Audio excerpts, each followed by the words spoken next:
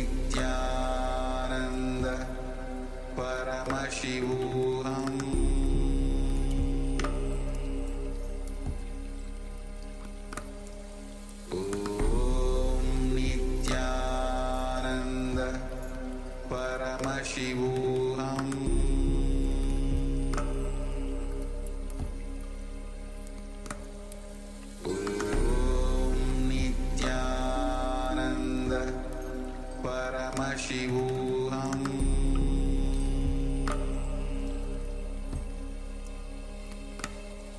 Om Nithyananda Paramashivoham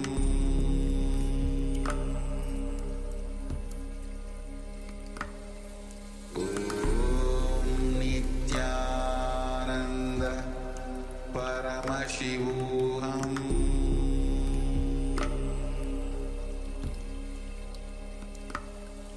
Om Nithyananda Paramashivoham Om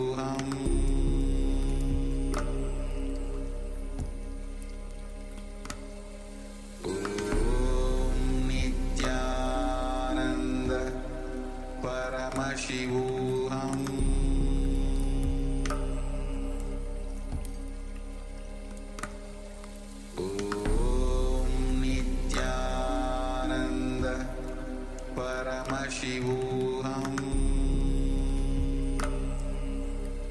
Om Nithyananda Paramashivoham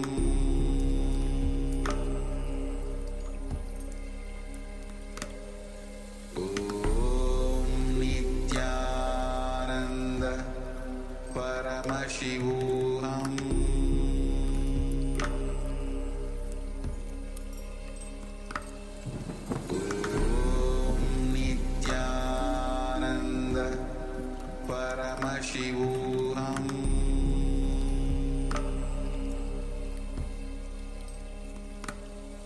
Om Nithyananda Paramashivoham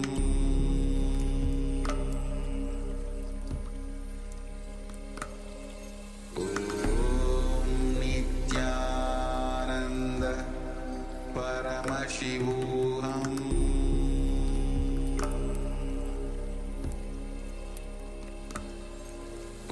Om Nithyananda Paramashivoham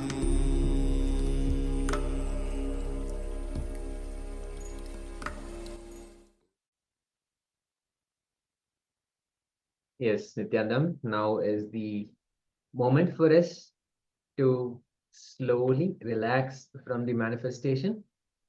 If you're chanting the Mahavakya, please relax. And now comes the exciting part of sharing with us what was revealed to you by Paramashiva when you sat in the space of manifestation and had the intention of knowing all the objects or the objects to be revealed to you, the ones in front of the acharyas. What was revealed to you? Please share with us on the Zoom chat, those who are joining us in Zoom. And all the participants from YouTube also, you can share with us in the comment section what you were able to see, what was revealed to you by Paramashiva. So let us take just a few moments to share. We were manifesting the power of remote scanning, looking through the objects that are in front of the acharyas, the ones that the acharyas have placed in front of them. So let us quickly share what was revealed to you about those objects. As we remind continuously, whatever happened as a revelation is directly from Paramashiva. So do not doubt for even one moment that the manifestation happened and there was the revelation for this particular power happened. Manitya Chandrasekhara Priya is saying I was doing something else. Okay, ma. Thank you for letting us know. No problem. And others, we had Young Shanta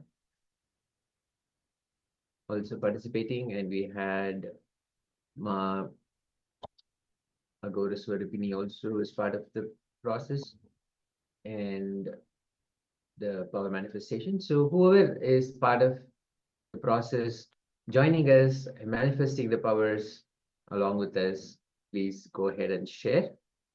Yes, Ma Nitya Chandrasekhara Priya also says Rudraksha and musical instruments. Yes, thank you very much for sharing, Ma. Sharing with us. And Ma Young, Ma Shanta shares flowers. Yes, thank you very much, Ma. So we'll just wait a couple more moments, give some more people a chance to share before we reveal the objects that we have in front of us.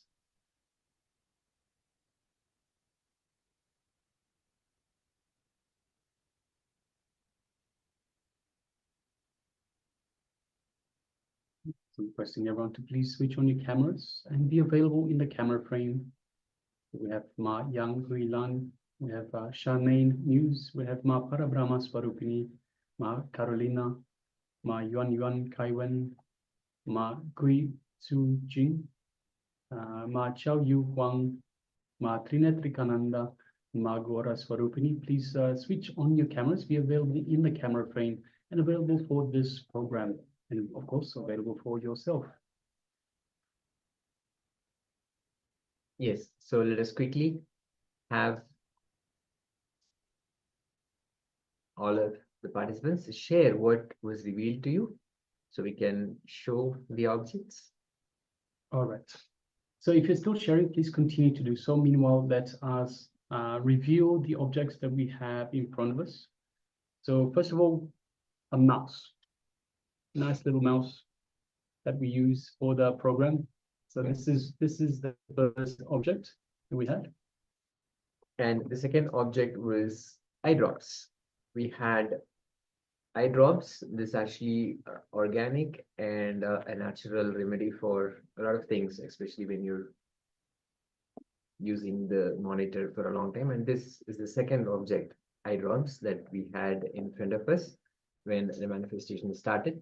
And once again, a reminder not to worry if you did not get it exactly as the objects are. However, the manifestation happened in terms of the object being revealed to you. That's what it is. And Paramashiva did manifest, and Paramashiva did go through the powers, and he revealed these items to you in some way, some form or the other. So the only possibility for us again and again is to sit in our manifestation, in the space of manifestation. All right. So with that, we move on to the next segment in our program for today, which is once again a revelation from the Supreme Pontiff of Hinduism on the 4 states of consciousness. So Swamiji briefly tells us about the 4 different states of consciousness. So there's the waking state, the one that we find ourselves in right now, hopefully. There's the sleeping state, there's the deep sleep state, and the 4th state is literally called the 4th state, the Turiya state. So Swamiji will be taking us through all of these, and as well as Turiya Theta. Swamiji also tells about the Turiya Theta, which is beyond the 4th step. So let us sit comfortably with the head, neck, and spine in a straight line, and let us pay attention to Swamiji as he reveals these great secrets on the 4 states of consciousness. Let's begin.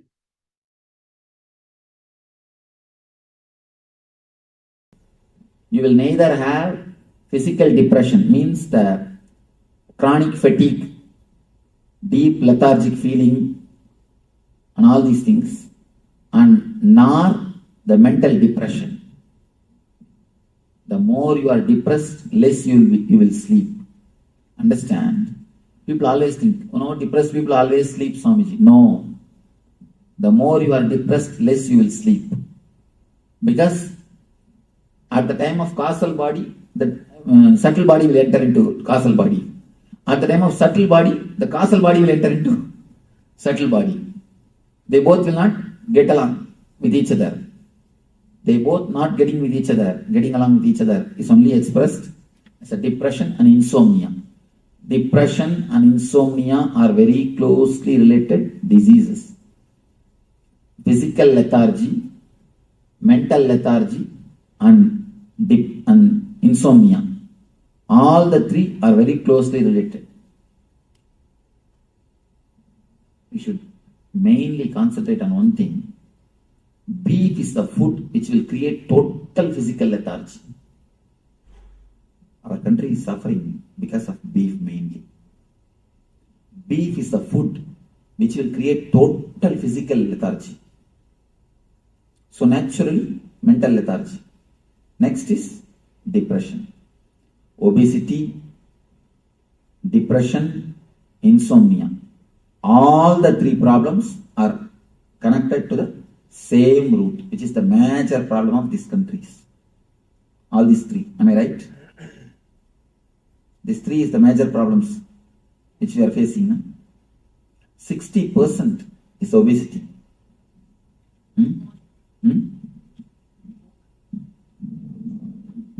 All the three are related to the same root, causal body and beef. These two helps totally all these three. Some people did it and they don't eat beef. Vegetarians did it too. Vegetarians also became obese. Then they must be eating so much of food. Beef, if you eat even less, you will have. The quantity may be too much. I am telling about one or two reasons. There are many other reasons. I am telling about the major reasons. Especially on this causal body. That fear towards darkness, the deep insecurity is also the disturbance of causal body. If you are totally eased with the causal body and totally relaxed into the causal body, you will not have continuous insecure feeling. So much of insurance companies will not be necessary. So much of insurance company means what? Continuous feeling of insecurity. No, truth. These are all insights. So many insurance companies. It shows we are in deep insecurity. In India, hardly 2% of the population goes for even life insurance. Even the life insurance. Leave about anything else, which is basic. Car insurance and all, we can't imagine. At least I have not heard. I have 3 cars in the ashram. I have not even heard the word car insurance, and I never did also. We have 3 cars in the ashram. We never did. And still now I don't have life insurance. I can be sure about that. In the ashram we have 50 people. In that 50, not even one is having life insurance. Even the life insurance we don't have. And here I am surprised to see the whole lifestyle. You can't imagine there can be somebody who will not have life insurance. Huh? I think anybody who doesn't have children doesn't really need it. I mean, unless they have But in this country, it is almost a man without having any insurance. Can you imagine?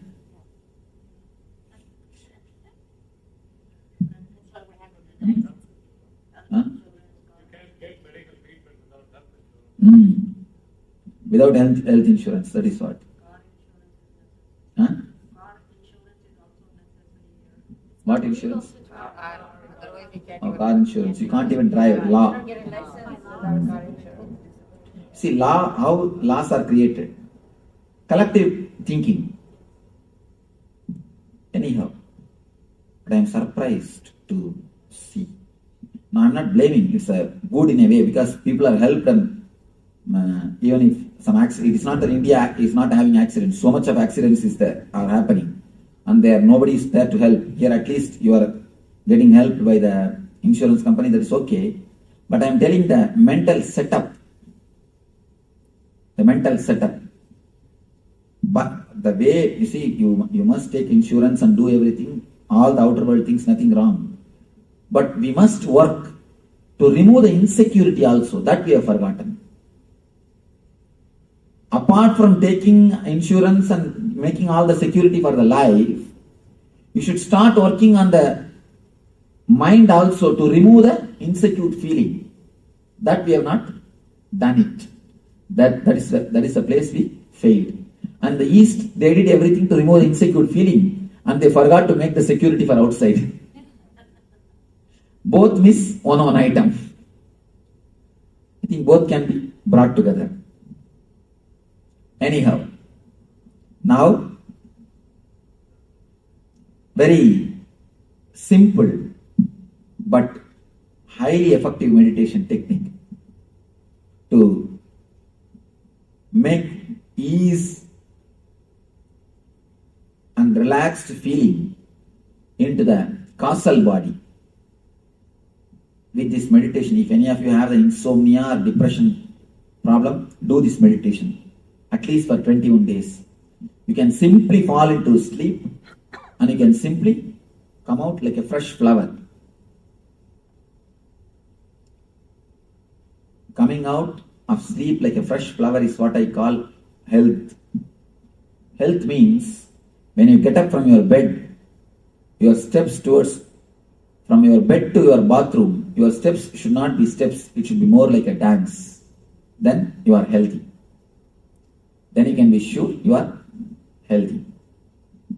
You are alive, you are vibrant. If you fall totally into sleep, you will come out totally fresh and alive. So some comment? Something?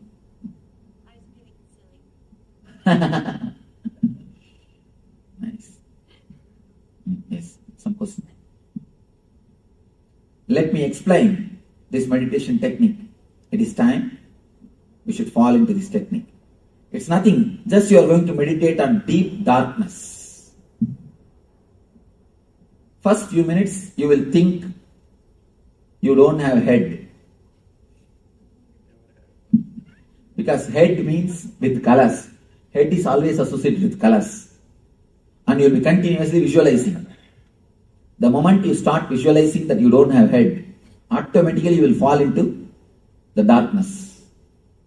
It's almost like a consciously your energy will be pushed inside. As I was telling you, from head to Vishuddhi, from Vishuddhi to Anahata, you fall when you sleep.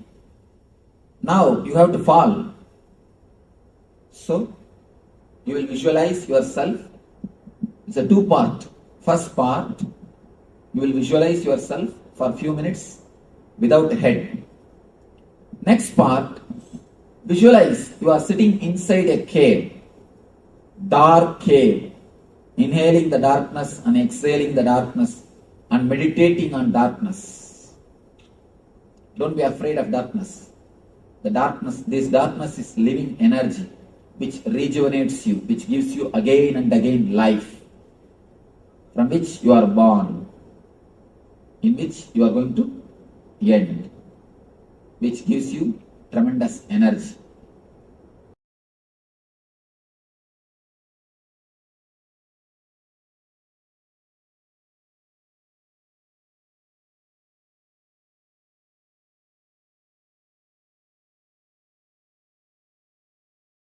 Around 5,000 years ago, at the end of Mahabharat War, the ancient enlightened Hindu civilization consisted of 10,000 Hindu traditions, or sampradayas, that existed in 56 Hindu nations, 200 Hindu kingdoms, 1,700 Hindu provinces that covered more than 6 million kilometers square of Asia. The Supreme Pontiff of Hinduism, SPH, Bhagavan Sri Nithyananda Paramashivoham, is the reviver of Kailasa, this ancient enlightened Hindu civilizational nation. Kailasa is an unbroken cultural, religious, historical, civilizational, and sovereign continuation and revival of multiple of these historical Hindu sovereign states and Hindu ecclesiastical entities.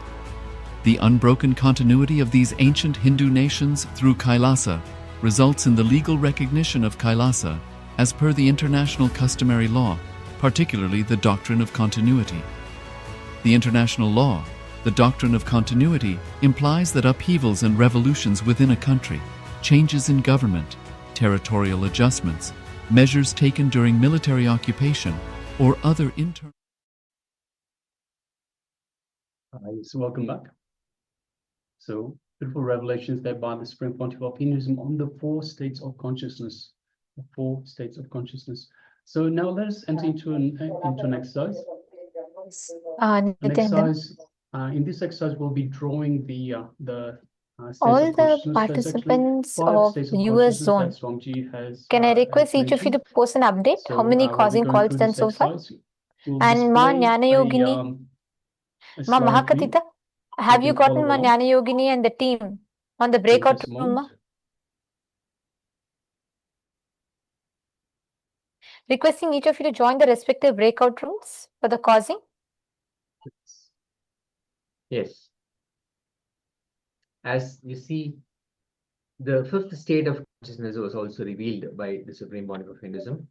The first state, the Jagrat or the waking state, is where we have thoughts and we have the idea also that I exist, I am sitting, I am standing, I am talking.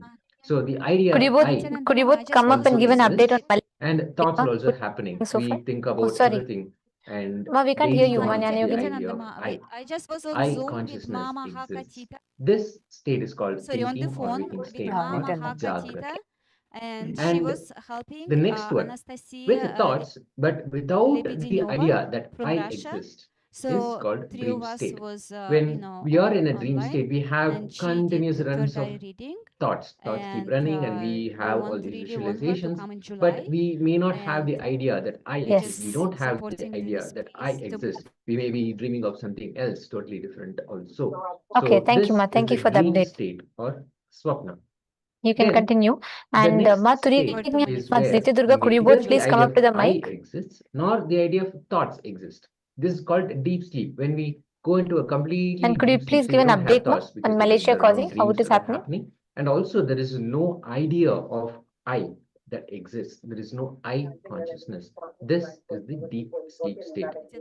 And then the Turiya state or the fourth state where the idea of I exists but without the thoughts is the Go ahead. state of consciousness where we are fully aware and conscious of the idea I exist. Ma, your voice is Total very awareness soft, will like be I there, can't hear. but there are no thoughts. It's a very powerful and empowering space, the state of consciousness or Turiya.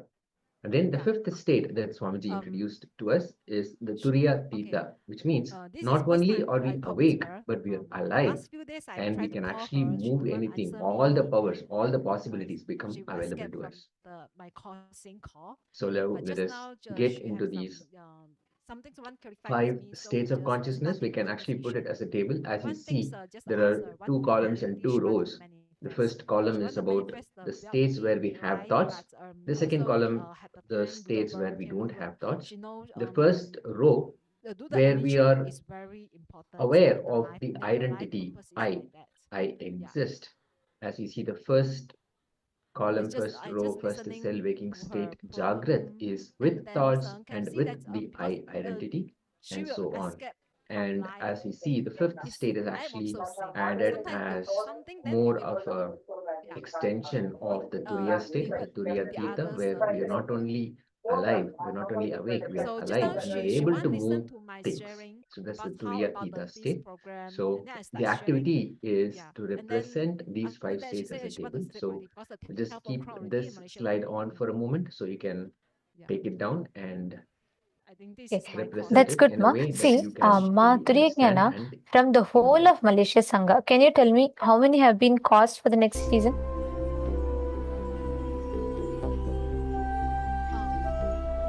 Just few people, I think.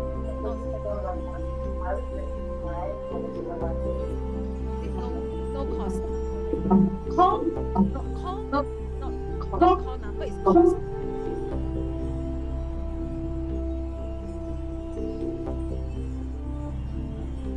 Sorry, Ma, cannot hear you.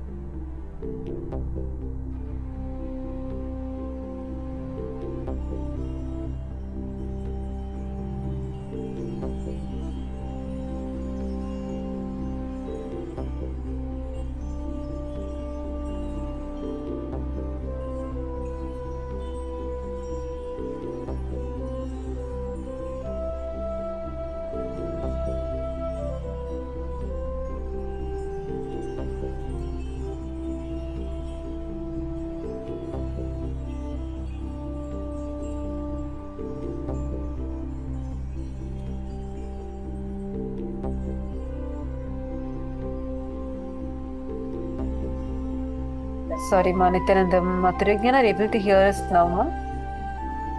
Mathuryagna are able to hear me now?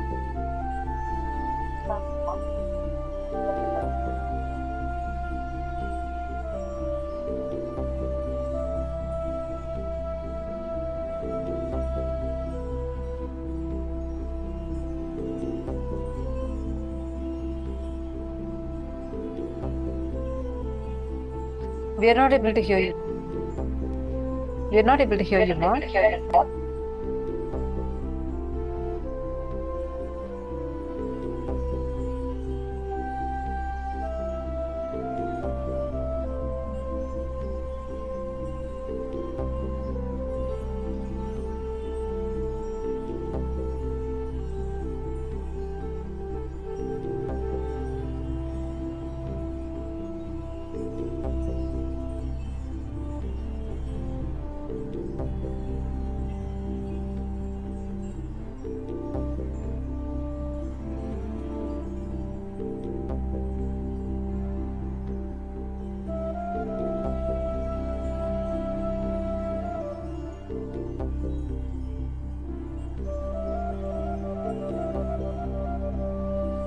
Yes, ma. Can you hear me? Now I can hear you, ma. Go ahead. Yeah. Okay. Yes. Now we still manifesting cosmic couple. Hold us, please.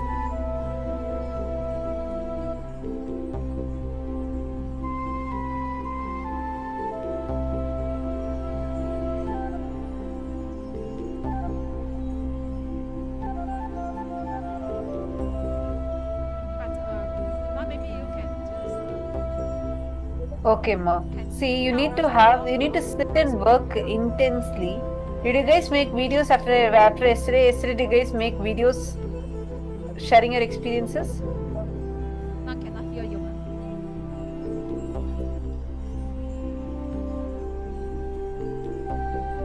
Sorry, are you able to hear me now? I just was asking if you guys did videos yesterday. Share on the social. Rima cannot hear you.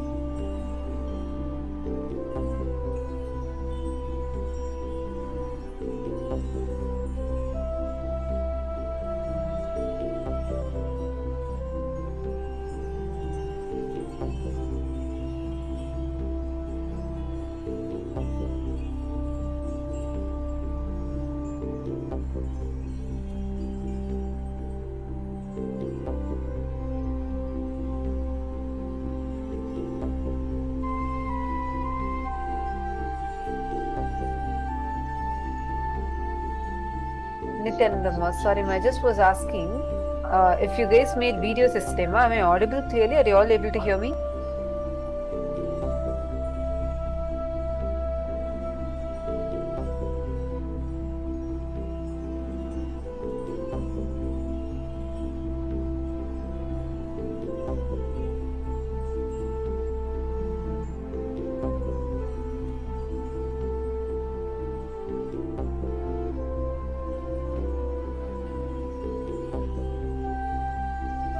For some reason, I'm not able to hear you.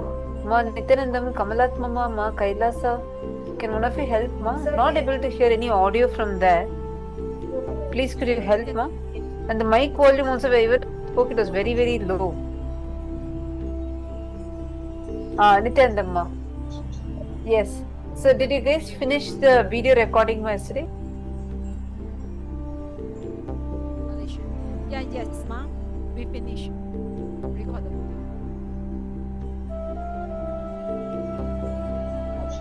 Great. Did you guys upload it also? Have it uploaded and let's start share that more with people. And you need to find ways to enrich them and shift their space.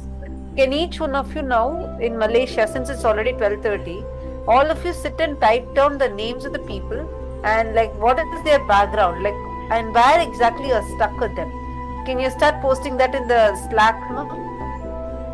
Okay. Yes. Yeah, we just go to that. Thank you, ma'am. Thank you.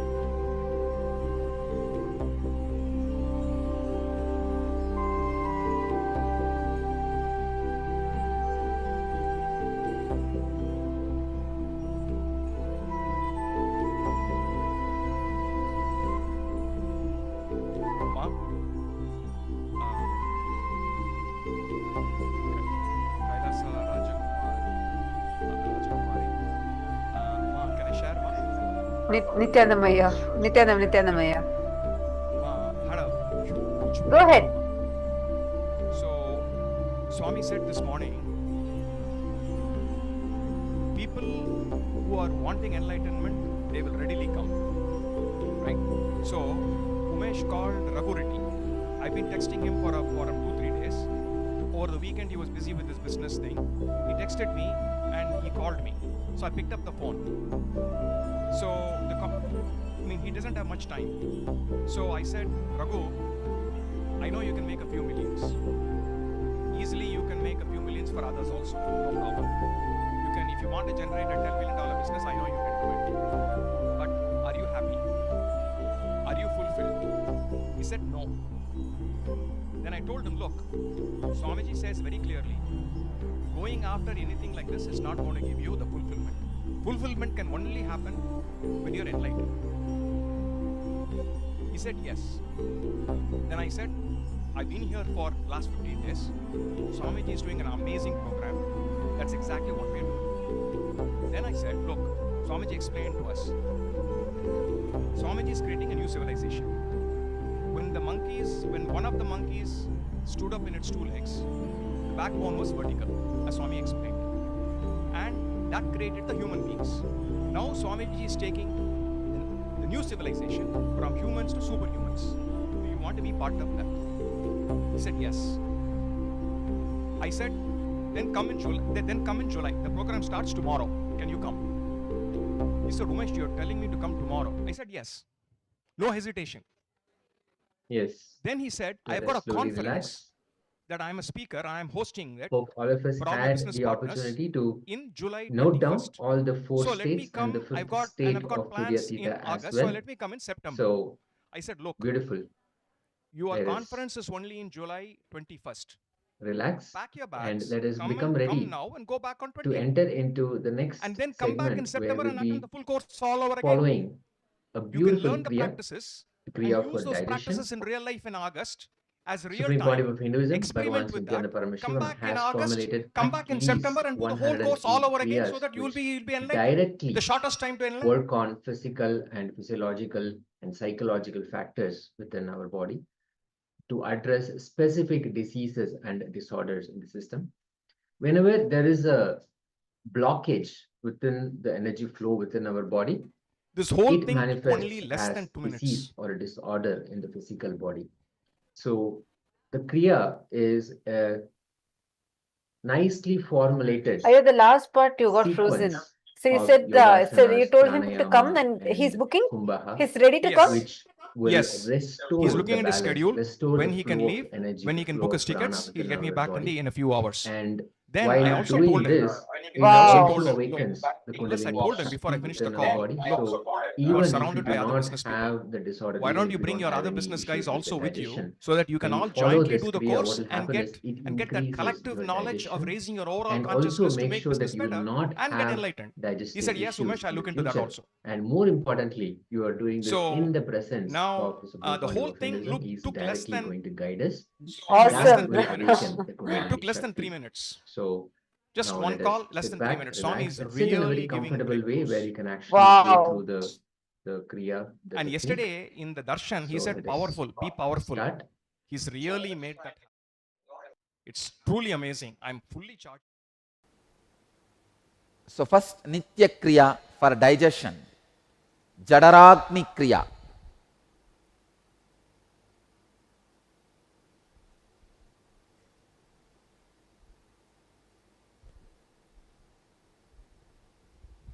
See Hatha Yoga very beautifully. In Hatha Yoga Pratipika, the Guru's role is explained.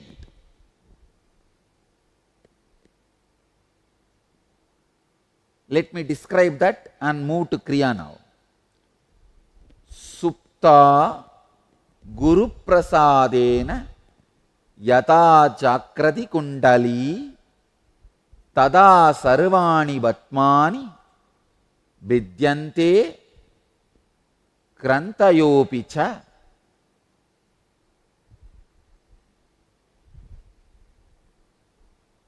Translation. Indeed, by Guru's grace, this sleeping Kundalini is awakened. Then all the lotuses, chakras, and knots, grandhis are opened. Supta Guru Prasadena Yata Jagardi Kundali Tada Sarvani Batmani Vidyante Krantayopi cha. The process you are going to do not only will cure your digestion problems, it will awaken your Kundalini energy also.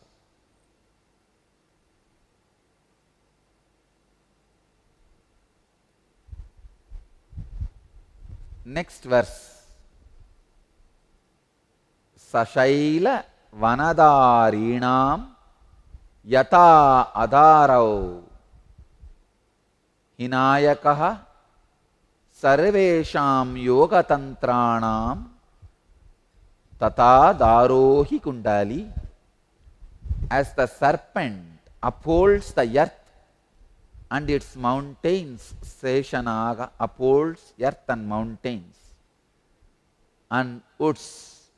So Kundalini is the support of all yoga practices. Now, through this Kriya, we are going to awaken the Kundalini Shakti. Next verse. Now we are entering into the exact technique. In Hatha Yoga Sutras, 3rd chapter, 10th verse. Padamulena vamena yonim sambhitya dakshinam prasaritam padam krutva karabhyam darayet trudam. Understand? Now I am giving you the first instruction. Press the left heel into the perineum. Straighten the right leg and with hands firmly take hold of the outstretched foot. Straighten the right leg.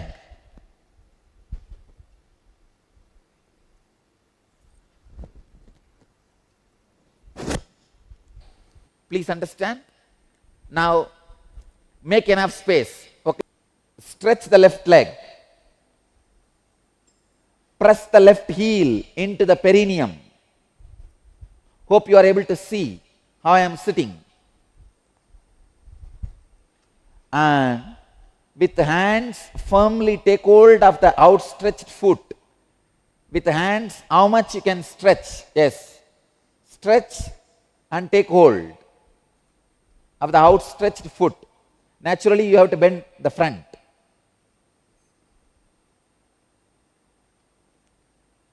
You may have to bend the front.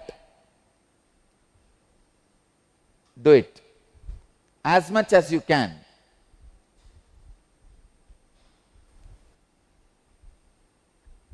Just inhale, exhale very slowly, steadily in that same posture. Inhale and exhale slowly and steadily in that same posture 11 times. You can bend your neck, bend your head, bend your body. You can even bend your knees little bit, no problem. Not fully, very little. You can bend your knees, no problem.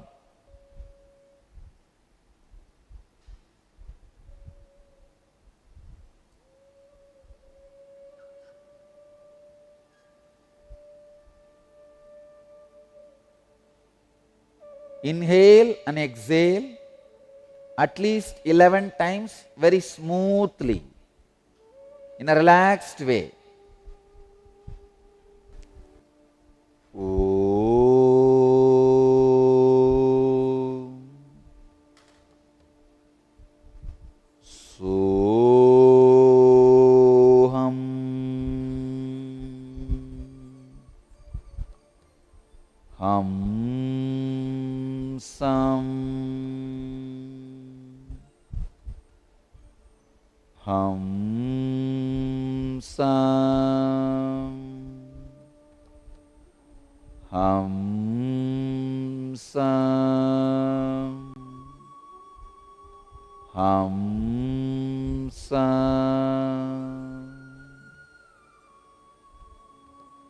Now come back. Look up. Let you be sitting in the same position. Your heels into the perineum. Straight right leg. But you can look up, look straight. You can leave your hands now. Next instruction. Next step. Kante pantam samaropya dharayet vayum urdvataha yata danta hatas sarpo dandakarakaha prajayate. By locking the throat and retaining the breath, the prana rises straight, just like a snake beaten with a stick becomes straight. Understand? Now you can support with your left hand your body and make your body straight. Your right hand can be on your knees, relaxed way. Your left hand, just like how I am sitting. Put the left heel exactly on the perineum. It has to go inside completely. See how it has gone inside.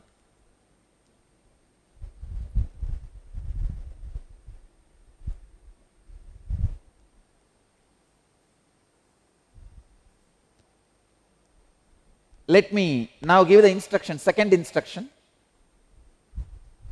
Lock the throat and retain the breath. How? Just turn the tongue. Turn the tongue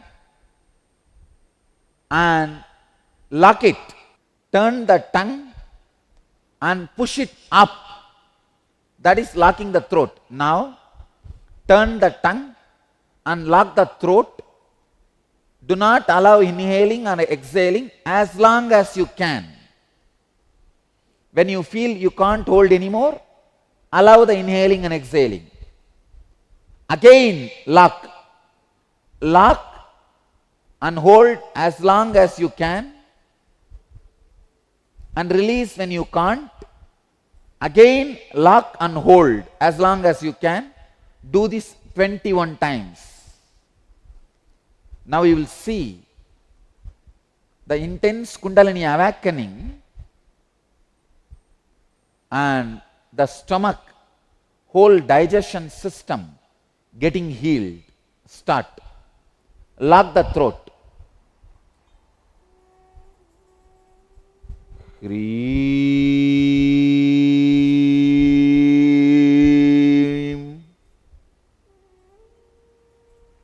Hreem.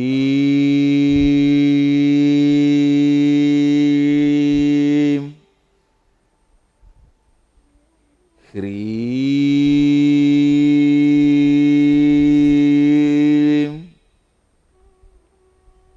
Hreem.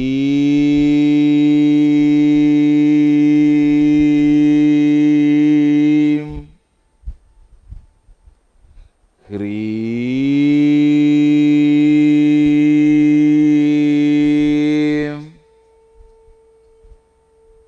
Hreem.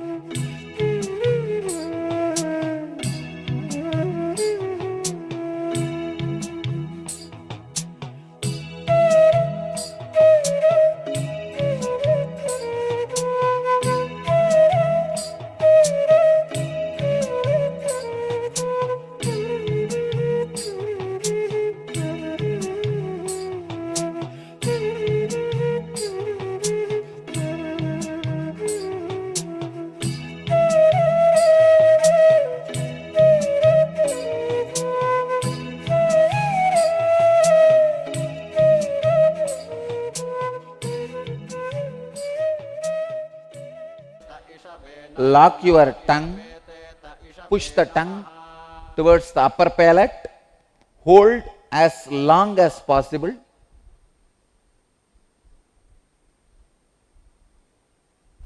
When you feel you can't hold anymore, relax, exhale slowly and gradually, not quickly, and again hold. Holding as long as you can. Do this 21 times with closed eyes. Your body can be straight. You can use your left hand to support your body. Right hand can be relaxed on your knees. Close your eyes and do this holding 21 times. Om Hrim.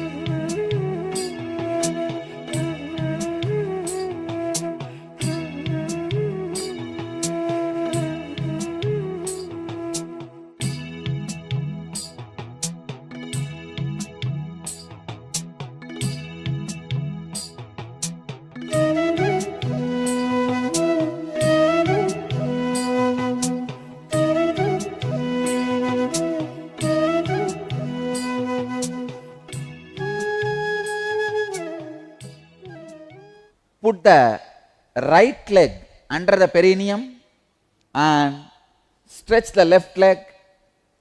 Do the same. Let me give you the sutra.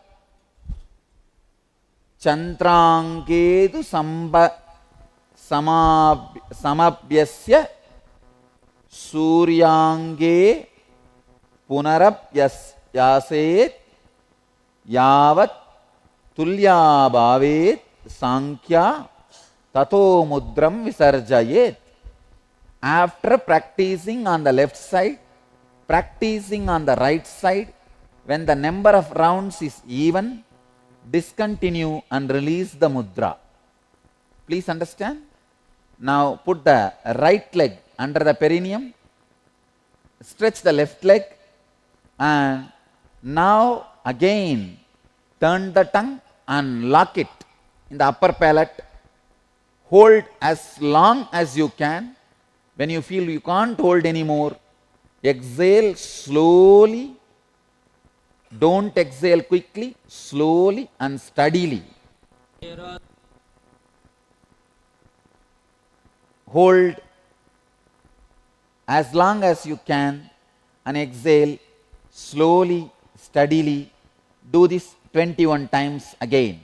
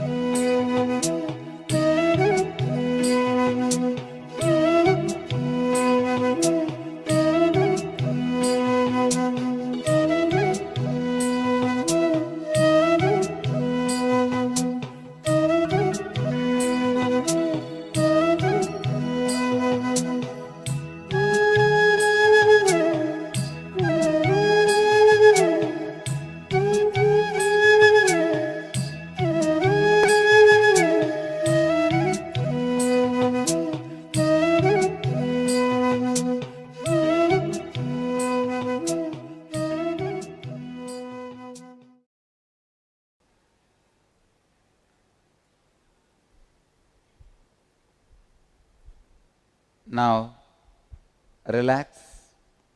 Inhale and exhale in a normal way for 3 times.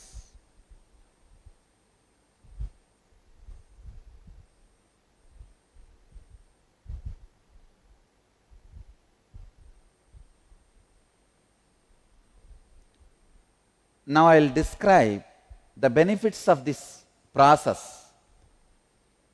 Iyam kalu mahamudra mahasiddaihi pradarshitaha maha kleshadayo doshaha shiyante marana dayaha mahamudrancha tenaiva vadanti vibudot tamaha.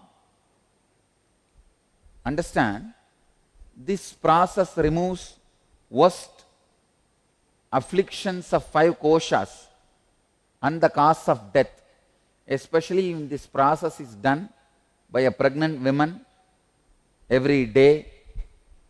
Never there will be abortion. Every day pregnant women should do this process till the last day. Till the last day she should be able to do this, so that she should start the 3 months itself, so that she is able to do this till the last day of the delivery.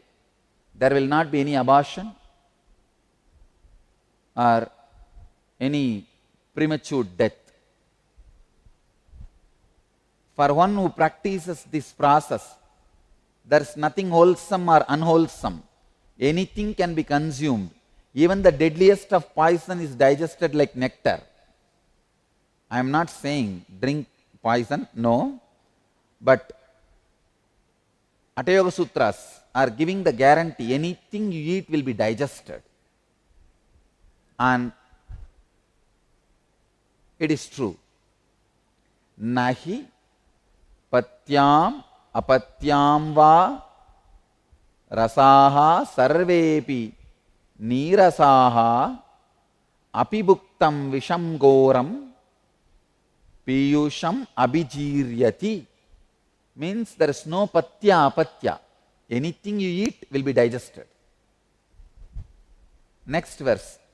Kshayakushta kudavartha klumajirna purohamaha tasya doshaga kshayam yanti mahamudram tu yobhyaset. Abdominal disorders, constipation, indigestion and leprosy are alleviated by the practice of this process. Hatha Yoga Pratipika, 3rd chapter, 17th verse. Now, 18th verse. Kathiteyam mahamudra mahasiddhikaran nranam gopaniya prayatnena nadeyayasya kasyachit. Thus Mahamudra has been described as the giver of great siddhis. It must be kept secret and not disclosed to anyone. Hatha Yoga Pratipika, 3rd chapter, 18th verse. Thus this process has been described as the giver of great siddhis. It must be kept secret and not disclosed to anyone. Understand? This instruction, it should not be disclosed to anyone, is given so that there is no wrongdoing. If somebody does it wrong, it can create some disturbances or side effects, after effects. That's why they don't want this to be disclosed to everybody. If you are sitting in front of my eyes or in front of the two-way conferencing, the final step, sit straight, internally bring both your eyeballs to your brow center and turn the tongue and press the tongue towards the upper palate. Understand? Let me give you the sutra and the instruction. Kapala guhare jiva, kapala guhare jihva, pravishta viparitaga, bruvor antargata drishtihi mudra bhavati kechari. Kechari mudra is turning the tongue backwards into the cavity of the cranium and turning the eye inwards towards the eyebrow center. Turn the tongue backwards and press it towards the upper palate and bring your both eyes, turn them inwards towards the brow center.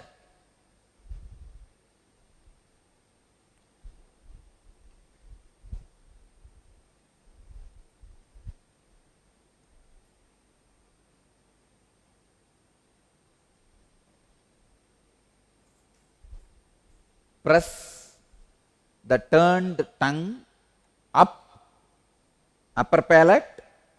Second, turn your eyes inwards and towards to the brow center. Lock like this. When you feel you can't hold anymore, then exhale slowly. Again lock it. Do this 21 times. Up.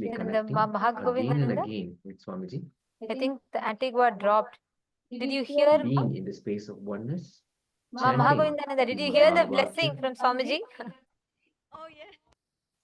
Om Nithyananda Paramashivoham. We can't hear you. I only heard the om. I don't know if there was anything more said, but Nithyananda I'm very, very grateful to Swamiji, as I think everybody knows. Yes. Swamiji gave you such a beautiful blessing. I think that Antigua's internet had dropped. I'm just going to take the pleasure of repeating it again. Swamiji said, how can you say it is private? Continue to chant intensely. Om, Om. Mahagovindananda, you are not able to hear me? Yes, I can hear you, Swamiji. No, I told it is not private Rasalila. I am with you. You are having official Rasalila. Enjoy it. Why are you saying private Rasalila? No. I am there with you. You are living literally with me. So you don't need to think private Rasalila. Blessings. Oh, Swamiji. It's Swamiji, an official. Love you. Love you. Love you so much, Swamiji. Thank you, thank you, thank you. Nithyananda Paramashivoham.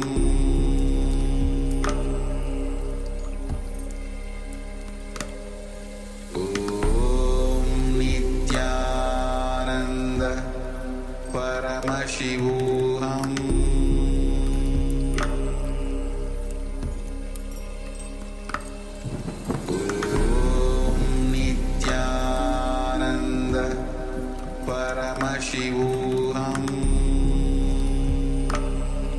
Yes, such a sweet and wonderful blessing.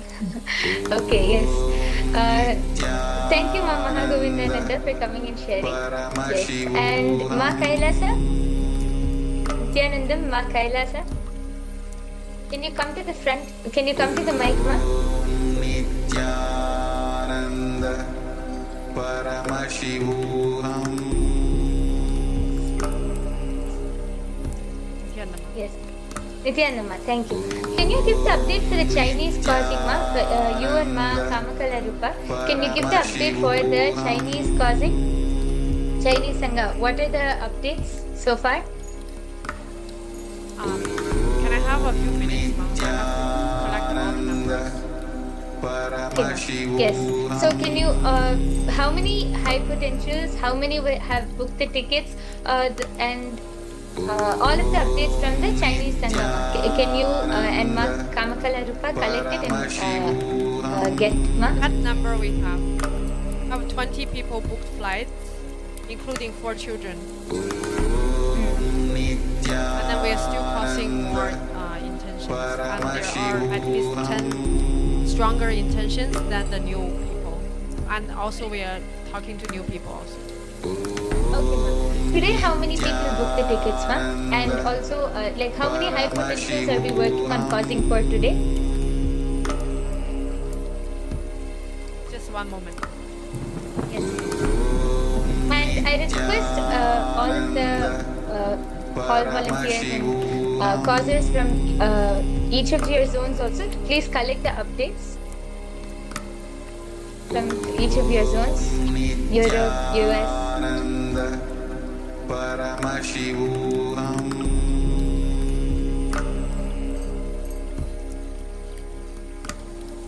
Om Nithyananda Paramashivoham.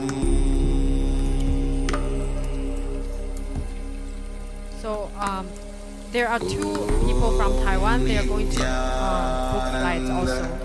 So aside from this 20 people, and around 10 people have stronger intentions, they are manifesting the money.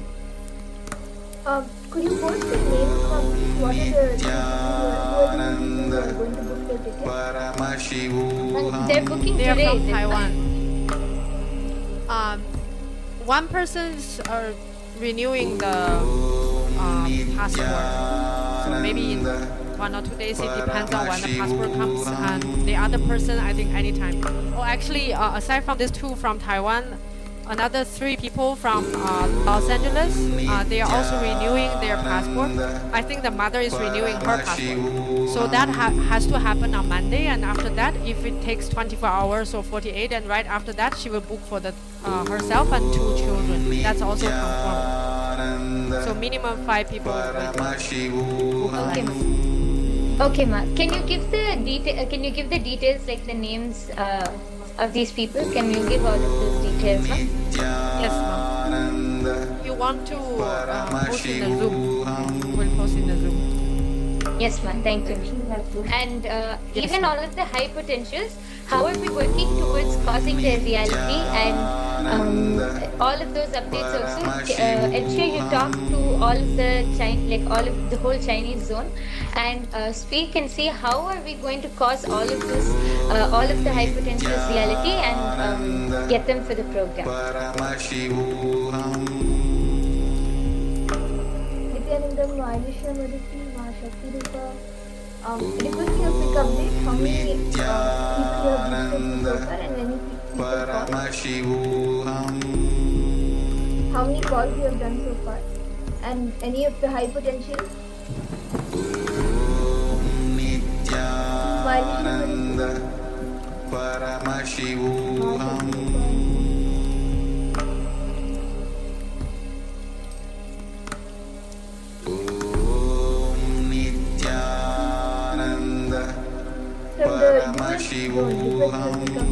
Any Ma Shakti Rupa? Nithyananda, am I audible?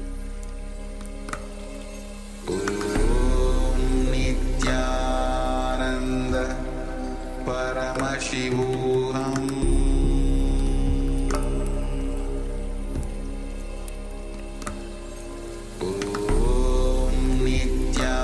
Nithyananda Paramashivoham. Ma Shivananda, Nithyananda. Nithyananda, the US zone cultures are sitting in another hall, so they're coming back. Shivananda is coming. Okay. And Amrita Aya is coming. So both of them are coming for updates. Okay, ma, thank you. In the Kailasa, Malaysia team, ma, Turyajnana? Can I request a quick update, ma? How many high potentials in Malaysia, and how many people are called in Malaysia for the next year? Malaysia, Singapore. Give me a few minutes. I will get the information and give it to you. Okay, thank you.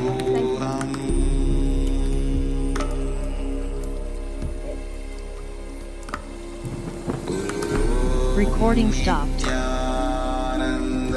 Could we get updates, ma?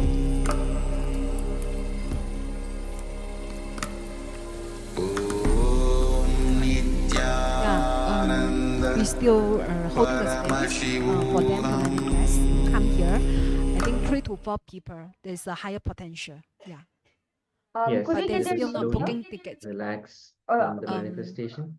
Eng Si, Carrie Chow, If you are in the middle of Masukuna, chanting the Wang Mahavakya, Tekji. Yeah. finish the chant Ma, and Angsi let us Xian. come back. Nithyananda, ma. For Angsi Xian, what exactly is the obstacle she's stuck with? Let us Sorry? For Angsi relax from the Xian, ma yoga Jnana Great. Rupini, right? Okay, so now let That's us what you're talking quickly about, hear right? from all of you, all What the is she stuck participants with? who were manifesting along with us. Um, What was revealed to you by Paramashiva? she very What interested was about revealed what happened in to Antigua. you as She will you listen sat to in our manifestation? sharing. She will ask What about did how about the Paramashiva flight reveal to tickets. you? And when we call her, she not want to answer Let the us quickly phone. share. We were having And just objects asking, in front how of are us you? That that you she were not reply scanning us. remotely So through the power of third eye. See, Let for us Ma quickly hear Yoga from all of Jnana you. Rupini, if you Ma just make Yung, her. Ma Oh, Yang can you hear me? I think you're Glan, frozen. Ma Can you hear me, Ma Gauraswarupini, Ma yes, Turyajnana? can Na hear. Yang Ah, Can. For Ma Ma Angsi Xian, Carolina, for Ma Yoga Jnana Yon Rupini, Yon you Yang should Haiwen, talk to her. First thing, Guik Shi see, in Jing, everyone you're Ma talking, I'm noticing Dimitri one common Nanda, pattern, which is Zhang you need to make them Ma understand why they Magdalena, need to Ma be here. Anandeshwari,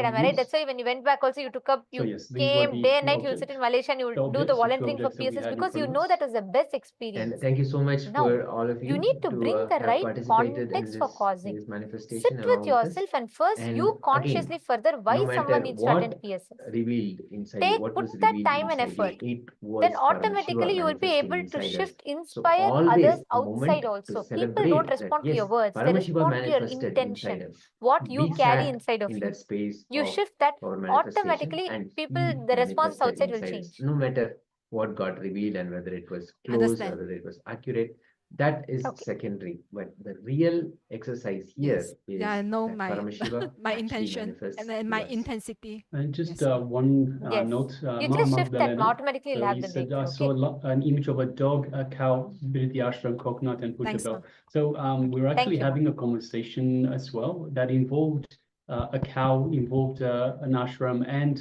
coconut as well, Ma. Nithyananda, So very much. we have a report for you might have got US. onto our conversation, Ma. So yes, thank you very much for sharing. First, with the Texas, they have So, 4 yes, people as, already coming, as we mentioned, and that's great, Ma. 10 So high as we mentioned, potentials they have. the So power they have manifests the in many highest different ways, in one. many different And forms. for Ohio, It we can be, have it can, 2 confirmed. you might be trying to And to scan for one thing, and you might 2 are high get a lot more potentials. information. So because it is through the power And 1 of for the third eye, August, it is through confirmed, the Ma. connection to the divine, So, you're and for actually San seeing a lot Jose, more. So we have put a couple of 7. items in front of us here, but You through the want third to eye, say you how many scanned a lot numbers? more, and you got a lot more information, Ma. So yes, thank you very much for sharing, and thank you for 5 congratulations for already manifesting. confirmed, booked. All right, so next we are going to move on to the next segment in our program for today, 4 which plus is 7. once again a revelation from the Supreme Pontiff of Hinduism. So today we are talking Sorry, about for the Sana says Shakti 5 are Spurana, the confirmed flowering and of 4 is energy, the what? and we The have high gone through an potentials. introduction to the 3 bodies. So we have the physical body, the causal body, 5 and the people subtle have body. booked the flights for San We have Jose, looked at the 4 states of and consciousness, 7 are and high now we are potentials. starting to move into And a little bit that's it. deeper. Okay, Mama? We're having a look at Could you share the the names first layer okay. that we talked about, the for first the body that we for talked about, Ohio, which the is the 2 physical body confirmed, layer. and So also for Swamiji will San be Jose? revealing about Actually, the each of the physical teams body, also can come up and share. what affects the physical You can Okay, also Ma. body, That's the good. teams and also can come further up and share. sacred secrets. So requesting everyone to sit comfortably Yes, with the Ma. head, neck, One and second. spine in a straight line. And let's bring our full awareness and our full attention. Let's give our full attention to Swamiji as he reveals on these great topics. Let us begin.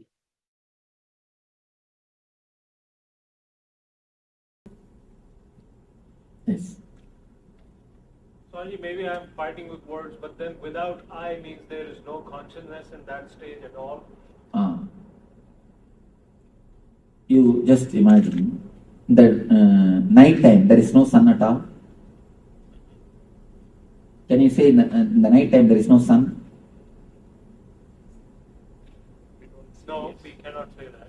But the sun is there. We can't see. Sun is there, we can't see. Same way, the consciousness is there, we can't see. That's the without I. That is what I say without I for the sake of your understanding. We can't say, there is no space where there is no I. There is, in a way, you can say, there is no time where there is no sun. There is no time when there is no sun. But we say, the night time there is no sun. Just like that. For the sake of your understanding, I like to use that word, without I. Swami, we can say unconditioned I. We can say in that state. No, again, the conditioned, unconditioned I means, you start thinking that you need to, as if uncondition the I. There is no need to uncondition the I. You need to uncondition the thoughts, that's all. I wanted to use such a safe words so that you can understand the process is also a simple process. If you use the wrong words, then you will start thinking about the process. Oh, it's a big. The process is not too big. Finished? So the blank space on the chart is talking about Samadhi. that's the blank space. Super consciousness.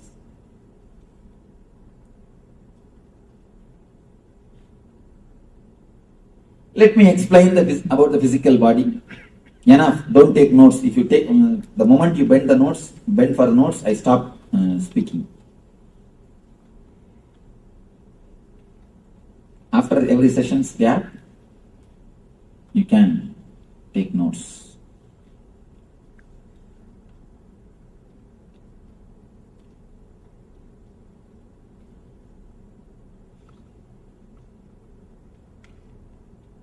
About the food, ahara, few things. I'm just going to give a few tips, step by step.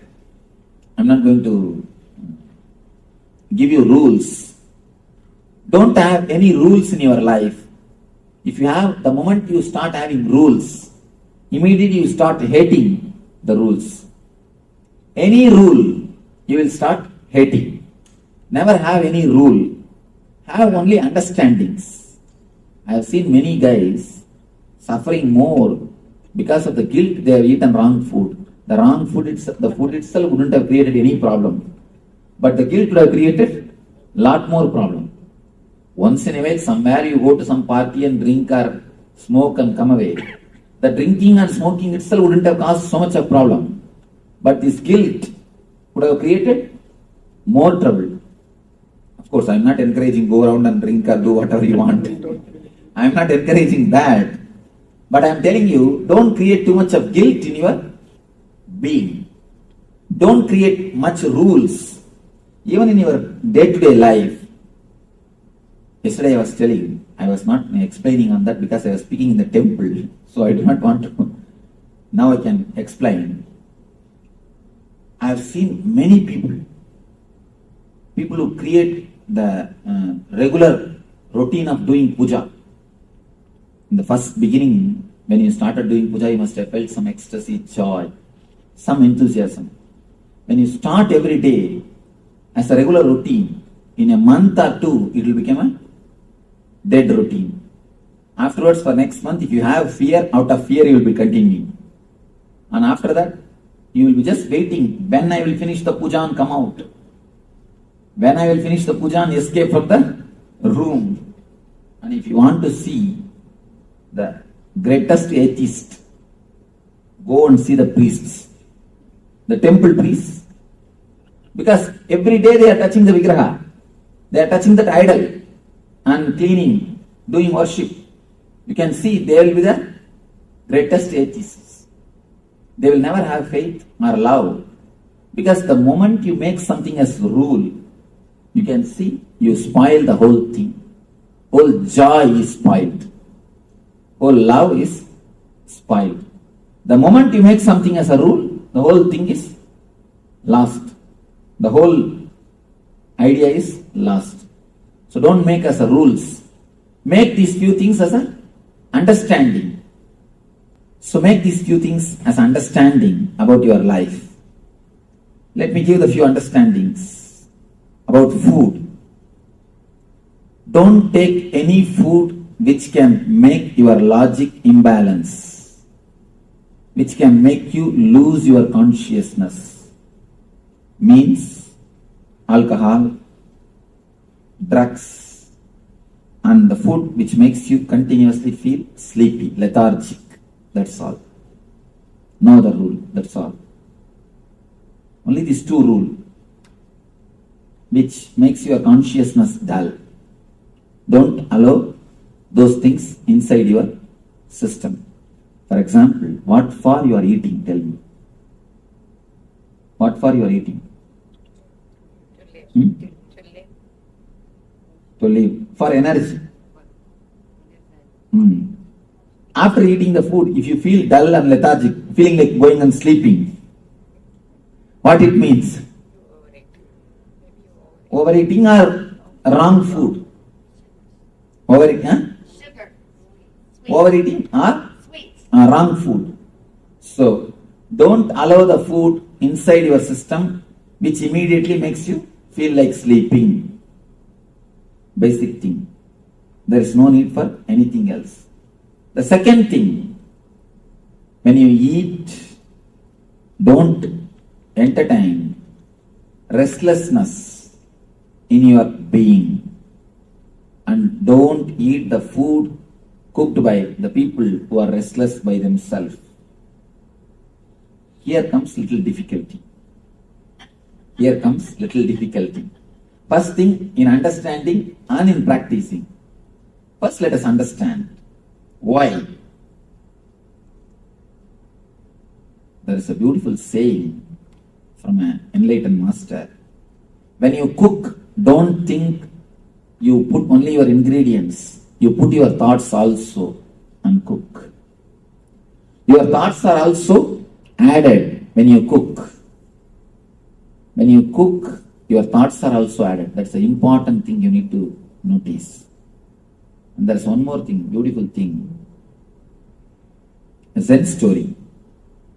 A king goes to a master and asks the master, Master, I know that you are always living in joy and ecstasy and bliss. You are so alive, bubbling. What is the reason? What is the technique you practice? Please guide us. Please teach us. Master said, technique. I eat when I eat, I sleep when I sleep. That's all. The king cannot understand. What are you talking? What do you mean by it? Master says, I eat when I eat. I sleep when I sleep. Do you do that? King says, yes, everyone does. When we eat, we eat. When we sleep, we sleep. Master says, no. Look when you eat. The time of your eating only, you will start doing all sorts of brooding over about the past, planning for the future. You will be either worrying about the future or worrying about the past. You never eat relating to the food. Relating to the food is one of the important things because the food is going to become part of your being. You are going to eat. It is going to become just part of your being. It is going to become your own self. But you never bother, you never care to relate with the food. First thing, eating with the hand itself is a technique to relate with the food. Eating with the hand is a wonderful way to relate with the food. Eating with, not only that, there are 10 energy centers in your both hands. The fingers, tip of the fingers. 10 energy centers. Those 10 energy centers make your body adjusted or prepares your body to the food when you touch the food. When you touch the food actually, even if the person who is having wrong thoughts, even if he cooks, even if there are wrong thoughts in the food, it will be cleansed. Food will be prepared. The energy of the food will be adjusted for your own body energy. So instead of touching the food directly by mouth, touch it by hand. According to me, wash both hands and put both hands and eat through both hands. You may ask, what are you teaching, Swamiji? But you do not know. You do not know the value of it. Only when you know the consciousness or a spiritual background, you will understand. In Zen, if you are taking a cup of tea, you are supposed to hold the cup of tea with whole hand, both hands. And all the 10 fingertips has to touch the cup. Then only you are allowed to drink.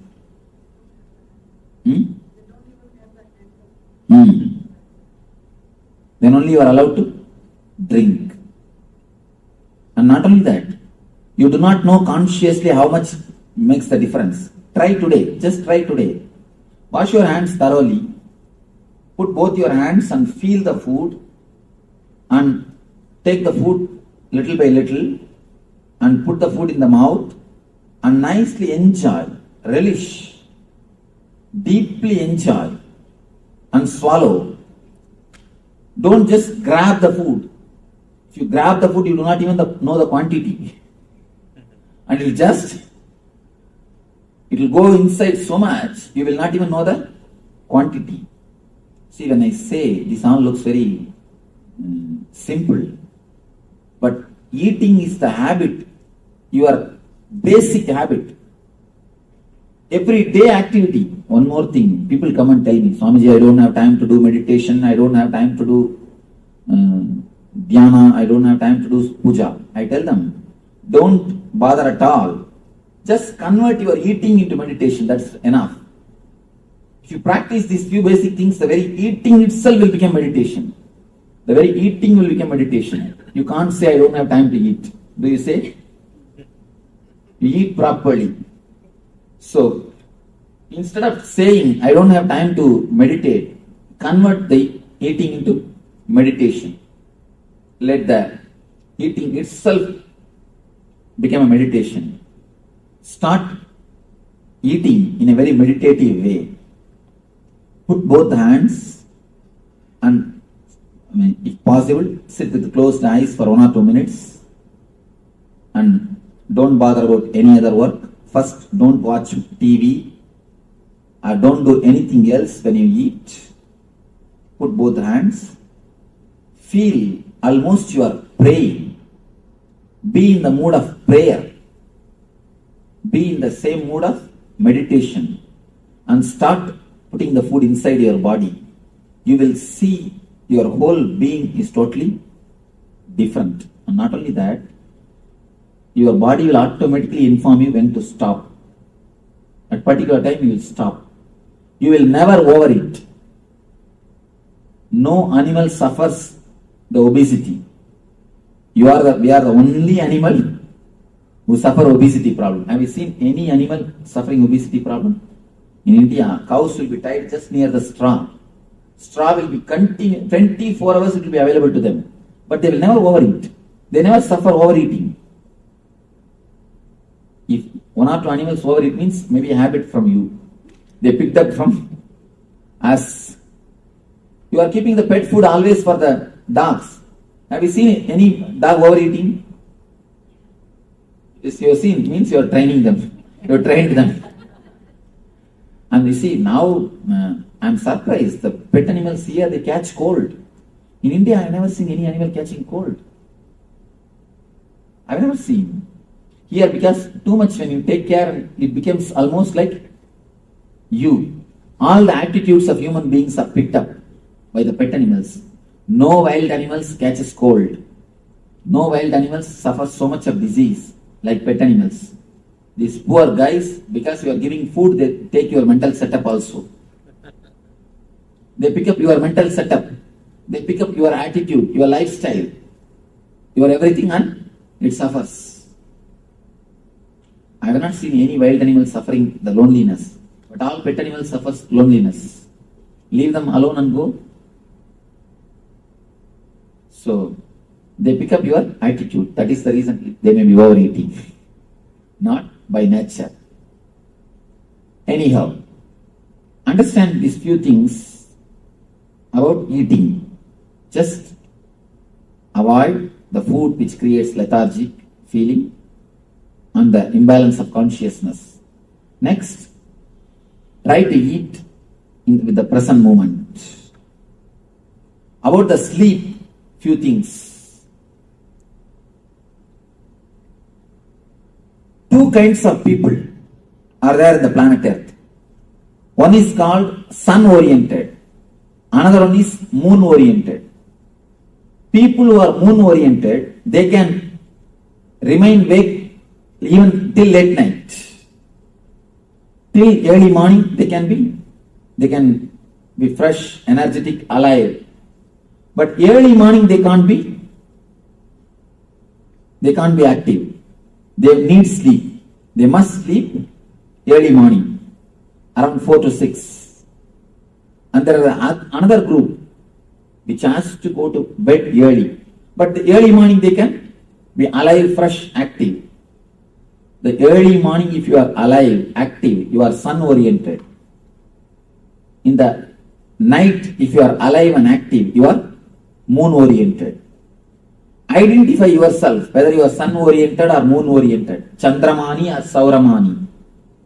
Identify yourself. If you are sun-oriented, never miss the 10 to 12, that time. If you are moon-oriented, never miss the 4 to 6, that time.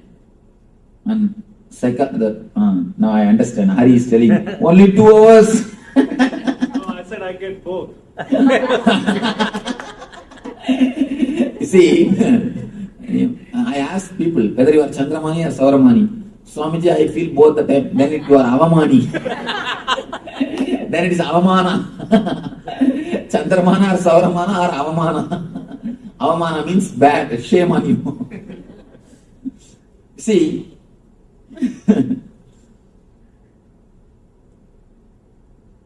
the modern day psychologists, they are proving for a healthy man, 2 to 3 hours sleep is more than enough.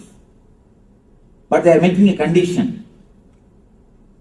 At particular 2 hours of your sleeping time, your body temperature falls 2 degrees. Your body temperature falls down 2 degrees. If you can identify that 2 hours and sleep, you will never fall sick. You will never fall sick. And I want to tell you an important thing. Don't take up any job. Don't take up any work which disturbs that 2 hours. If you are a Chandramani, if you are a moon oriented, early morning 4 to 6 is the time you are supposed to sleep. If you are sun oriented, 10 to 12 is the time to sleep. Please don't miss that 2 hours. Don't take up any job because it's a question of your life. The sleep and food is question of your life. Don't take up any job. Don't sit and watch movie. Of course, golf can't be played in the night. No? If it's being played in the other side of the world, yeah. Anyhow, golf is never played in the night. No. Because such a big area cannot be lit. That's good. Anyhow. So never do anything in that time. First thing, identify whether you are Chandramani or Sauramani, whether you are sun oriented or moon oriented. Identify. Identifying is very simple. 3 days, try this and try that. And with which process you are more fresh, you are that. That's all. And both gives you dullness means only God has to save you. Go immediately. Pray to God. Always one thing makes you feel more fresh, more alive. One more thing, never take any decision in the opposite time. One important thing I want you to know, just like female having periods, male also has got periods. Male also has got their own periods. The problem is they are so insensitive, they can't understand. For male, it is every 27 hours. For female, every 27 days. For male, every 27 hours.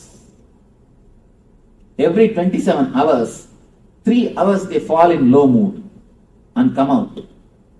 That 3 hours, if you take any decision, it will be failure. It will be failure. If you are sun-oriented guy, never decide anything in that moon-oriented time, that 10 to 12. If you are a moon-oriented guy, never decide anything in the time of sun orientation, that morning 4 to 6. These are all subtle but highly powerful tips. Understand?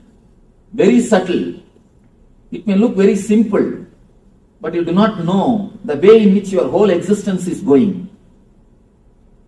And I want you to know the power of sun and moon on your body, on your system. Then you will understand. Whenever the Purnima and Amavasya happens, the ocean starts. Purnima Amavasya means full moon and new moon day. Full moon and new moon day. You understand?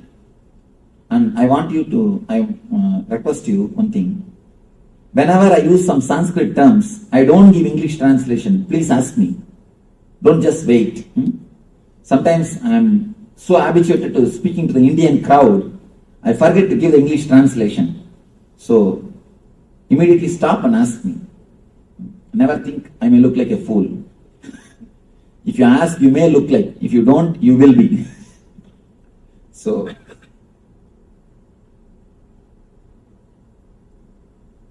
new moon day and full moon day, you can see ocean will create big waves. There will be big waves. High tide in the ocean. Why? Always the pull of the moon makes the salt water aggravate.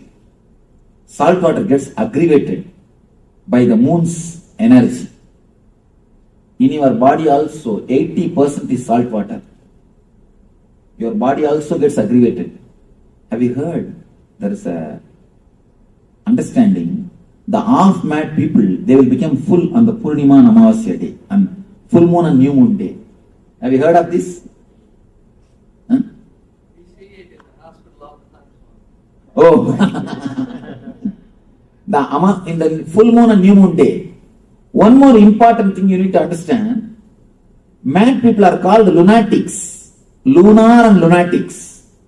Because their mind goes up, comes down along with lunar. Lunar and lunatics. Lunar means the sun. Moon. Lunar means the moon. Lunatic means the people's mind which goes up or comes down along with moon. That is why they are called lunatics.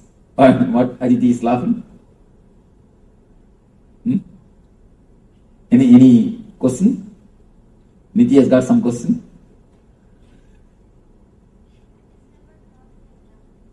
You remember?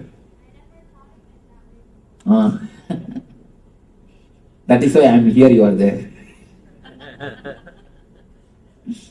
Lunar and lunatic. Along with the moon, you go up and come down. And one important thing, Nile river is worshipped as a god by these Egyptians. Egyptian kings, they worship Nile river as a god. Nile river is the only river which has got live history, the live recording of everyday water level for last 4,000 years. You know there is a recorded history of Nile river for last 4,000 years. For last 4,000 years, every day, what is the water level? There is a record, clear record, written record. Nile is the only river which has got a clear written history of everyday water level. You will be surprised. And one more thing, why I say about this, one more important thing. Based on that water level itself, we are able to come to a clear conclusion what type of the moon energy was playing. You can understand, based on this, the water level or the mood of the river, you could understand, you can clearly find out the eclipse, the solar eclipse, solar eclipse, lunar eclipse, all these things. Now the people who work on astronomy, they are shocked to find the coincidences. If the lunar is there, exactly the same kind of all the lunar eclipses, the same kind of water level is recorded. All the solar eclipse, the same kind of water mood is recorded. When these two are compared, it's almost as if Nile is directly controlled by this sun and the moon. They say a clear-cut view, not even once or twice it misses. A clear-cut view, we can predict very clearly when flood will come and when flood will not come. What is wrong call? When flood will come and when flood will not come. We have such a deep association with sun and the moon. So find out whether you are lunar oriented or solar oriented, whether you are sun oriented or moon oriented, and arrange your sleep time according to that. Never sit and watch cricket. Never torture your body at that moment. If you allow your body to rest in that moment, that's more than enough. That's more than enough. Naturally you will see you are continuously recovering. Your physical body, your health comes back to normal well-being, normal health. And third thing about pain. Pain means all diseases. It's an important thing. When the shoe fits, leg is forgotten. When the belt fits, belly is forgotten. When the chain fits, neck is forgotten. If you are remembering the chain, it means, if you are remembering the neck, it means the chain is not fitting. If you are continuously remembering the belly, belt is not fitting. If you are continuously remembering the legs, shoe is not fitting. If it fits, you will forget. The same is the logic. If you forget your boundary, you are healthy. If you forget your boundary, you are healthy. If you are constantly remembering some part of your body, it means what? You have some pain or disease in that area. For example, if you are remembering knee continuously, what it means? What it means? Pain. You have deep problem. You have pain in the knee. If you are continuously remembering the back, means your back is hurting. If you are continuously remembering the tooth, you are doing dental meditation instead of transcendental meditation. You are doing dental meditation. So, if you remember something constantly, some portion of your body, means it is not fitting. It is not falling in tune with your body, with your being. And you are remembering some portion means why you are made to remember.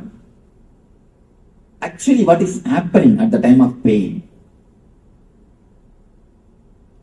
At the time of pain, only one thing happens.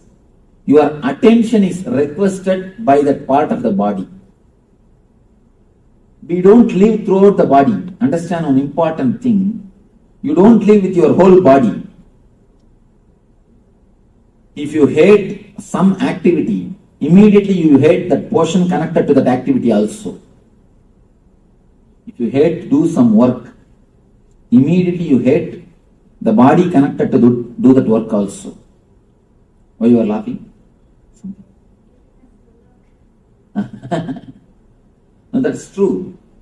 If you hate to write or read, you start hating the eyes, you start hating the hands. Why do you think so many kids have to wear specs? Why do you think they get all the eye problems? When you hate to do some job, automatically, naturally, you start hating that part of the body also. You start hating that part of the body also. Here I have to tell you a small incident. It's even though a little awkward, I have to tell because it is such a truth. It's such a deeply connected truth. I have to tell this. One of our devotees, she attended an NSP. She stays in America only, in America. She had a tumor on the spinal cord. A big tumor. You can see, you can even feel that's such a big tumor in the spinal cord. For last 12 years, more than 12 years, she herself is a person who is in the medical field. Because of that, she underwent surgery also. Even after the surgery, it again came back. Nothing could be done. It is there, it is there, it is there. In our meditation camp, we have a session like opening and telling about your guilts. We work on the people's guilt. What all the guilts you have from the past memory. One by one we bring it out and I explain about the guilts. In that session, she suddenly started weeping profusely. And she said, I have a deep guilt because I have been abused when I was 6-7-year-old girl. When she was very young, she has been abused. And not only that, again the same man who is her own relative exploited her when she became little elderly person also. And just yesterday I read I read a pamphlet. I read an advertisement in the book. In America, 1 among the 4 kids are abused. I was shocked. 25%. 1 among the 4 is too much. 25%. And it's recorded. Only recorded thing, not unrecorded. I do not know how many come out and open it. It's recorded. Anyhow, she, after again, when she became a little grown up also, that person has abused her. When she said this, it was so painful to take the guilt out from her and to make her feel relaxed and comfortable. It took at least 10 minutes for me. Of course, with a lot of energy and with a lot of understanding, insight, she has been comforted, relaxed. And you will be surprised, shocked to hear, in 10 days the tumor disappeared. Really, it happened. In 10 days the tumor disappeared. And already 6 months over, it has never come back. It has never come back. The tumor which did not disappear by surgery, which came back even after surgery, just disappeared just by confessing, opening it up. Actually, what happened? I don't want to reveal her name because it is related to the abuse. Otherwise, I can give a solid proof. Because it's such an important incident, you all need to understand that how things happen in our body. When she was abused, she started hating the part of that body itself. She started hating the Mooladhara. That naturally created more complications, more and more complications, and created a tumor. That hatred, that tension which is built up, which is created in that area, has become a tumor. When you hate some job, some work, you start hating that part of the body also. Understand? You start hating that part of the body also.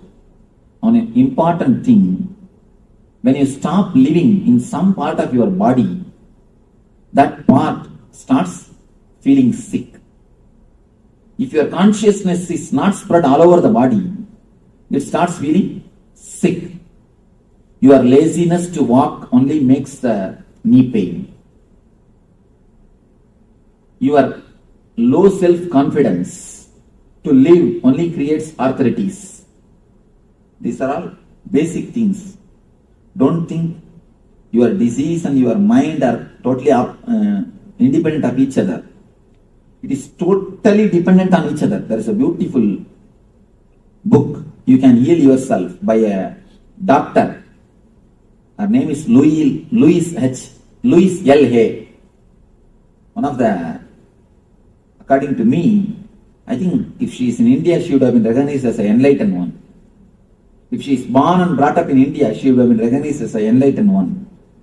This lady, one important thing I want to tell about this book. There is an understanding in Ayurveda and Yoga Sutra.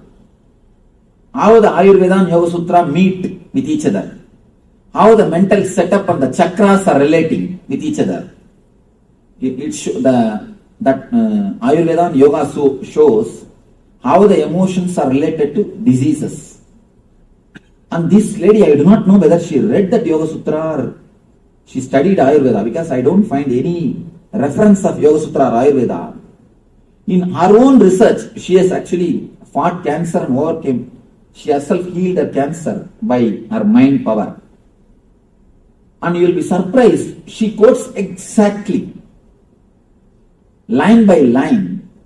And she is a doctor. Because of that, she has got the chance to work with so many patients. Our researches, our findings she's recording, I am shocked. So clearly she records the mental setup, exact mental setups which creates the diseases. An exact mental setups which creates the uneasy feeling. An exact remedy for it. The unchanging or changing the mental setup. Changing the pattern, changing the mental setup, only we call it mantra. Mantra or syllables. Now, I want you to understand one important thing. All your disease is nothing but low consciousness. Low degree of consciousness. Some part of your body never receives enough of your attention or consciousness. You never live in that portion. Either you don't want to live or you are not aware that you are supposed to live. When you don't live throughout your body, when you don't live with your whole body, you can be sure, you can be very clear that that portion will start suffering. That part will start asking for your attention. A small, simple technique which you can practice in the house. Whenever you get pain, whenever you get any pain, headache or knee pain or stomach pain, when you get a headache, don't start giving headache to others. First, analyze. When we get, what we do immediately? We start sharing. First, lie down, close your eyes, travel in the area where you have pain. Drop the word pain, just travel. Look as if a kid, if a child looks at something new, how he will look intensely. How he will look something new. The same day, with the same intensity, with the same feeling of inquiry, with the inquiry sense, look at it as deeply as possible, without any idea of pain. Drop the word pain. Just look and see what is happening. You will feel very clearly, slowly, the area which is affected by pain will start shrinking. Suddenly you will feel pain is not throughout the head, it's only in particular area. Then you will feel it's only particular bit. Then you will feel slowly it will come to only a point, particular point. And if you look into that point, it will simply disappear. All pain is just requisition from that part of your body to your being to give little awareness and consciousness to you. That's all, nothing else. You may think, what Swamiji, you are giving such a simple example and we know how we suffer. You never have any pain, that is why you talk all these things. Let me explain to you, really the incident happened. I put my hand in Kantasa car. Kantasa car. Here Kantasa is available? No. Kantasa is a heavy car. I don't know whether they make it out of stone or not. I think they make the car out of stone. So heavy, the car door is so heavy, I somehow put my hand in the car door when they closed it in Bangalore. The finger was caught and it started just swelling. When I'm seeing just it is becoming bigger and bigger. All are running, rushing to get some medicine, these, that. I said, wait, nothing. I was clearly watching. I didn't even create a sound, even the first sound. When it hits, even that sound was not created. I was clearly seeing the energy being supplied from our navel center to that area. It's like army rushing to do the job. Army rushing to protect if some flood or some cyclone. Immediately army is rushing to that area to do the relief work. Just like that, gush of energy is coming from the navel and it is moving towards your hand to that area. I saw very clearly the gush of energy only you call it as pain. The repairing work is going on. You don't have so much of patience to watch it. That is why you start shouting, screaming, oh pain, pain, pain. Pain is nothing but maintenance work. Body is doing its maintenance work. Body is doing its maintenance work. And it puts the stop symbol. Don't move the hand. Please cooperate with maintenance work. That stop symbol only is pain, nothing else.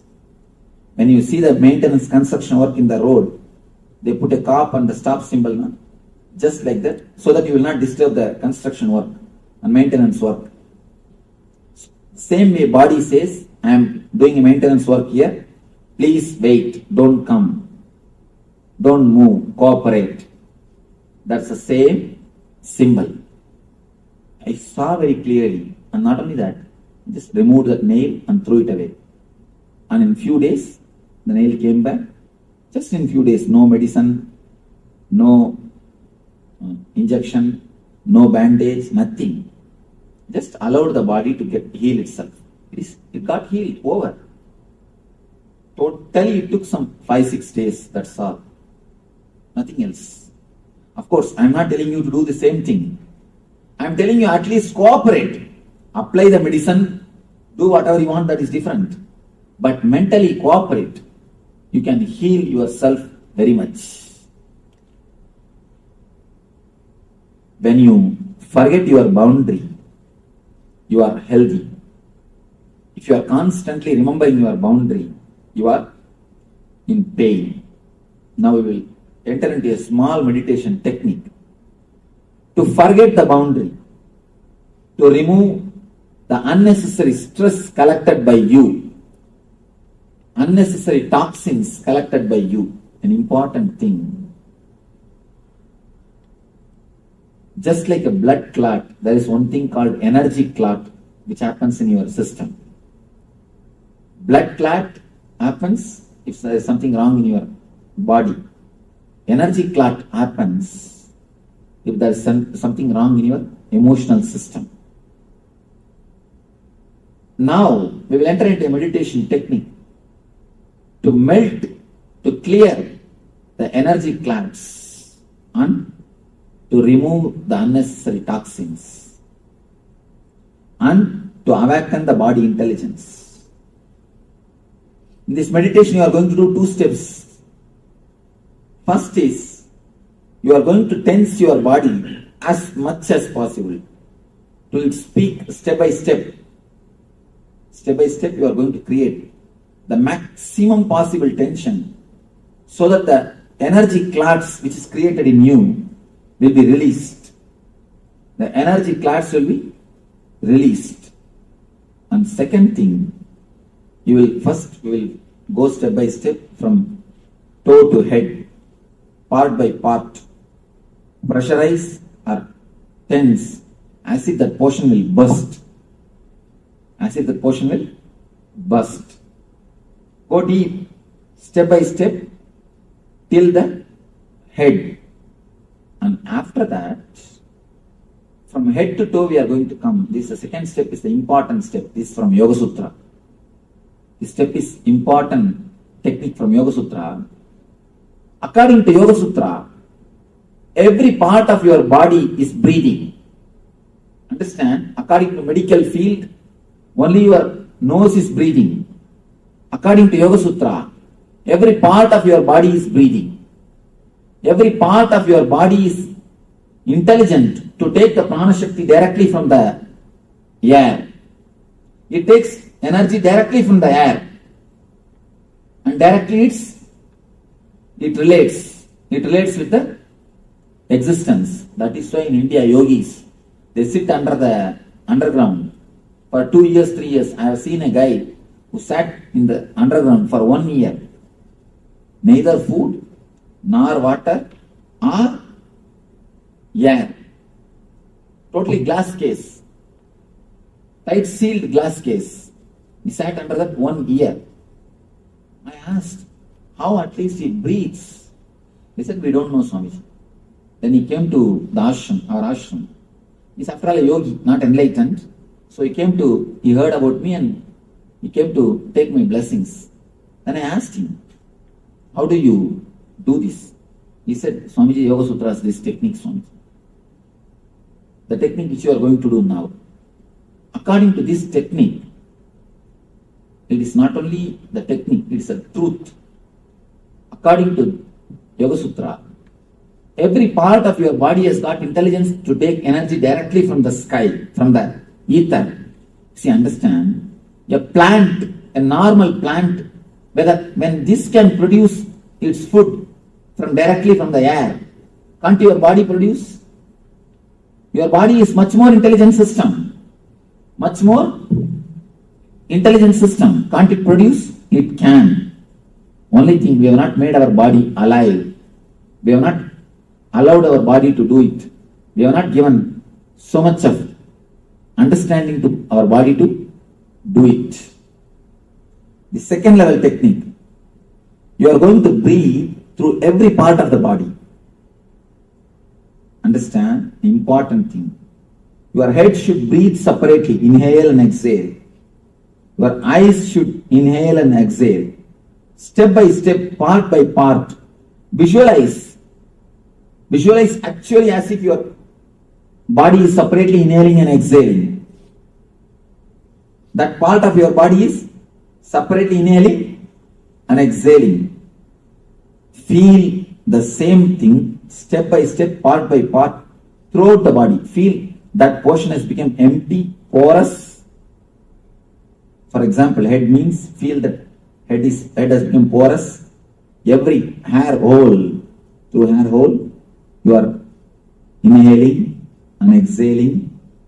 Shrink or expand that area. Feel it is shrinking or expanding along with the inhaling and exhaling process. Step by step, your whole body should inhale and exhale. This will awaken your innate body intelligence.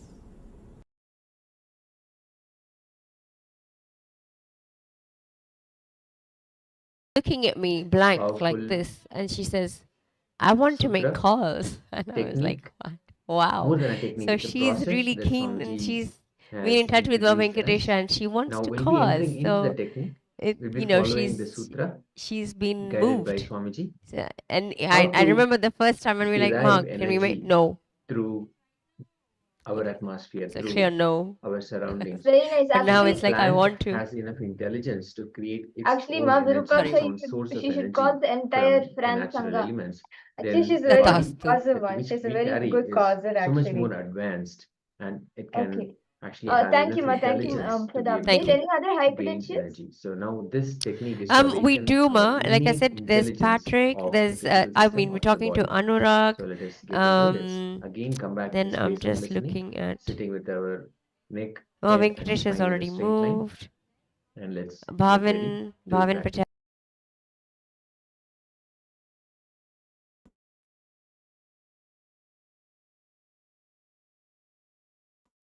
Two-step, first step which you need to understand, tensing and cleansing. By tensing, you are cleansing toxins and energy clots. Next thing, by inhaling and exhaling, breathing through every part of your body, you are awakening the intelligence, innate intelligence of body. You are awakening innate intelligence of your physical system. Close your eyes. And first thing, this technique has to be done lying. In the second part, you will lie down. First part, you can stretch your leg and sit comfortably.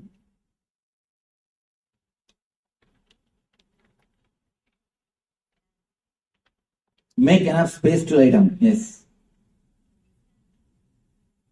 Yes, please tie the ribbon. No, she can sit on the chair itself. Anybody heart patient or underwent any surgery in last 3 months? What?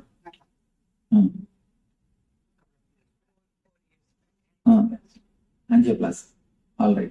Only in that region, do it a little less. Please tie the ribbon.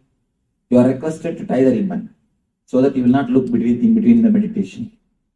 She is surprised why we asked to tie the ribbon. Number 7. Stretch your legs out.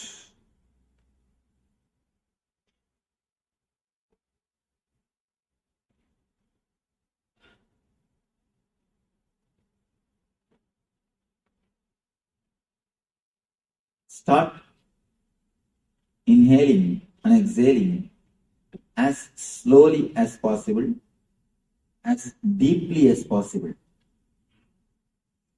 Your inhaling and exhaling should happen throughout the body.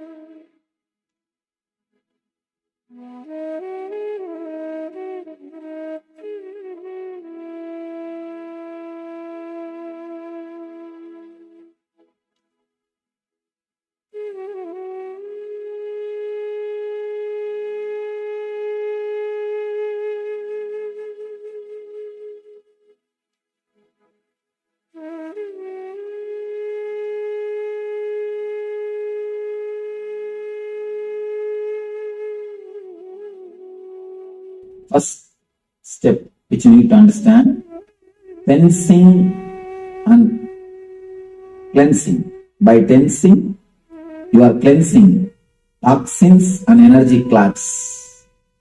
Next thing, by inhaling and exhaling, breathing through every part of your body, you are awakening the intelligence, innate intelligence of body.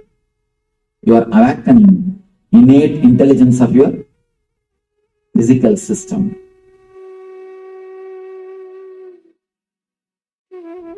First thing, this technique has to be done lying. In the second part, you will lie down. First part, you can stretch your leg and sit comfortably.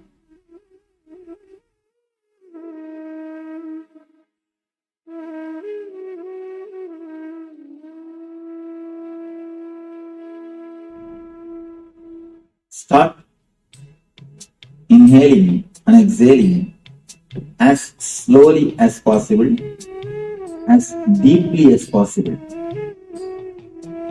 You are inhaling and exhaling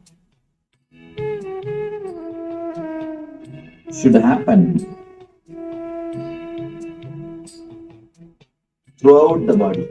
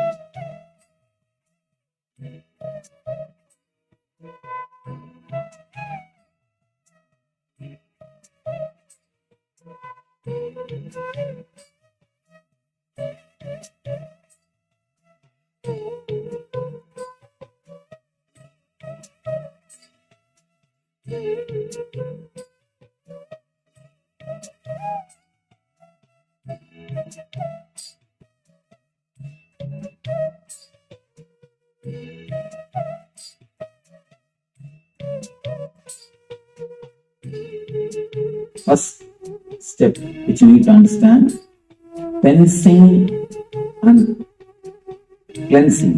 By tensing, you are cleansing toxins and energy clots. Next thing, by inhaling and exhaling, breathing through every part of your body, you are awakening the intelligence, innate intelligence of body.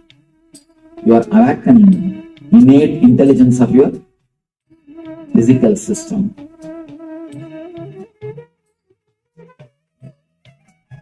First thing, this technique has to be done lying. In the second part, you will lie down. First part, you can stretch your leg and sit comfortably.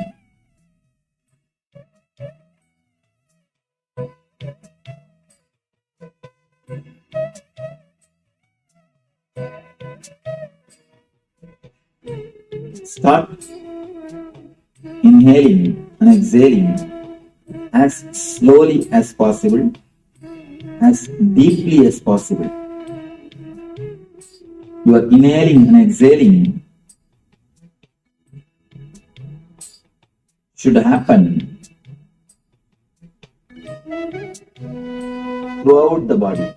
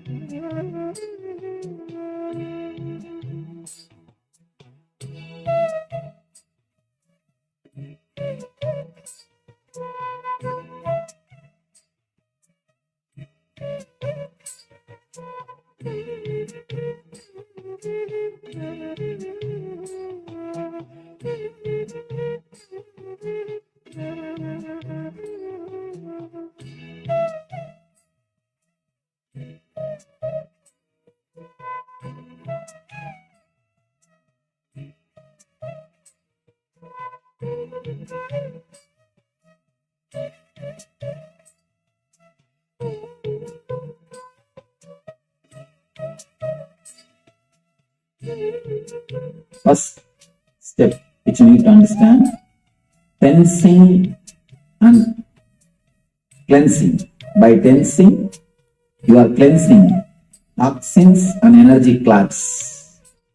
Next thing, by inhaling and exhaling, breathing through every part of your body, you are awakening the intelligence, innate intelligence of body. You are awakening innate intelligence of your physical system.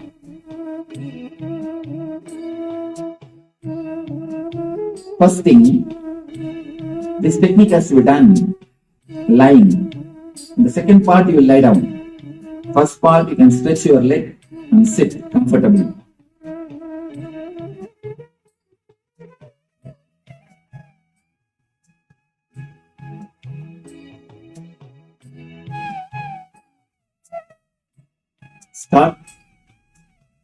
inhaling and exhaling as slowly as possible, as deeply as possible. Your inhaling and exhaling should happen throughout the body.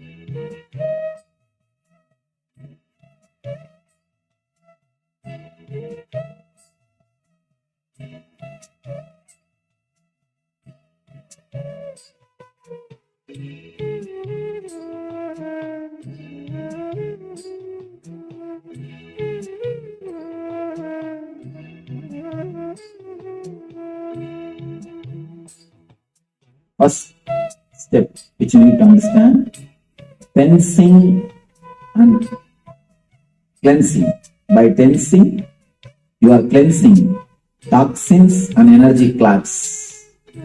Next thing, by inhaling and exhaling, breathing through every part of your body, you are awakening the intelligence, innate intelligence of body. You are awakening innate intelligence of your physical system.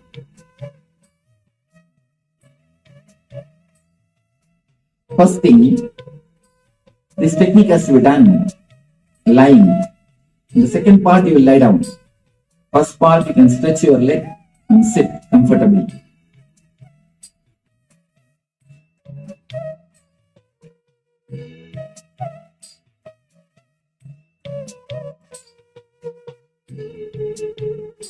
Start inhaling and exhaling as slowly as possible, as deeply as possible.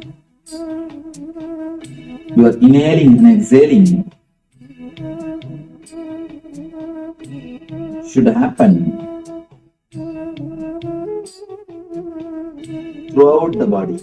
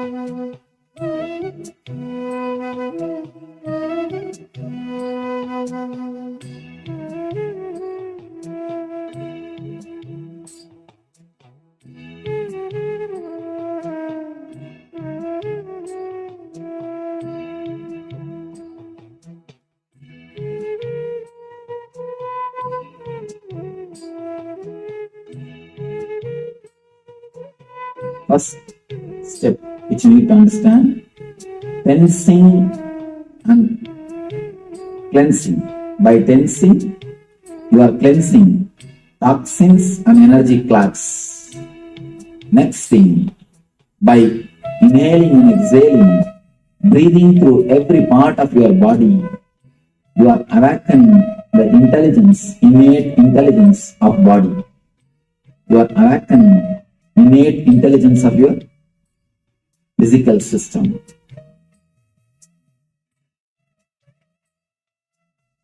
First thing, this technique has to be done lying.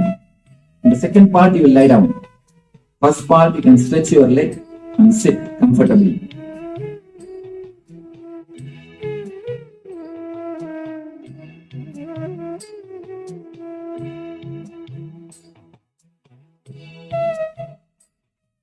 Start inhaling and exhaling as slowly as possible, as deeply as possible. You are inhaling and exhaling should happen throughout the body.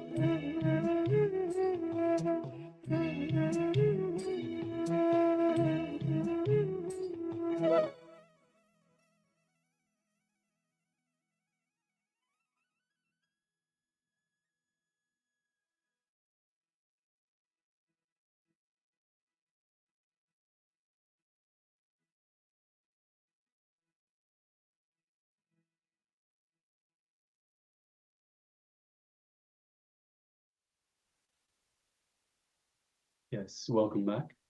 You can relax now from that wonderful technique by the Supreme Pontiff of Hinduism on how to awaken the innate intelligence in you, in your system.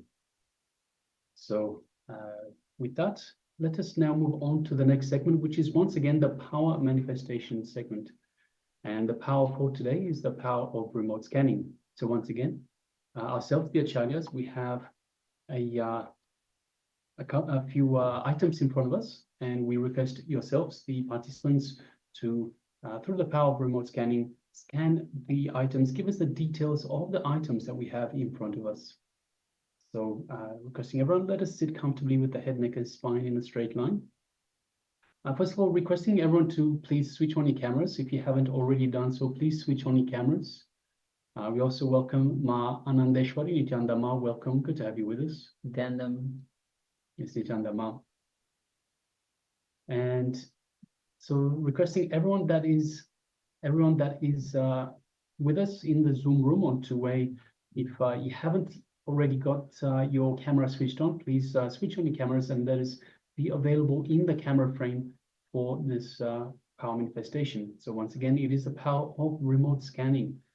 Ourselves, the Acharyas, have some items in front of us, just over here. And we request yourselves through the power of remote scanning to give us the details of those items. So let us get ready. Let's sit comfortably with the head, neck, and spine in a straight line. Requesting everyone to use an eye band to cover the eyes. And let us get ready.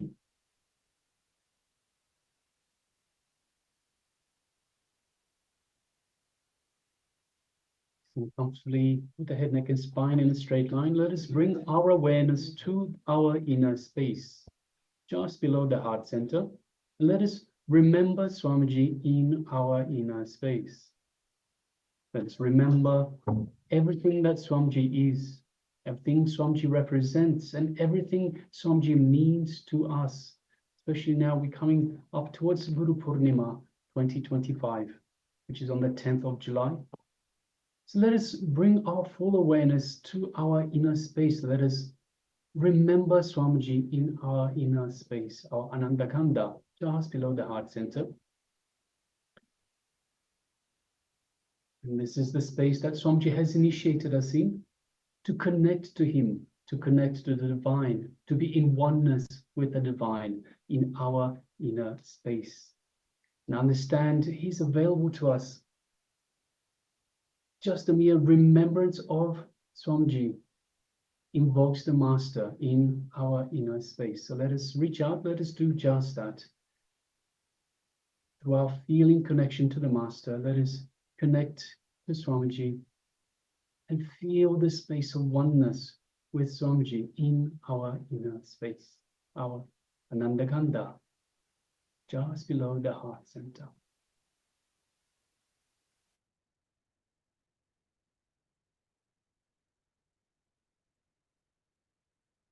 Just take a moment and feel all of that in your Anandaganda, your inner space.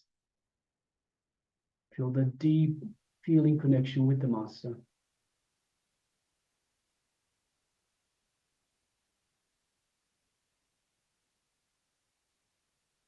Now let us shift our awareness to our third eye, just between the eyebrows.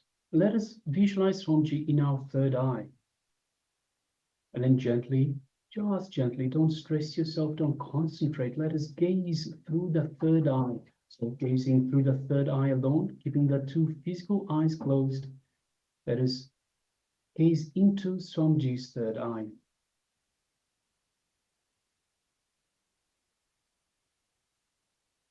As we do so, we feel an energetic connection from the Master's third eye to our third eye. We feel a light built up of energy in our third eye. As Swamiji is awakening and energizing our third eye.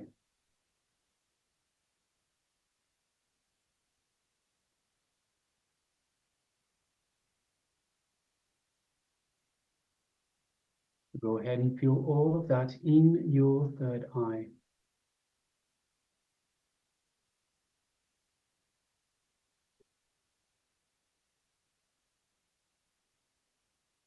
Now, from this space of oneness with Swamiji in your inner space, and understanding that every power manifests through this space of oneness, let us request Swamiji to reveal to us through our third eye the objects in front of the acharyas. Let us hold that intention in our third eye.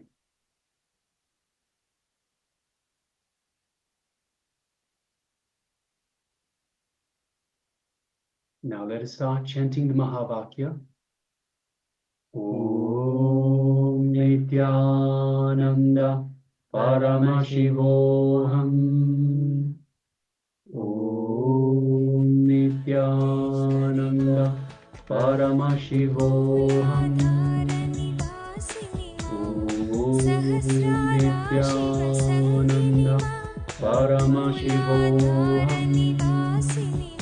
Just continue chanting Mahavakya throughout the power manifestation. And from the space of oneness with Swamiji, with your request in your third eye, holding it in your third eye, for Swamiji to reveal to you the items in front of the acharyas. Let us now start manifesting this power. Let's begin.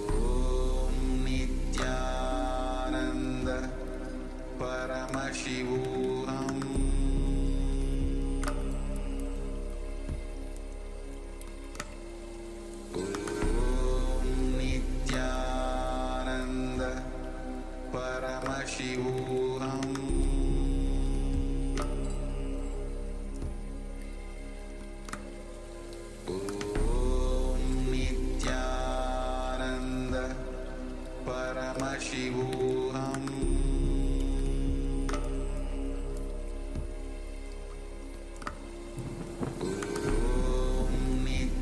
Nithyananda Paramashivoham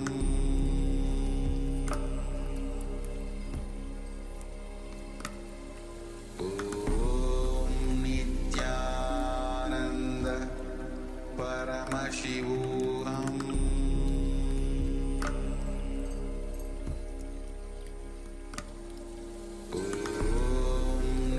Nithyananda Paramashivoham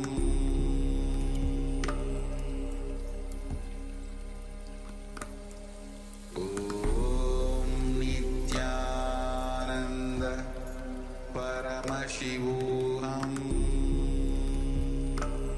Nithyananda Paramashivoham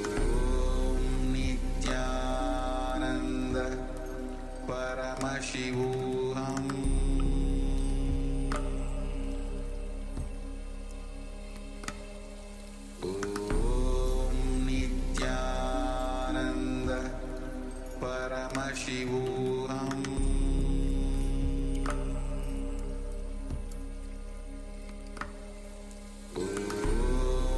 Nithyananda Paramashivoham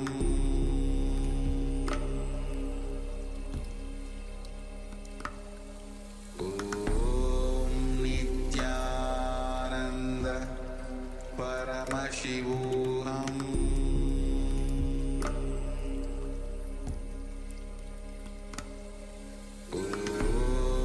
Nithyananda Paramashivoham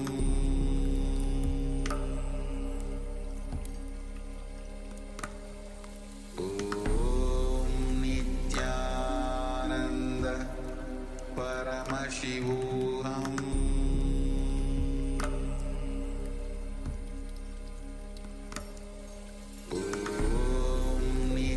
Nithyananda Paramashivoham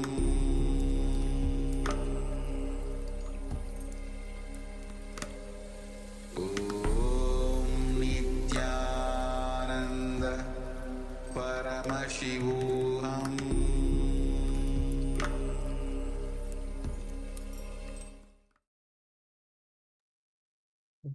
Now, slowly, very slowly, you can open your eyes and just take a moment to share what was revealed to you, any object, any details of the remote scanning. Means the acharyas, we have some objects which you were scanning. So please go ahead, take a moment and let us know what was revealed to you. What did you see? What, or even what did you feel? What you had, whether some of the words came to you as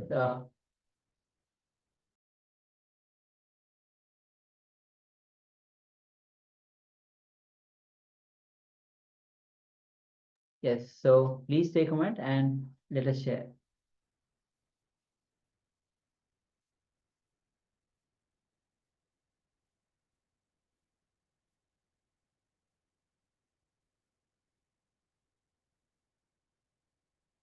Yeah, so for this round of power manifestation, once again, we have a few items in front of us, and we requested yourselves, the participants, to, through the power of remote scanning, give us the details of the objects that we have in front of us. So please go ahead and share. And if you're following us on YouTube, you can let us know in the YouTube chat.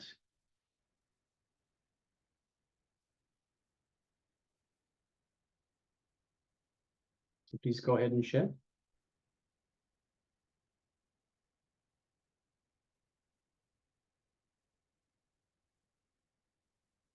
Yes, we have one sharing from Magdalena. Ma says Rudraksha bead, mobile phone, sunset in Mahabalipuram, Biddi Pen and Trees. Thank you, Ma, for sharing. Thank you, Beautiful revelations, beautiful sharings. Thank you. Ma Anandeshwari says lots of organic and colorful. Yes, thank you very much for sharing, Ma. Thank you for sharing, Ma.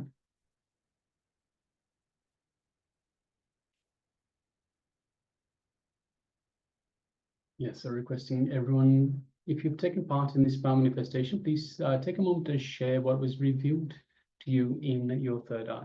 So again, the power manifestations are your chance to connect to the divine. Actually, we are divine. We need to rekindle this connection, to realize our divinity, to realize that we are spiritual beings having a human experience. And it is our true nature to be divine. We are divine beings. And it is through this understanding and through this feeling connection, this oneness with the divine, that we have access to these powers. So please take a moment and share with us what was revealed to you in your third eye. So shortly we'll start to share the objects or the items that we had in front of us so that you can start to verify.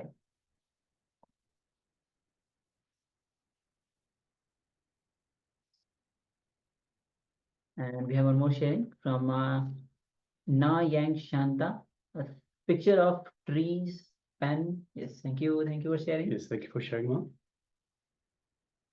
All right, so let us start with the sharing. So first of all, I will be sharing these. Let me put it in a way so it's better visible. So let's see if you can see I had some flowers that we use for puja. Some of the flowers that we use for puja in front of us. So Mahanandishri says, lots of organic and colorful. Yes, very much organic, very much colorful, Mark. So yes, thank you very much for sharing. Congratulations for manifesting. And the next object or the item is actually the book. You can see the United States of Kailasa, a small book. You can just see, just in the front of that is Paramashiva's image. Swamiji himself seated below the Paramashiva. So Rudraksha bead. It's the Paramashiva and the Swamiji is filled with the Rudraksha beads. And there's so much. And Mahabalipuram, Biddi entry. Actually, if you go inside the pages, you'll see temples. And you'll also see the banyan tree, I'm sure, in there somewhere. Yes. And also, you've got mobile phones. So Swamiji is the embodiment of Paramashiva. So in a way, it is in constant connection to Paramashiva. So that might be the connection there with the mobile phone. And also in terms of the sunset, so these flowers look a little bit like a sunset as well. So you have the bright sun, the bright yellow disc in the middle. So yes. Thank you very much. And the picture of trees and pens. So definitely, the picture of we have here, the inside there are sharings from pictures from the Tiruvannamalai temple, even some of the Biddi temple as well, a place as well. So definitely we have the trees. So yes, thank you for sharing, Ma. Thank you very much for everyone, and congratulations for manifesting this power of remote scanning. So yes, it was a beautiful sharing. All of you have actually manifested this power. So thank you all for sharing and taking part in the power manifestation. Yes, next we'll be moving on to another revelation by the Supreme Pontiff of Hinduism on reality and dream. What is reality? What is dream? And how can you differentiate between the two? How can you tell which one's which? And Swamiji beautifully tells us that even reality is just another dream. So let us sit back and sit with the head, neck, and spine in a straight line. Let's bring our full attention, our full awareness to Swamiji as he reveals these great secrets, sacred secrets.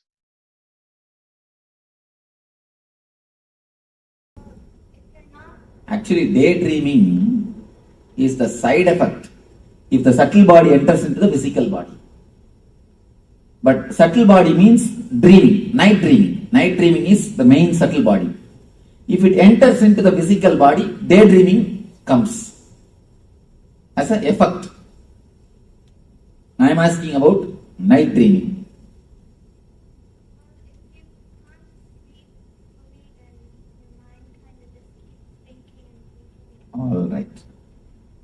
Let's go to Aditi.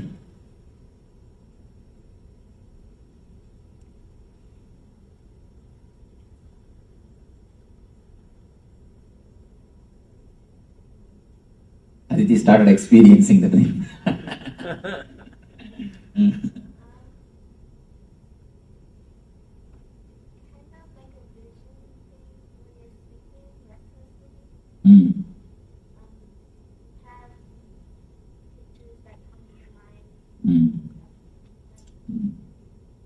Okay. Stuff means when these kids use the word stuff means that much only I know. That kind of stuff, Swamiji, that's all. It means more than that there is no words. Alright, let us go to Manisha. Tell me why dreams are coming.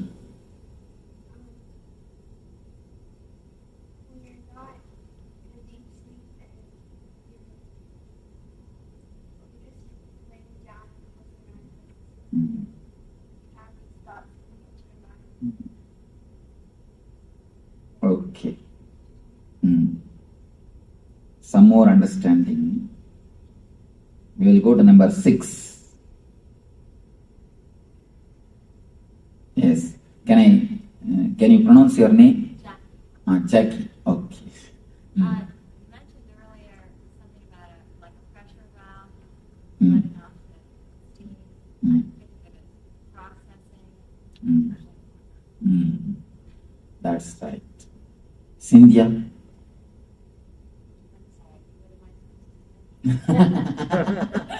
I think you are dreaming. Tell me about what you are dreaming, that's all. What is dream? Night dreaming, not daydreaming, night dreaming. How it comes? Any of your idea about dream? How it comes, why it comes, what it is? That it's uncontrolled thoughts going through your mind. Then? And imaginings of, it's all these jumble of thoughts that are forming things. Okay. Swarnapuri? Something subconsciously you are thinking about something. Sleep stages, comes back at you. Sunita? Where is Sunita? Dreams are impression of unconscious mind.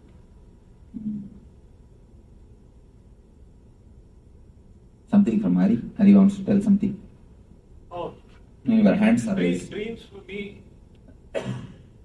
for me is almost a carry forward of your conscious stage when you worried, think that's carried on into the dreams majority of the time. But a lot of times, sometimes I also think dreams are kind of guiding you or giving you a very important message if you want to understand. I told you that whenever you receive messages, it is a vision. If you can remember in 4 color, it's a message for you. It's a vision for you. If you remember by 2 color, it is a dream. What is 4 color mean?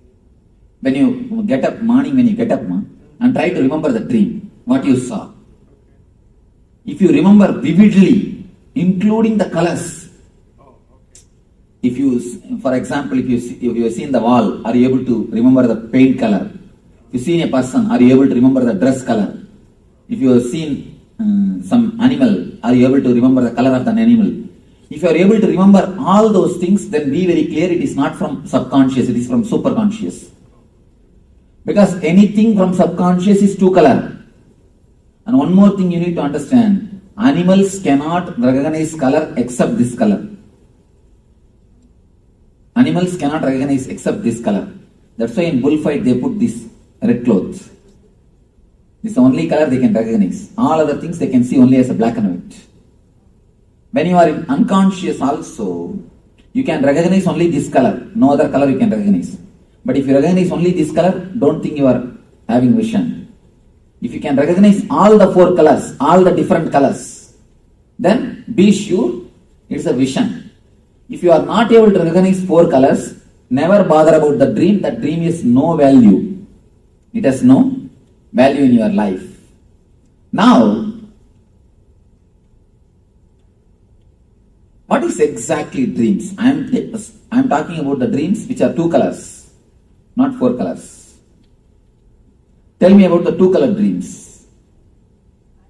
I experienced a long time ago when I was carrying something, 3rd month. I saw Nagaraj long time around the morning, 4 o'clock. So you saw in the 4 color? No. Black and white. Then it has no value. Then it has no value. What I am telling, tell me why and what is your idea, insight about the dreams? Is there a continuation of the inner chattering of the mind? Okay. That's a wonderful insight. Then something from... Sometimes your happiness or your sorrow or something comes at the morning. That also comes. Whatever bothers in the day.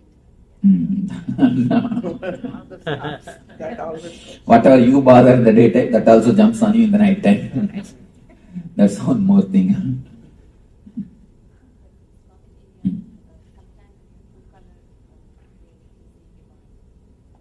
No. 2 color divine means just a memory. It is nothing solid. Whenever divine or any vision appears, it always comes as a 4 color. You will remember vividly. Why is it sometimes I've had dreams and it's like they would foretell the future or something, but they were in black and white. They will be in black and white. Yeah. It can never be. Because I have, as deeply as possible, I have analyzed the dreams, and not only that, when a person becomes enlightened, he never gets dreams. I have no dreams. Even the people who did research in Oklahoma, they were shocked to see that there is no random movement in the eyeballs continuously. The doctors first said, person cannot be alive without dreams, Swami. I said, if you want, you can do whatever experiment you want on me, but I am not getting dreams at least for last 4 years. The moment I became enlightened, from 2000 January 1st till today, no dreams. Totally no dreams.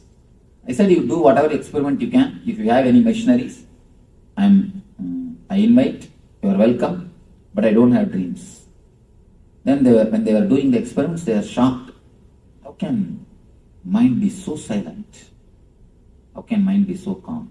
I tell you, from my own authority, because I have crashed the dreams, I know the whole infrastructure of dreams. If it is black and white, then somewhere it clicks. Maybe it has worked out by clicking, not as an intuition. See, sometimes you get 10 thoughts. If one works out, you think, oh, that day itself I thought. You don't bother about all the 9 which did not work out. You understand? You think all the 10 possibility, and some one possibility has to work out. So naturally, what do you think? Yes, that day itself I know. You imagine all the 10 possibility, and if one works out, you connect that with that which worked out, and you say, oh, I had the dream. No. You should understand, all the other possibilities also your thought. All the other possibilities also your design. So if you look at from this view, you connect it and see. Only if it is a clear memory, vivid memory. Let me explain. Because this needs a lot of insight, this waking. If you can actually analyze and understand this dream body, you will be liberated so much from so many kinds of problems. There is a beautiful sutra. The world is made of the same stuff in which dreams are made. If you understand, the moment you understand the dream, the reality is dream, you will get the power to make your dreams into reality. Understand? The moment you realize the reality is dream, you will get the power to make your dreams into reality. Because these two, where they meet, there is the source of energy. These two guys, this waking and the dream, where they meet, that is the source of energy. If we can analyze this one and understand, you will very clearly understand why you are facing failures, and why you are facing success. You will be so clear about your failures and success. You will never bother, you will never be touched because you will know. Generally, we only play both games, man. You create reasons for your failures and you create reasons for your success. And which is more, that wins. Finally you think, oh, I have failed, I have failed, I have failed. But the reasons for failure also is created by you. The problem is you create it in the other subconscious state, the dream state. So you do not know you did it. Most of the time, you invite disease. And not only we invite, we send email, telegram, and telephone call, leave voicemail message. And finally, even if he doesn't want to come, we send somebody and bring him. The moment he comes to our house and opens the car, the moment he enters into our house, we say, no, no, no, I have not invited you. I thought somebody else will come. You are here. And I thought somebody else is going to come. But suddenly I thought that Jackie is going to come. But now only I am realizing that Cynthia has come. You see, after doing the whole thing, when the disease comes to your gate, then you say, no, no, no, I never expected you will come. I expected somebody else will come. We only do everything subconsciously. But we don't realize we do it. So analyzing these two states is an important thing for the success of the life. And now let me explain. See, if you get the thoughts, if you just get the flashes from the energy of the causal body, it will be just two-color dream. Same thing, if you get from the energy of the super consciousness, the empty column, that will be a solid vision. When you remember early in the morning, if it is a solid 4-color, then it is from this empty box, the Samadhi state, from Turiya, some glimpse of Turiya. If it is 2-color state, then be very clear, it is glimpse of the sleep state, causal body. It is just the oscillation of causal. It is not the oscillation, it is not from the Turiya. Many people come and tell me, Swamiji, I saw this God in the dream, that God in the dream, this vision in the dream, that vision in the dream, this spiritual, this experience in the dream, that experience in the dream. I always tell them, recollect whether it is 4-color. That's the only scale. Is it 4-color? Is it very vivid? Is it experiential? Then it is true. Otherwise, don't bother, go and sleep. Go and rest. No, next day if you remember, that's enough. Third day naturally you will not have memory. Not third day, only yesterday dreams, today. Actually, the dream memory will be there totally itself only 1 or 2 days. Afterwards, you cannot have it in memory. If you again and again make it very solid by remembering, it may be there. Otherwise, it can't be. The memory of the daytime itself is torturing us. If you have a little more memory after night time also, you will become mad. Anyhow, so let us analyze what is exactly dream. Dream is nothing but your suppressed desire and fear. That's all. If you want something to happen in some way and it did not happen continuously, then you dream it and feel fulfilled. For a small example, you can understand this. I was about to say that. If you are fasting for maybe, for example, for 3 days. If you are fasting for 3 days, naturally the third day night, in the dream, you will have a good feast. Any of you have experienced this? If you are fasting, you should not eat anything, not the modern kind of fasting. The modern kind of fasting is a wonderful fasting. Having 2 liter milk, a little bit of banana, and few bhaji and tell him, oh, I am fasting, Swamiji. Not that kind of fasting. A real original fasting.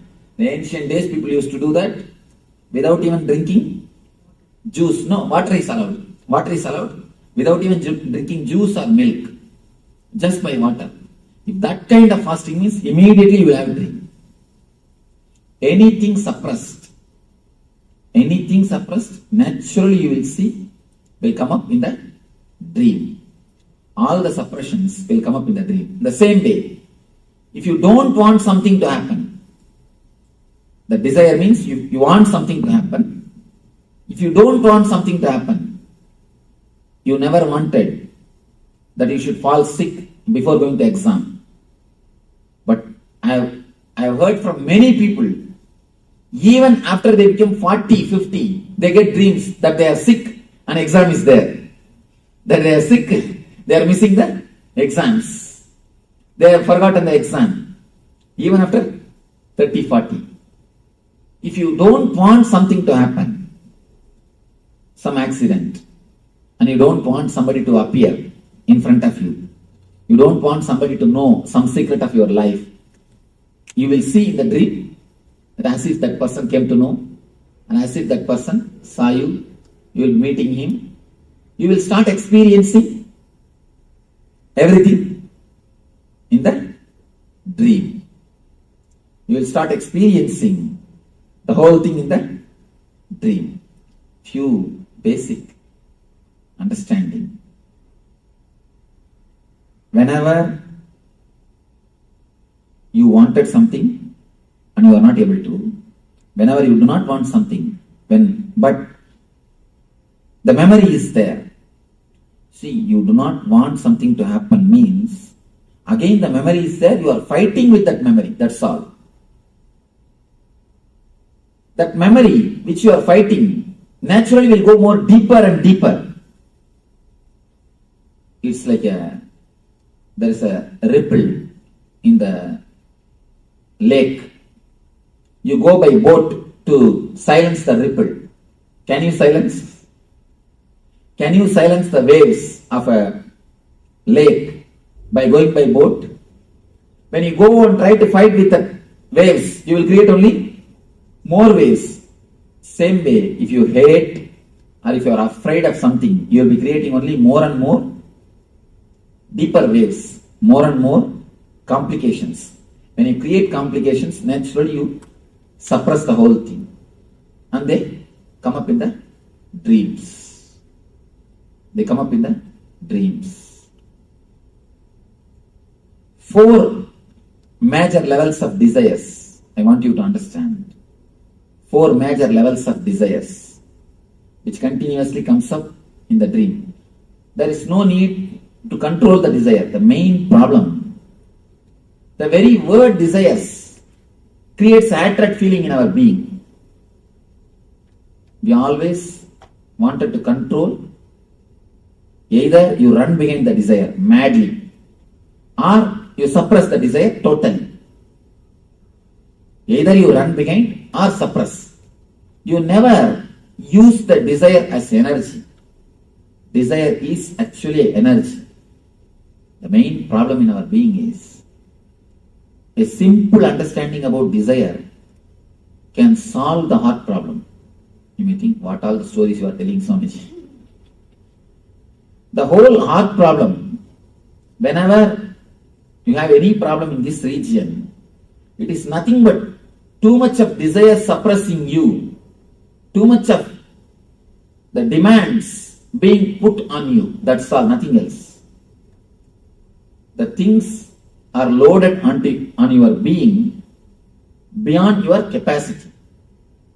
And nobody else loads it. You just take it. For example, even if you don't do any physical work, if you are just sitting, if you are stressed, you will have a shoulder pain. There is no need for you to do any physical work.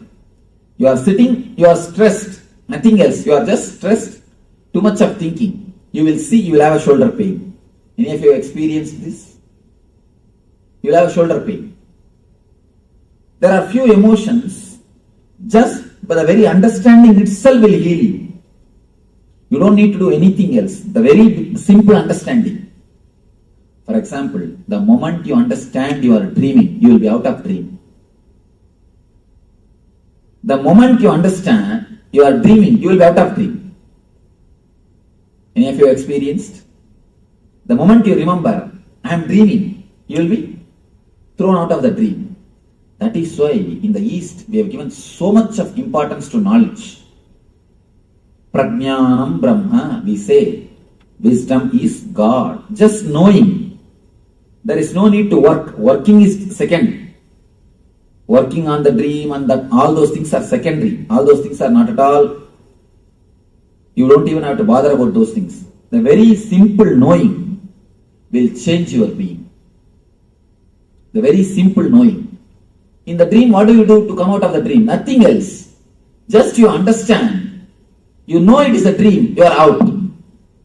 And the same way, if you know this whole thing is a drama, you will be out.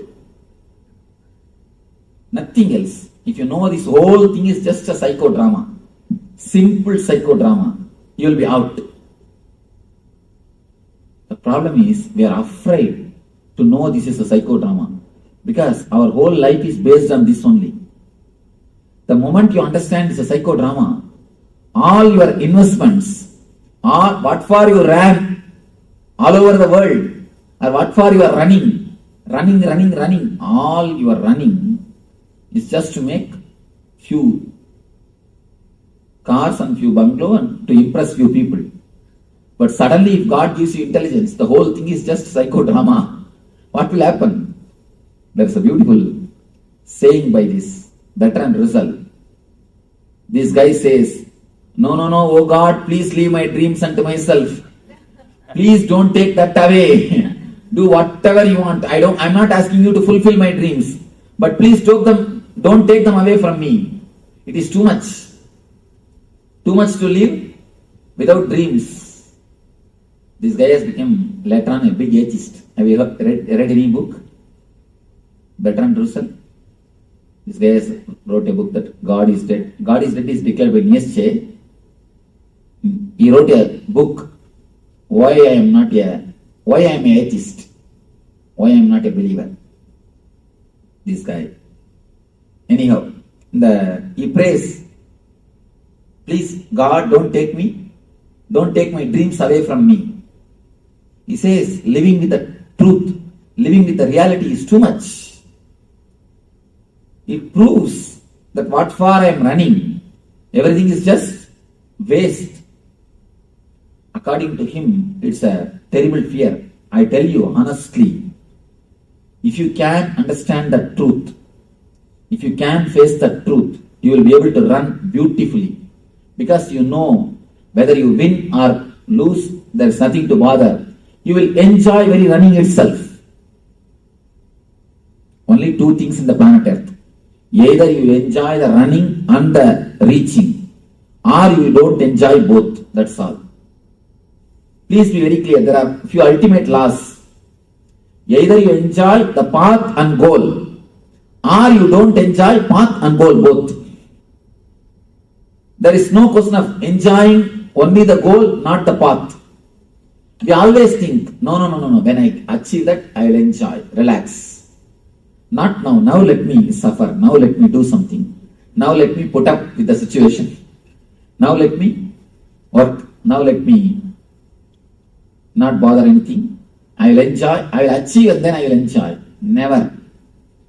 If you are not enjoying the very process itself, be sure you are not going to enjoy the goal.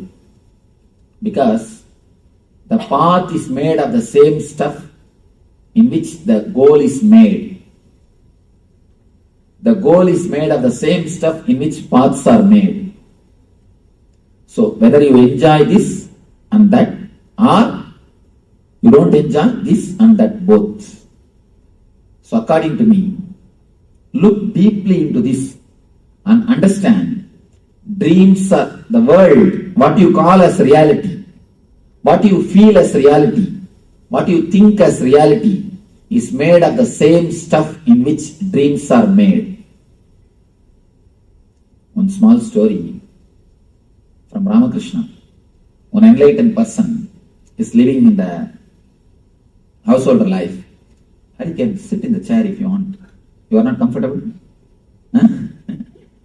No, you are bending this. I thought. Or you can? Maybe I will. Yes. Or you can sit comfortably, stretching your legs out, nothing wrong. See, she is comfortable. That's what women, you see, they are very comfortable.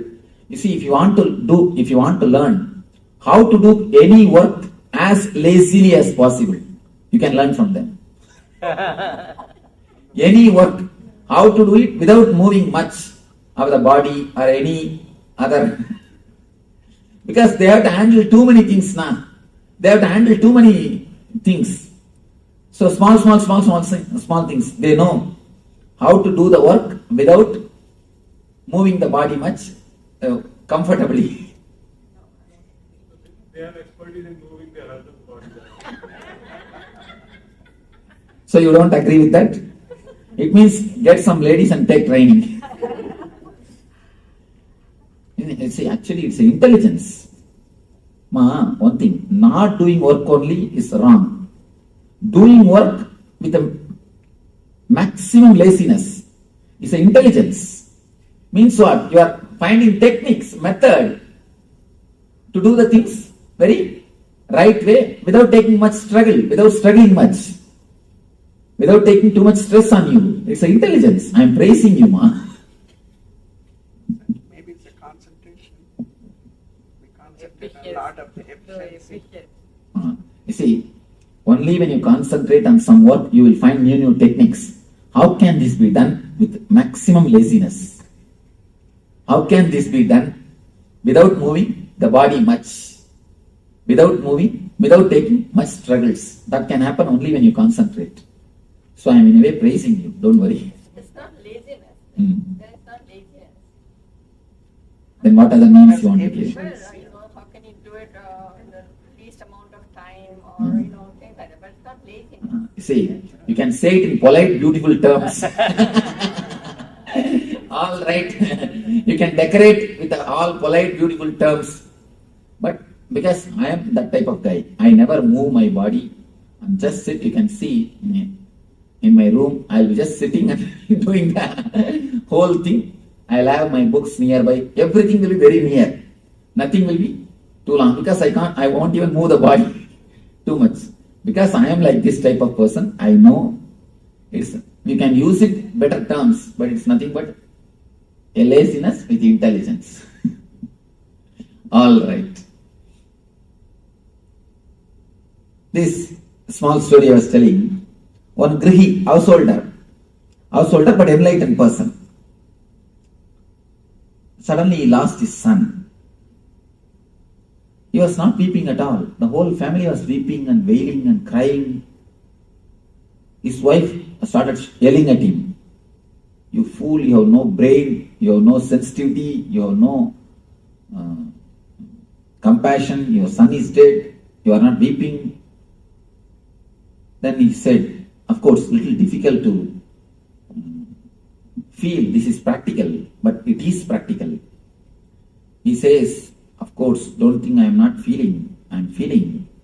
Don't think I am not feeling compassionate, I'm insensitive, I am feeling. But I am worrying.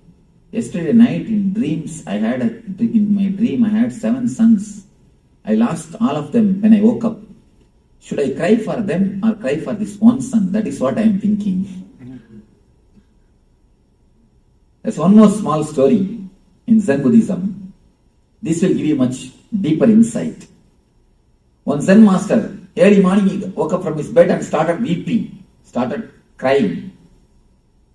All disciples gathered, "Arey, you are enlightened man, why are you weeping? What happened? You are not supposed to cry. What happened?" He said, no, I dreamt as if I have become butterfly. This guy said, what is there? It's ordinary dream. Now you are all right. You are out. Why should you weep for that? This guy says, No. I do not know whether I dreamt I have become butterfly or that butterfly is dreaming now it has become a master. I do not know what is happening. Whether I dreamt that I have become butterfly or that butterfly is dreaming that it has become me. How to find out? Tell me, what is the scale? How to find out? Cynthia, tell me. Answer this question. Now we are going to have a good time. Tell me, now I give you a theory. I propose a hypothesis that the conversation which is happening between you and me, you attending SSP is a dream, I say. What do you see about? How can you reject? How can you fool this? How can you prove that this theory is wrong? I can't prove it's wrong. You are really intelligent. You escaped. Anybody else? Any argument? Because you're seeing in 4 colors, how can you say this is not reality? When you see the dream, what do you say? What do you feel? No, you asked that how can you say this is not reality, right? Right now what's happening? When you see a dream also, you see only in 4 colors. You won't remember when you come to this state. When you see it only in the 4 color. Then how can you say that's not reality?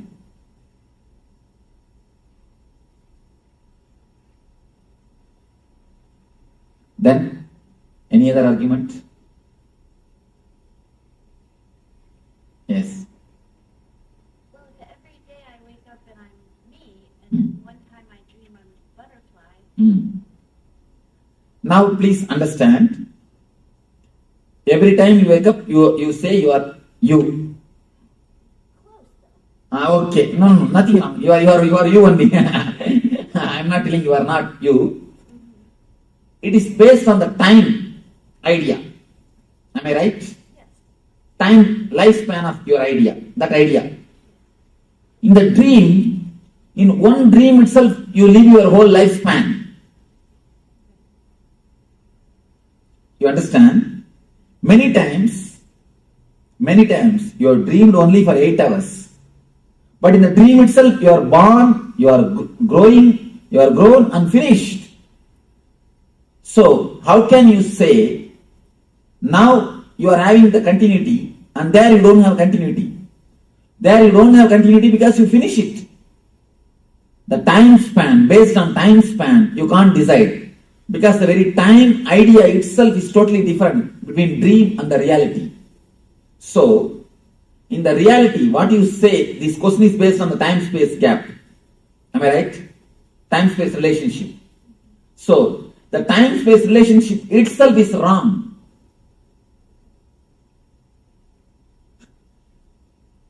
The same thing, if you are near a person who is headache for you, who continuously tortures you, with whom you don't feel happy, comfortable, even half an hour will look like a eternity, long time. Why? It is intensity of thought which makes you really feel the time. Time is not chronological, it is psychological. So when you are in the dream state, the number of thoughts is too much.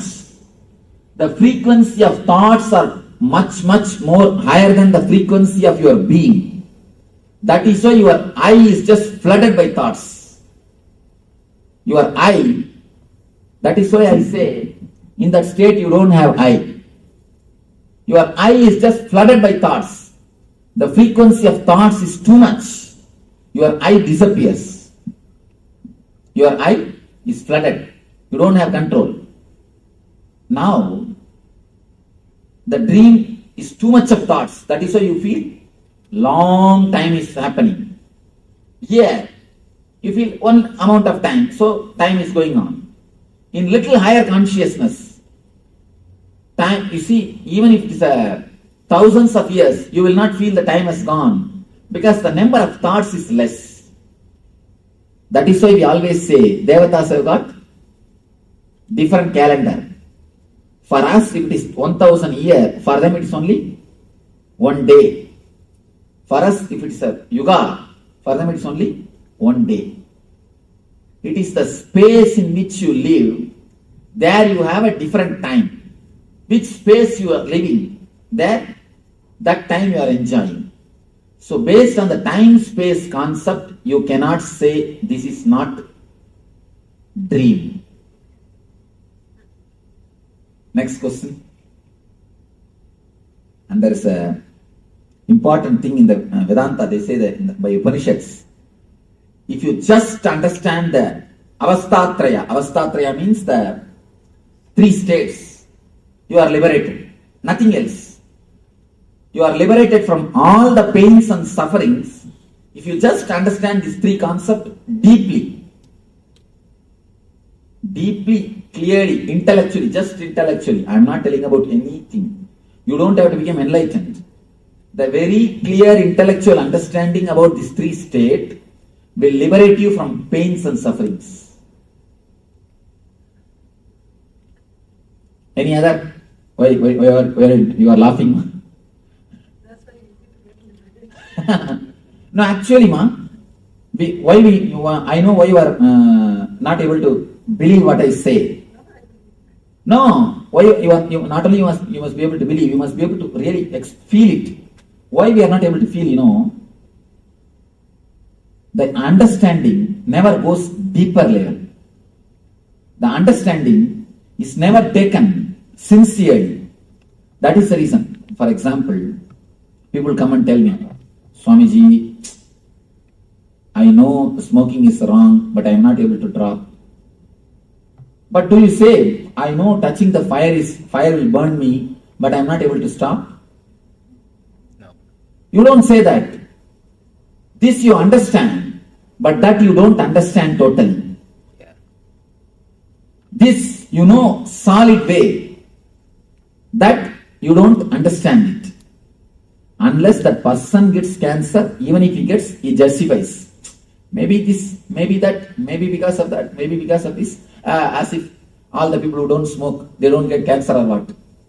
Some logic. You have some logic. You have some misunderstanding. That is the reason you say, I know smoking is wrong, but I am not able to drop. Means with full consciousness you never understood. Now you understand with full consciousness. All these days, if you are not liberated, please be very clear. There are many people who come and tell me, no, Swamiji, I read enough of books about this Avastatraya. I read so many books about this Vedanta philosophy. I am not liberated. Means what? There is some gap in your understanding. If you say that, there is some gap. Now, put your whole effort to understand it clearly and have the courage to go behind this truth. You will see it will be liberated. Liberation is not such a big task as we think, These guys have made it so difficult because they want to have monopoly.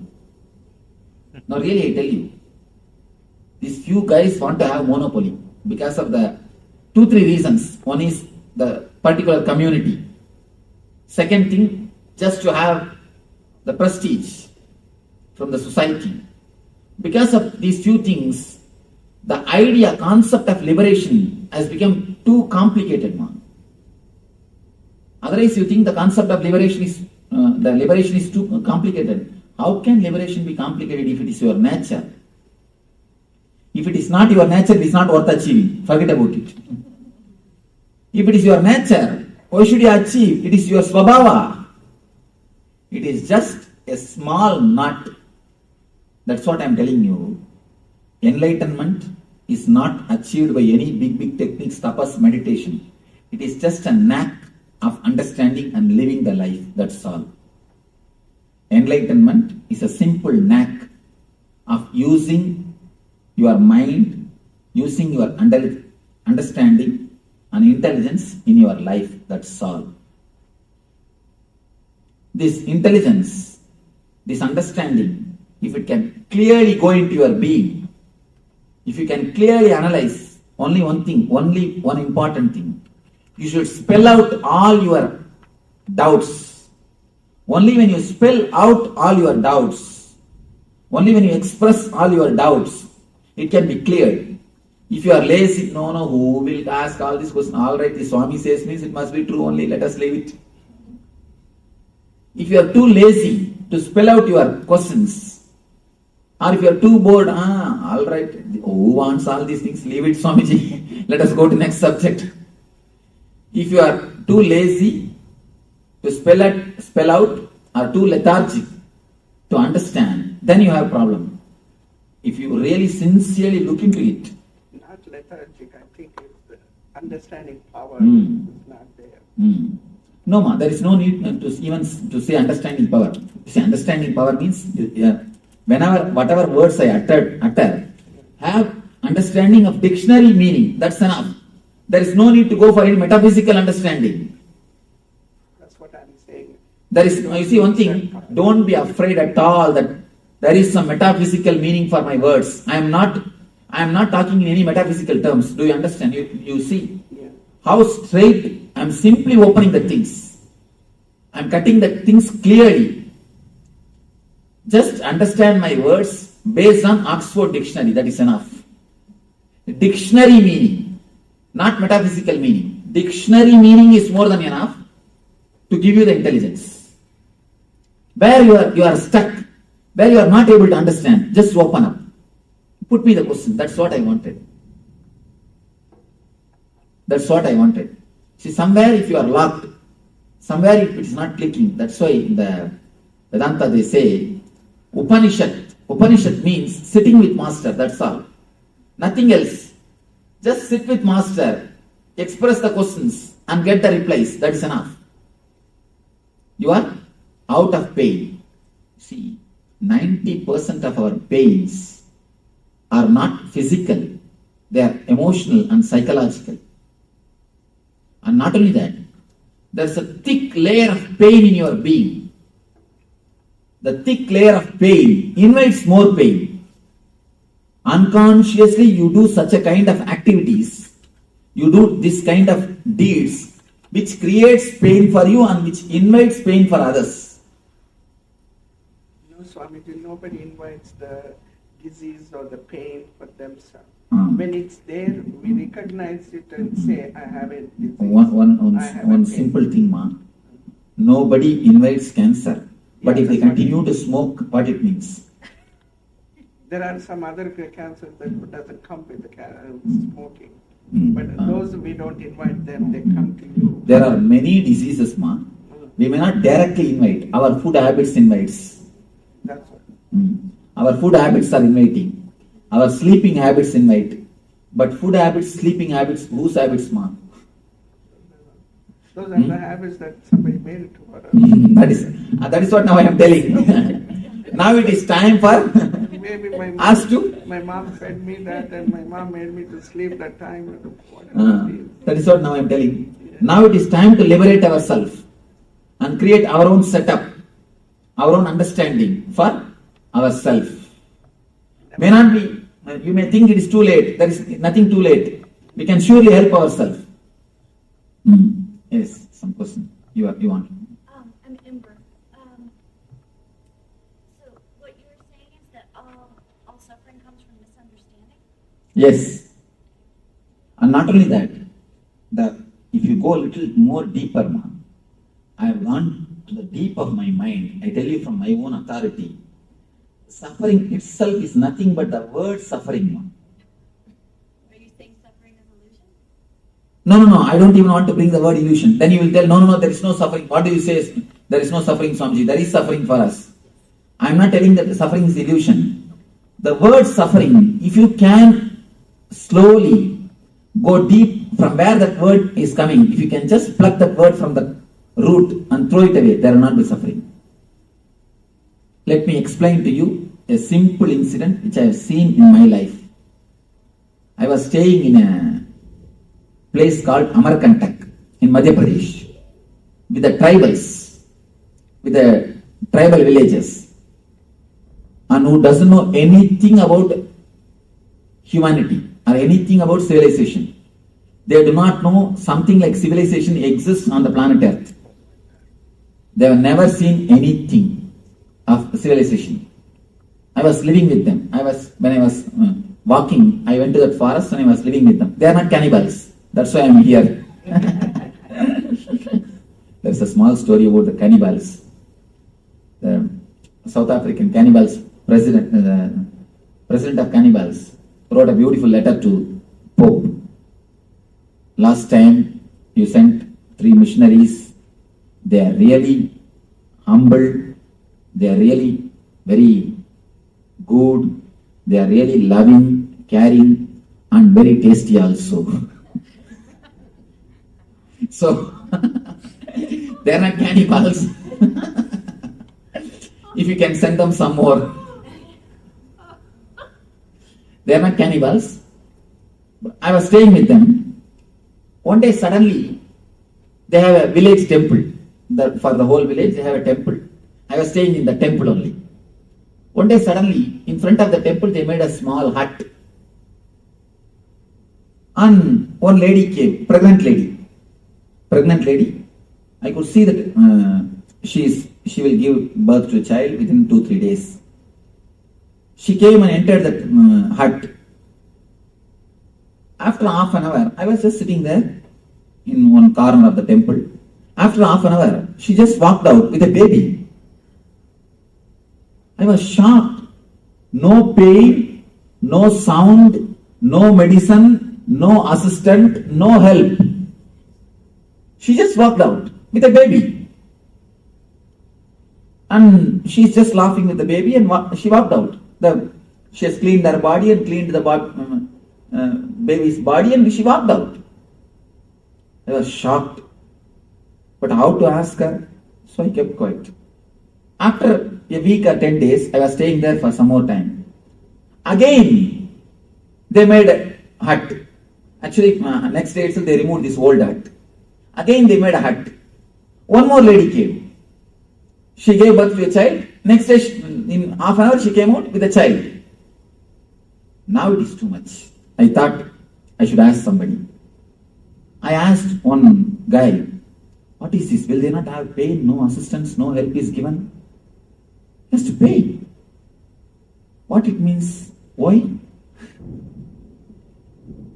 I asked their president. He's little open type. I asked him, what is happening? Why she's not having any pain or no assistance? He said, why pain? Why assistant? This is the way we deliver.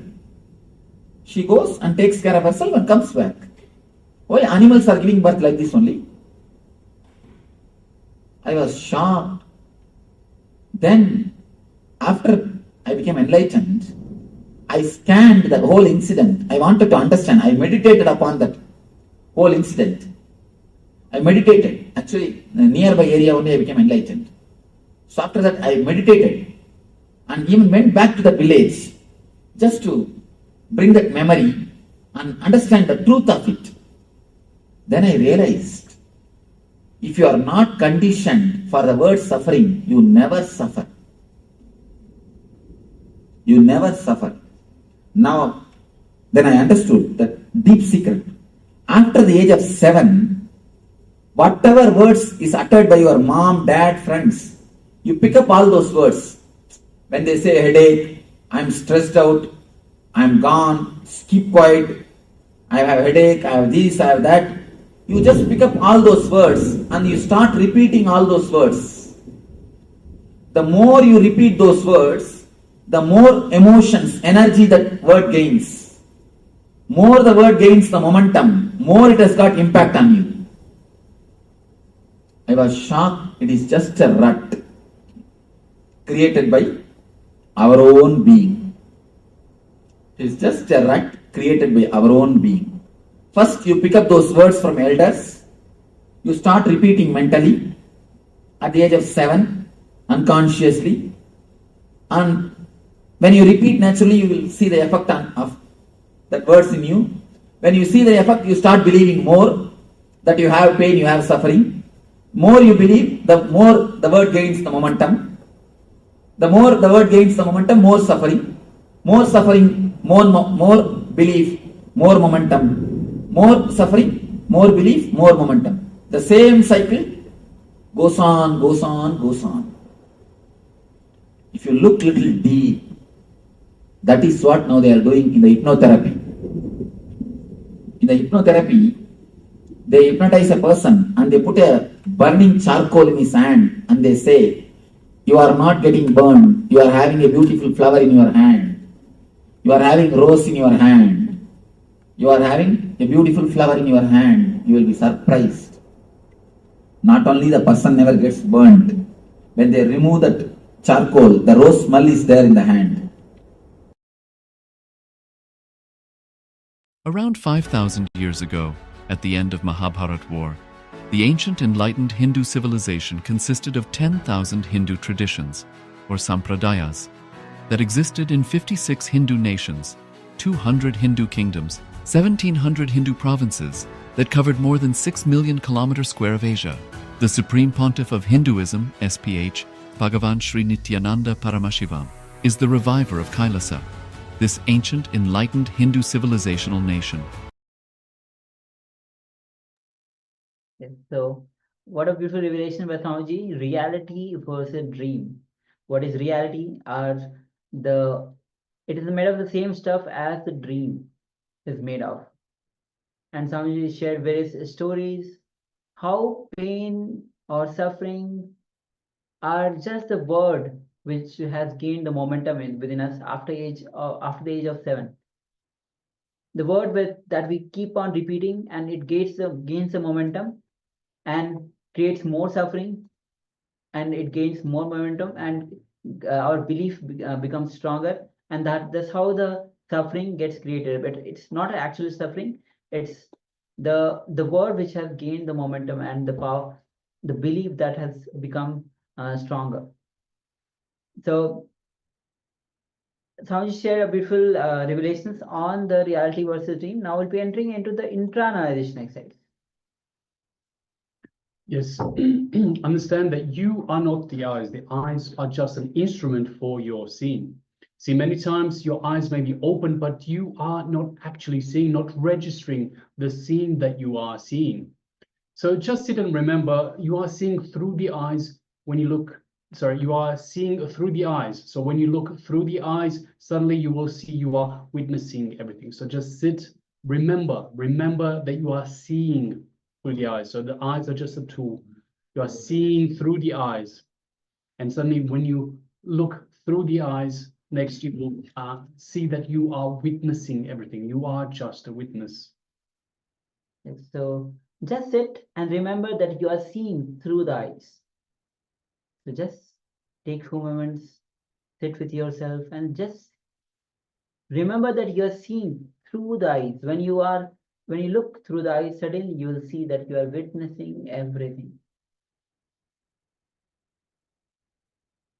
So let's take a few moments and understand, when you step back and realize that you are seeing through the eyes, the whole attention is on the seer.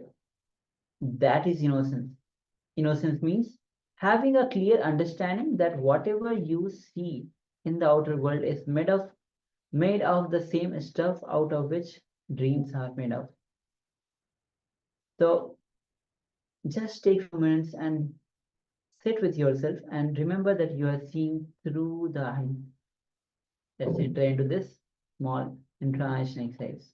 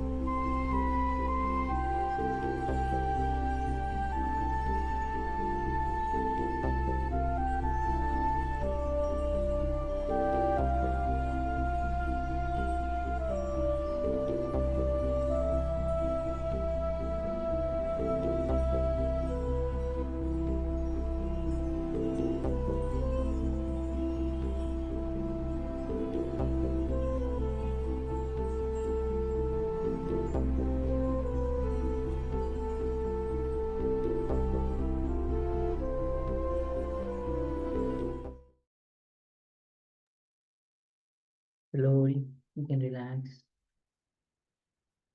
Understand when you step back and realize that you are seeing through the eyes, the whole attention is on the seer. Cognize reality is a dream, and it requires understanding that what you see is a dream. Having the Shakti, the energy to change the dream, and having the Buddhi, the intelligence to know it is a dream. And so there's no need to change it. An important truth you should know that dreams are made of the same stuff that the waking state and the world is made of. If you think dreams are ordinary, then this world is also ordinary. All right, so with this, we'll be moving on with the power manifestation.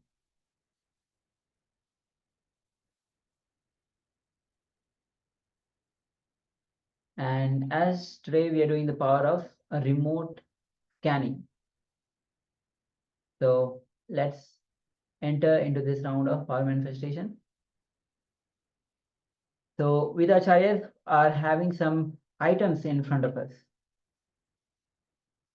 And you'll be scanning these items which are in front of the acharyas through the power of remote vision. So let's get ready. You can sit with your head, neck, spine and straight line. And just remember Swamiji in your space. Just connect with Swamiji. Nothing else matters. The intense declaration to be in oneness with Swamiji. Be in that space of pure unclutched space.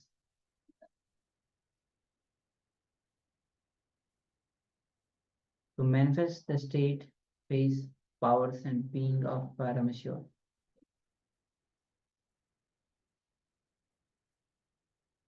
Just be in that restful awareness.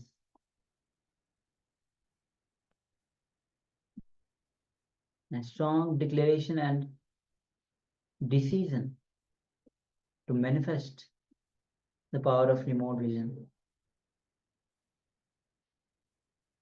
Now gently bring your awareness to the third eye and connect with Swamiji through the Mahavakya. Om Nithyananda Paramashivoham. Om Nithyananda Paramashivoham. Om Nithyananda Paramashivoham. Keep chanting the Mahavakya as we enter into this round of power manifestation, scanning the items which are in front of the Acharya. So let's enter into this round of power manifestation. Let's begin. Paramashivoham.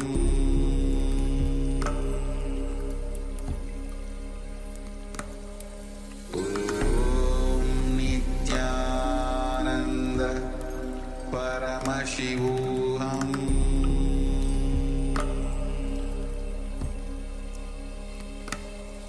Om Nithyananda Paramashivoham.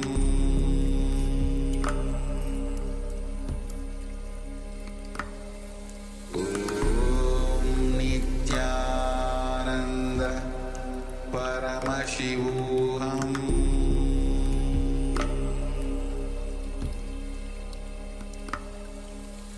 Om Nithyananda Paramashivoham.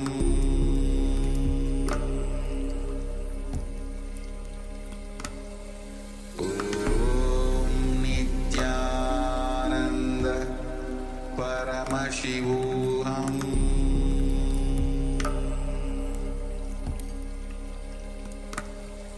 Om Nithyananda Paramashivoham.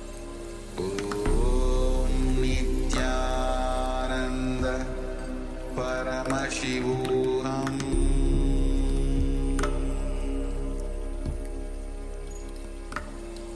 Om Nithyananda Paramashivoham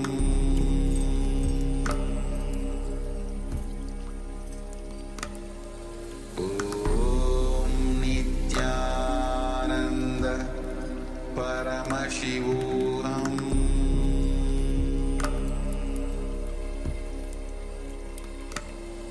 Om Nithyananda Paramashivoham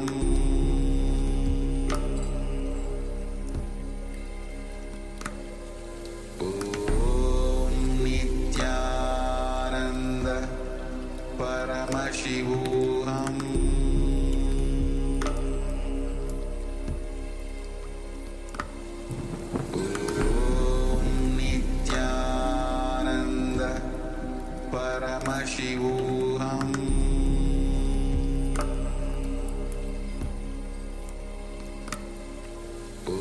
Om Nithyananda Paramashivoham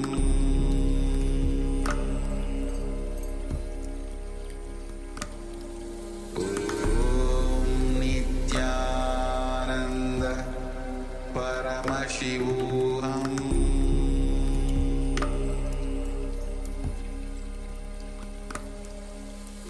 Om Nithyananda Paramashivoham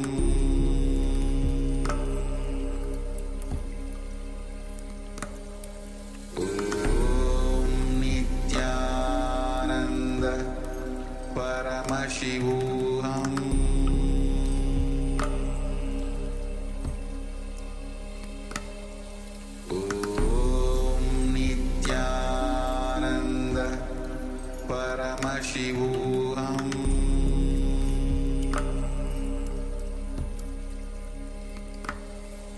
Om Nithyananda Paramashivoham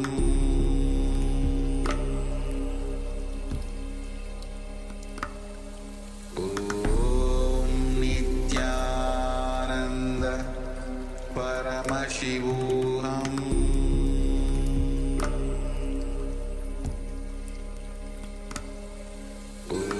Om Nithyananda Paramashivoham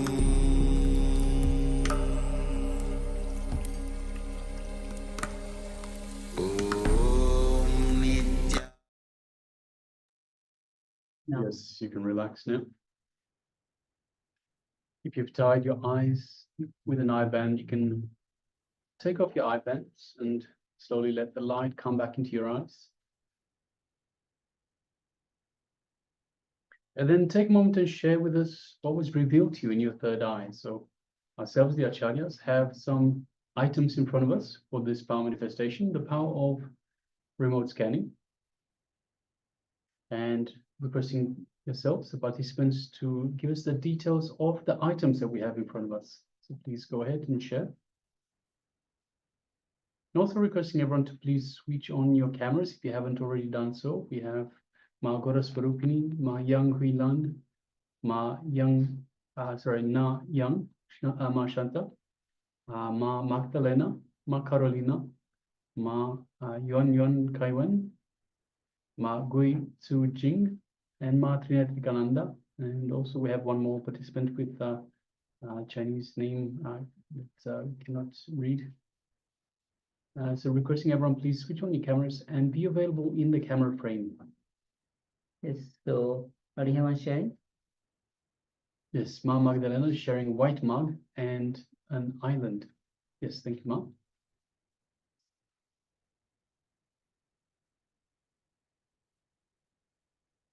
Please, requesting everyone, if you haven't already done so, please share with us what was revealed to you in your third eye. What items do we have in front of us? Yes, so in this round we were scanning the items that the acharyas had in front of us. So please take a few moments and start sharing what was items that was revealed to you, which the acharyas are having in front of us. All right, so if you're still sharing, please continue to do so. Meanwhile, let us move on to the verification stage. So we'll reveal to you the items that we had in front of us. So yes, so first of all, this is the first item, which is a glass case. So a case for glasses. It's long and some brownish gray color. Another item that I have is a conch with the stand. So white color conch and a stand which is golden in color. So this is the next item. Yes, and again for the glasses, to clean the glasses, we have a cloth to clean the glasses. So another item that we have in front of us is, you can see a small Rudraksha bead that is there, and a decorative piece which is generally used to decorate along with the Rudraksha beads. So yes, these are the items that the acharyas had in front of them. So even Ma shares white mug and island. White color we definitely have. And sometimes a conch we use to pour the water in the conch, especially in the Guru Puja. So this can be interpreted as not mug, but in terms of how it contains the water and pouring the water, I guess. Thank you. Yes, Ma, and we also find a conch at the beach. So an island will suggest that there is a beach as well. So Yes. Very much the connection there, Ma. Connection there. Yes, thank you very much for sharing that. Congratulations for manifesting. Yes. All right. So thank you all. Thank you all for sharing, manifesting. With this, we'll be entering into the next revelations by Swamiji, which is going to be on, as today the last the revelation was on the dream and reality. So now Swamiji will be exploring various questions and answers on the dream itself, and Swamiji will be explaining about the dream body. So let's come to the space of listening and let's enter into these revelations.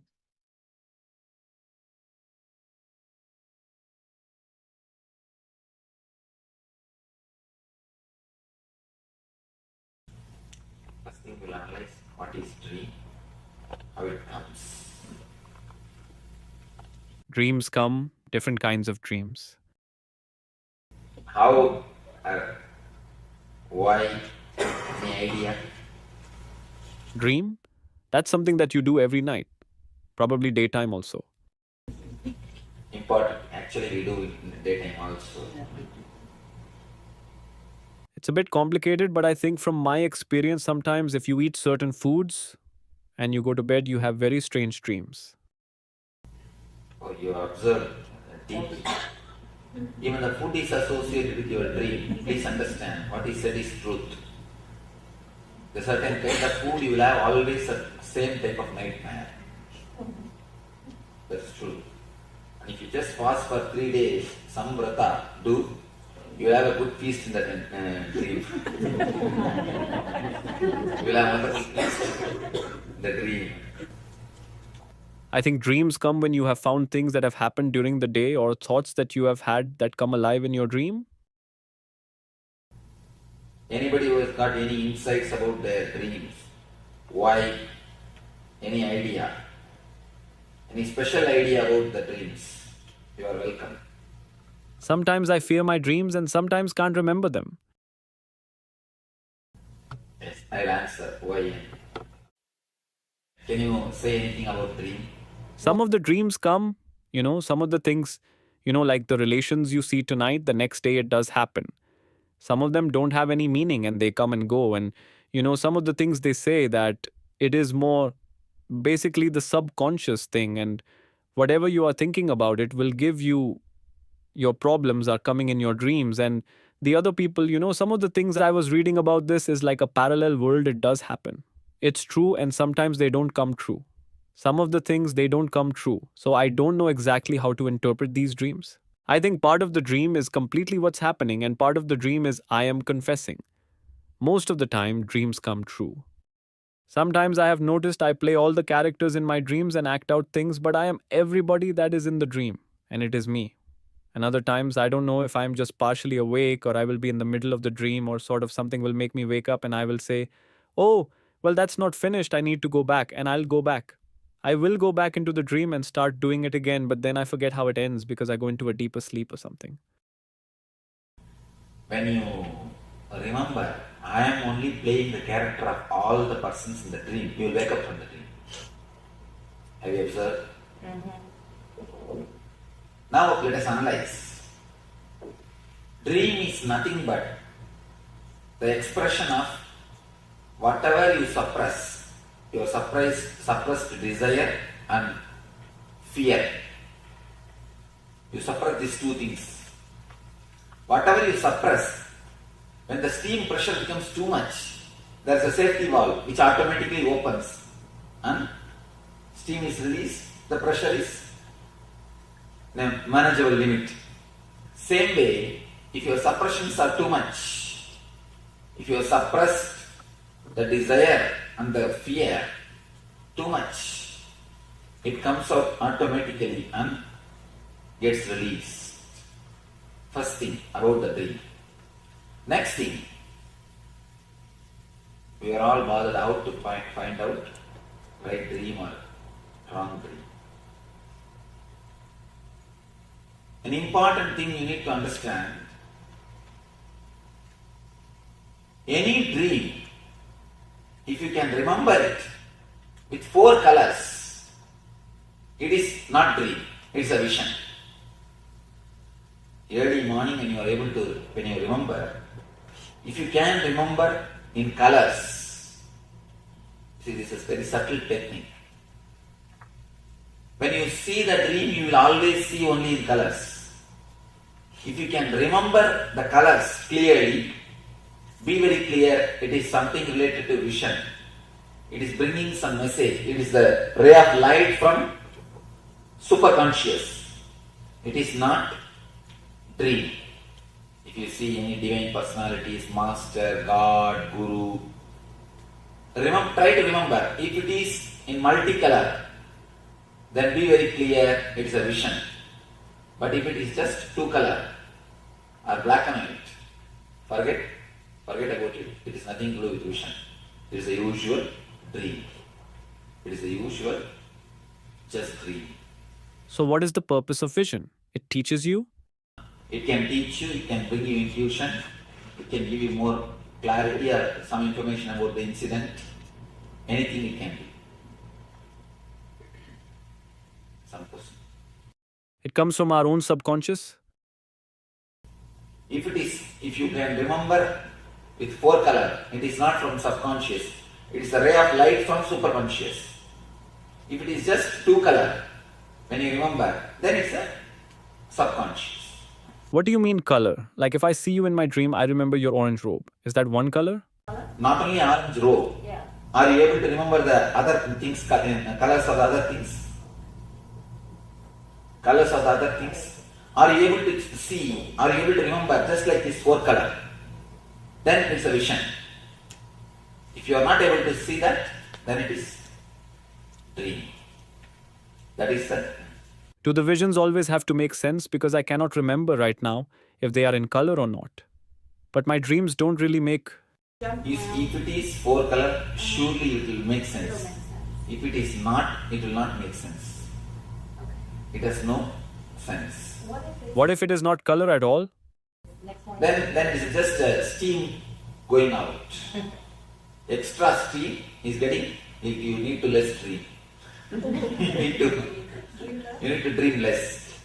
It is just actually, when the steam is too much, if too much of suppression is there, of fear and the greed, there is an automatic mechanism which opens, automatic safety valve, which opens and releases the steam.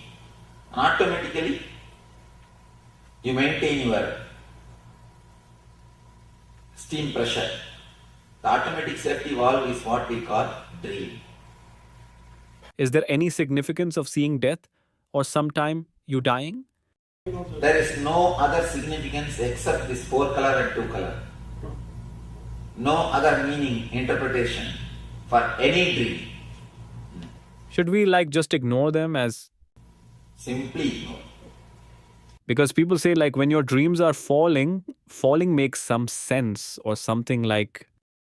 No, none of them have got any sense. People who never dream, like they never have a dream, they just sleep and wake up. No, it can never be. Only an enlightened master can be like that. Swamiji, what is the significance in dreams? You said that everybody dreams whether you remember it or not. Remembering and not remembering has no meaning.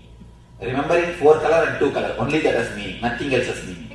Because normally people associate that if you can't remember, they say, oh, you slept deep. That's what they say.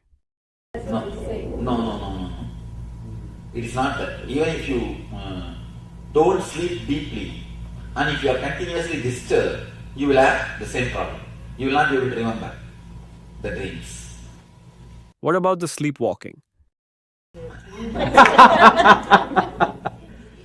That is something to be analyzed.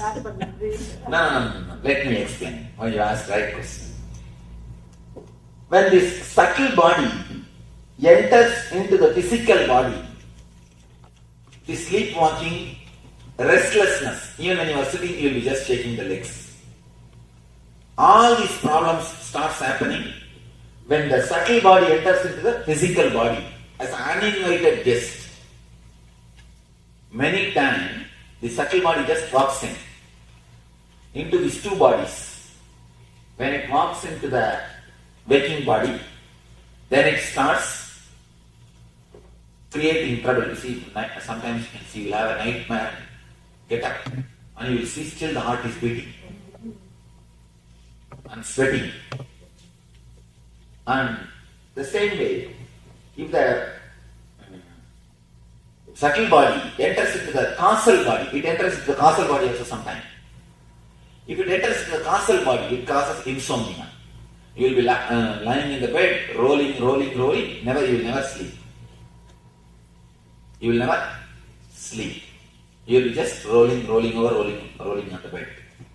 So whenever the waking body enters into these 2 bodies, it creates this type of problems.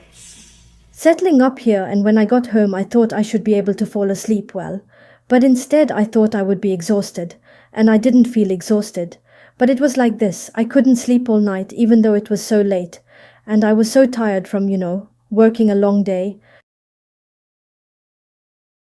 Standing up. You have done ASP? Mm-hmm.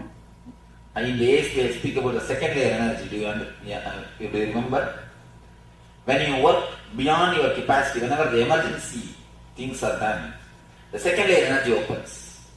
If you have a deep love or desire, then again second layer energy opens. If you do some service with a deep love for me, it has to be done. I cannot use the excuse I'm tired. I have to do. When you have the excuse, oh I'm tired, oh dear Shantipai, I'll come tomorrow, Shanta Reddy, I'll come tomorrow. Then first layer energy over. But when you decide, no, I will do something, I have to do, then naturally second layer energy opens. That is what you feel. Even after going to the house, you don't feel sleepy. What about the recurring dreams that come back? Come back again and again? If you see them in color, again they have some meaning.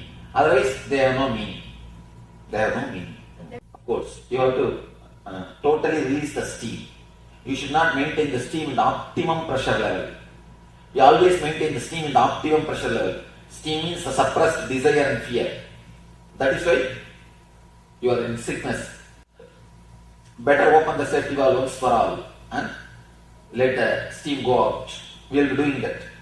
Today we will be doing the technique to open the safety valve. Swamiji, you said we will move in sleep or when we are awake. Even anytime.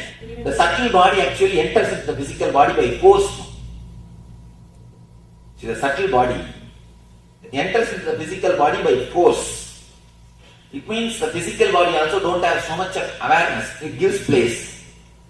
So people that bite their nails all time, is it the same thing? But what causes that to happen? Like what are the some things that cause them? Restless, suppressed, that's what you see, the suppression, suppressed desire and the fear. If it becomes too much, it is just on the verge level. Any moment you can become this or that.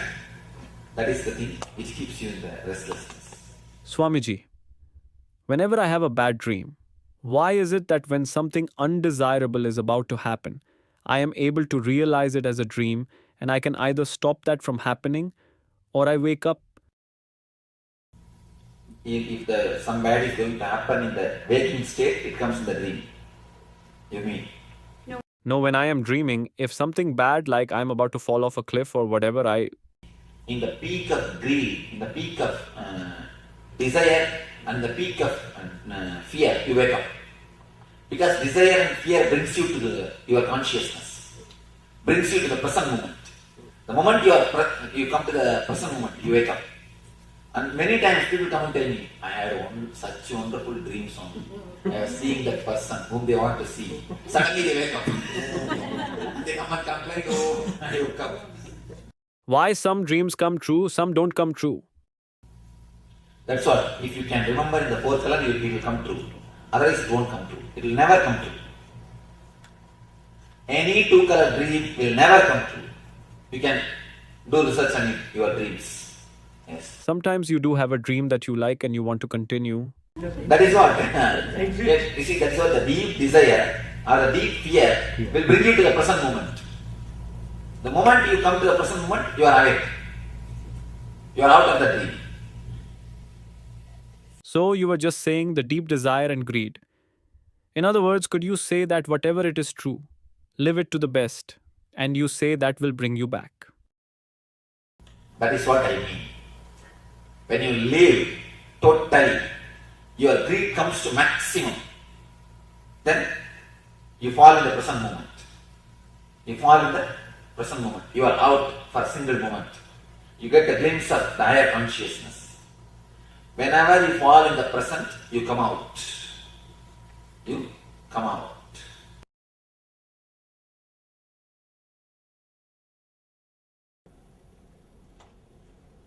We will enter into the second session, which is related to dream body, which is subtle body. Let you understand few things. Whatever you suppress, whatever you wanted to happen, and whatever you don't want that to happen, whatever you want to happen, whatever you think that it should happen, whatever you think it should not happen, both happens in the dream. Whatever you think you want to happen, the desire, the greed, whatever you think it should not happen, the fear, which you suppress, both comes up in the dream.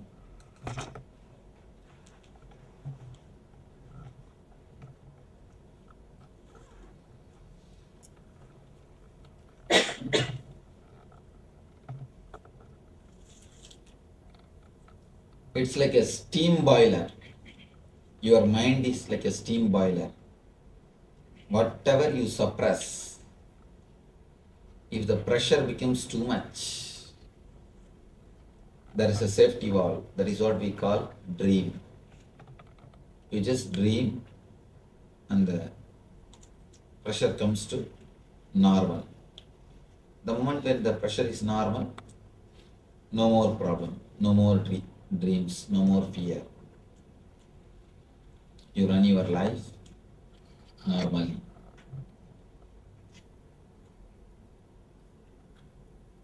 This is the way basically we dream. This is the way basically dreams happen. There is one more thing. If just dream comes and goes, there will be no problem. But this dream body, doesn't keep quiet. If dream comes only in that time, in a particular time, if your dream body is active and you are extra steam or extra pressure is released, as long as that happens, no problem. Things go very smoothly. But it is not that only this happens. Something more happens. There starts the whole trouble.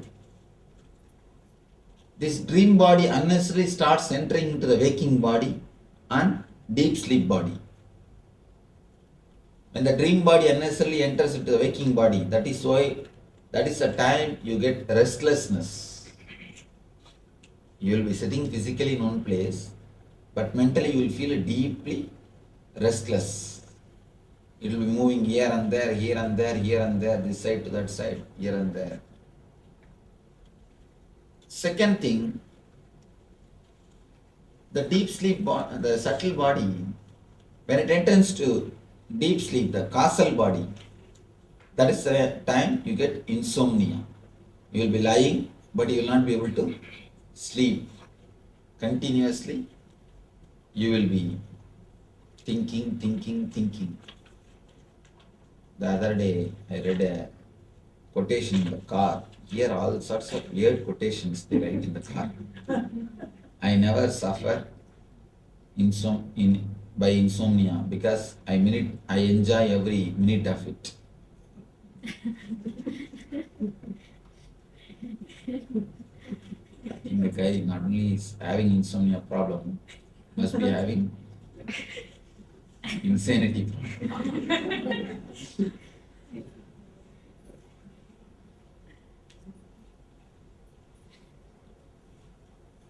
When the dream body enters unnecessarily into the waking body or into the deep sleep body, it creates trouble.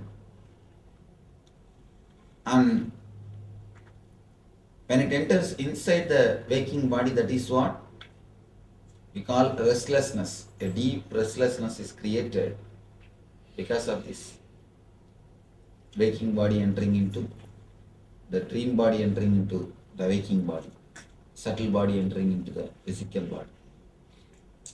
One more thing happens, the daydreaming. Daydreaming is nothing but subtle body entering into the dream level, the subtle body entering into the physical level, physical body. When you are sitting, but your mind will be somewhere wandering, somewhere dreaming, almost as it is now.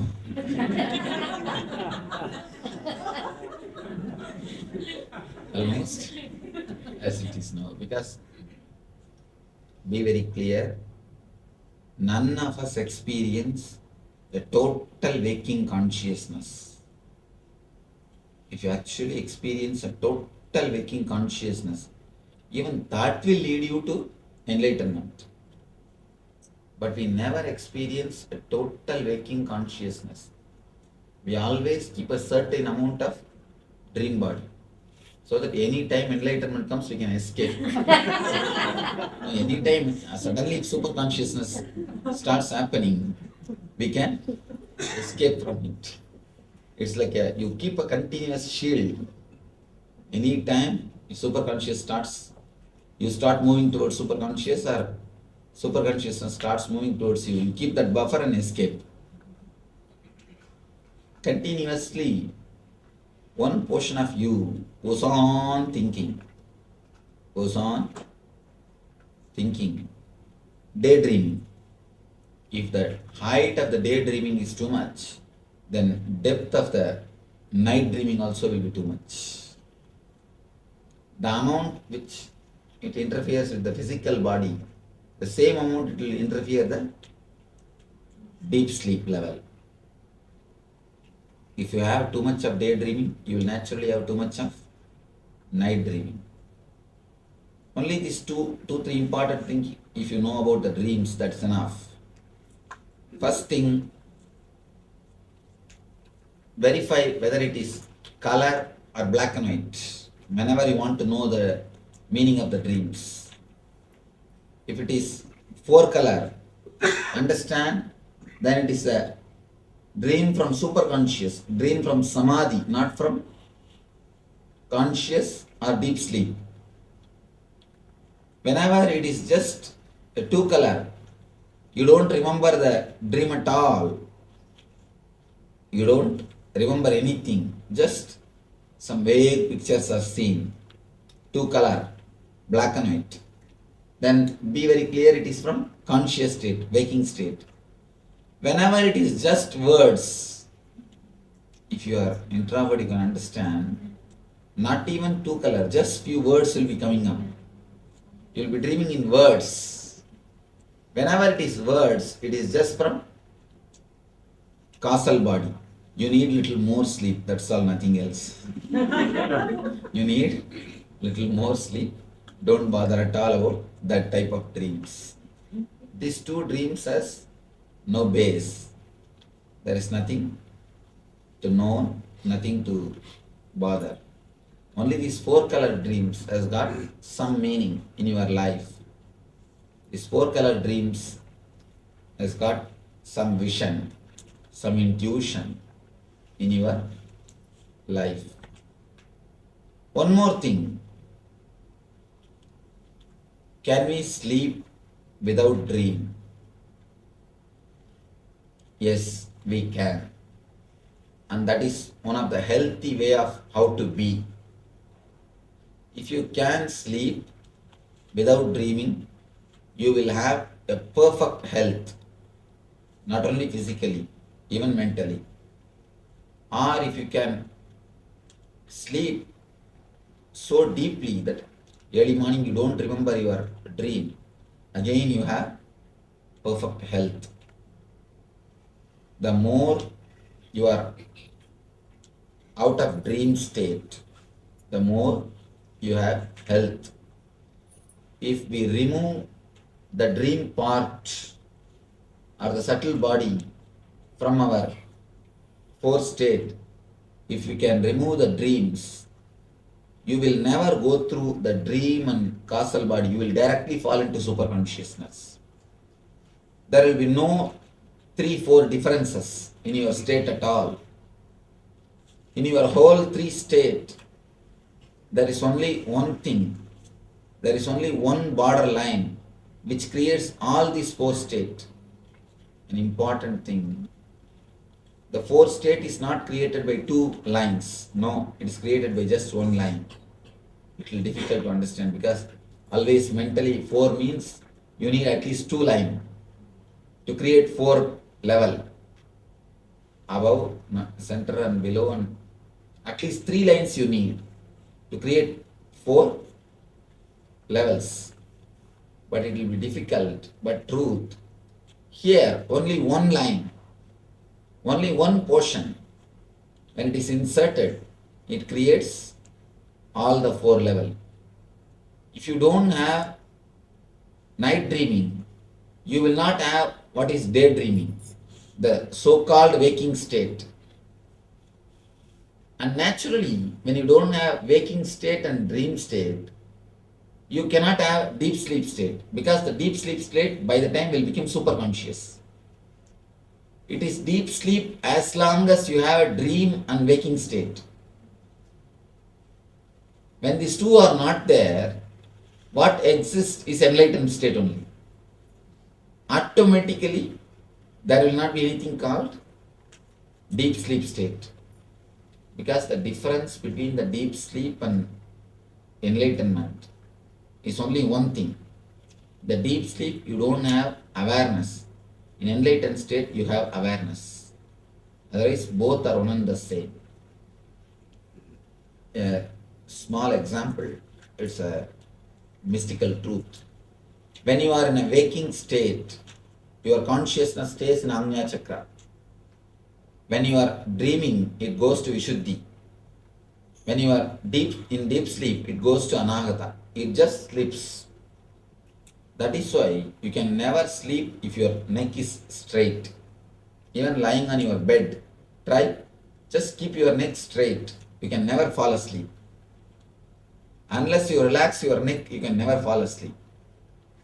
And if you relax your neck, You don't have to do anything. Now itself you will fall asleep. You relax your neck, immediately you will fall asleep, here itself.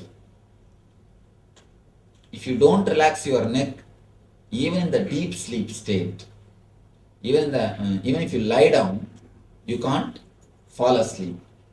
You will not be able to sleep. Deep sleep state, it goes to anahata. And just a small turn, anandagandha. This is the area where anandagandha chakra is there. In the enlightened state or samadhi state, it goes to anandagandha. That's all. Very small turn. From here it goes to anahata, here anandagandha. That's all. Anandagandha is what we call, of course, if you are a healer, you know what is anandagandha. It's one space, one chakra, where all the 7 chakras collapse. If you fall into anagata, you will sleep. If you fall into anandagandha, you will meditate. That's why so many people, they feel like sleeping when they go into meditation. Somebody was asking, I felt like continuously yawning. So, when you travel towards sleep and meditation, sleep and enlightenment, majority distance is same. For example, from here if I go up to the door, majority distance is same. Only 3 steps, if I take that side, I'll go through that gate. If I take this side, I'll go through this gate. Just like that. From here to there, from here to anahata, the distance is same. If I take 3 steps towards anahata, I'll fall asleep. If I take 3 steps towards anandagandha, I'll fall into samadhi.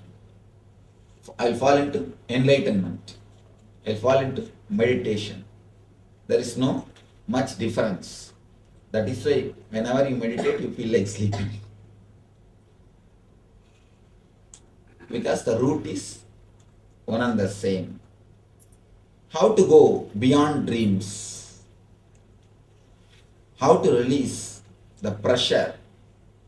How to release the steam pressure of dreams? How you can enter into the state beyond dreams? How you can dissolve the dreams?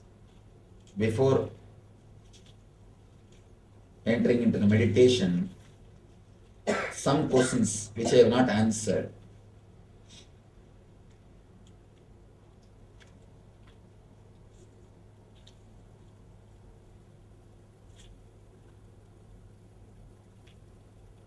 Some questions worthy of answering. I'll try to.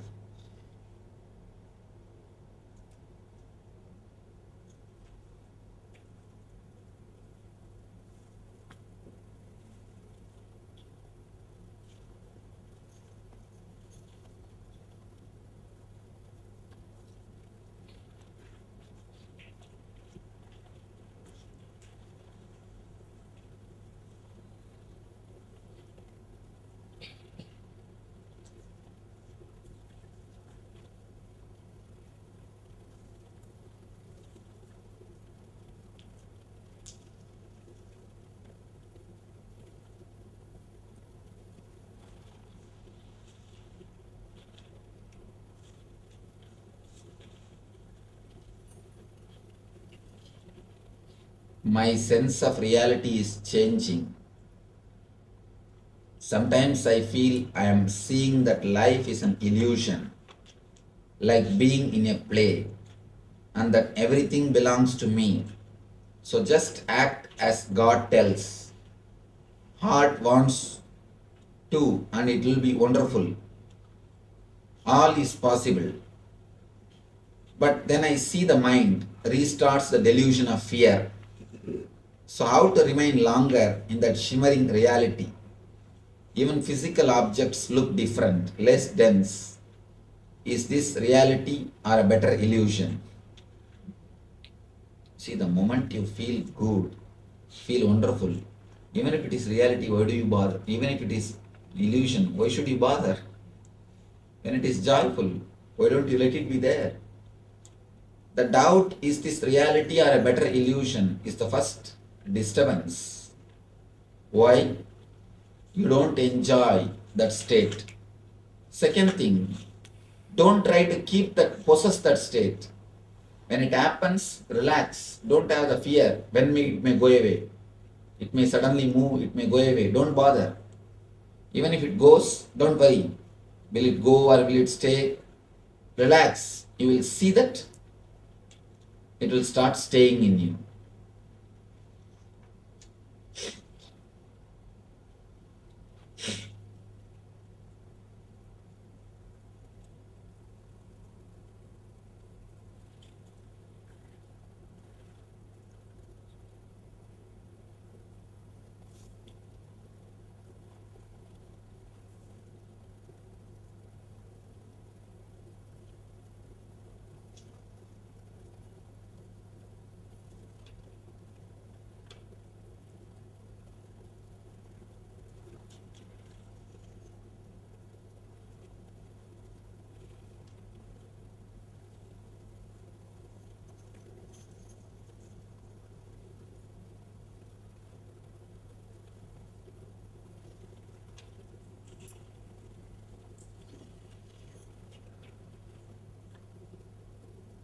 Here are these questions. Sometimes I wonder, how do these people live with their head and logic? See, the same question, the question starts with one logic, by the time it comes to an end, the logic turns and they contradict themselves. I am surprised. There are few questions. You can't answer that question. You have to answer the questioner himself.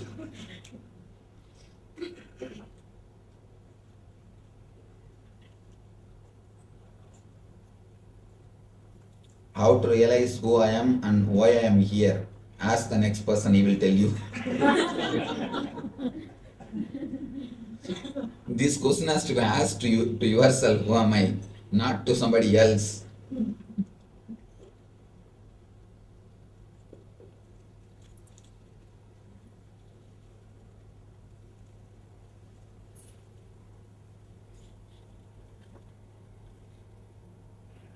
Usually I have no dreams, but recently I had very distressing dreams. How do I find out why? There is no need to find out why. Find out how to come out, how to stop having the dreams with so much of stress. Now we will be doing a meditation to reduce the steam pressure in the dream body, to reduce the steam pressure in the dream layer.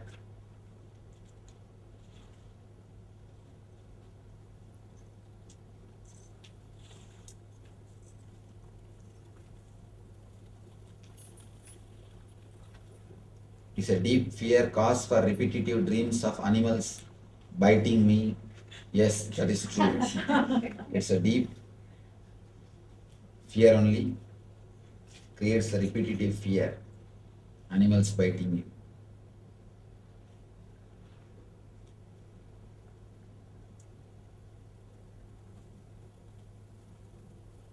If vision can guide us, what will guide people who does not identify it or who does not get vision?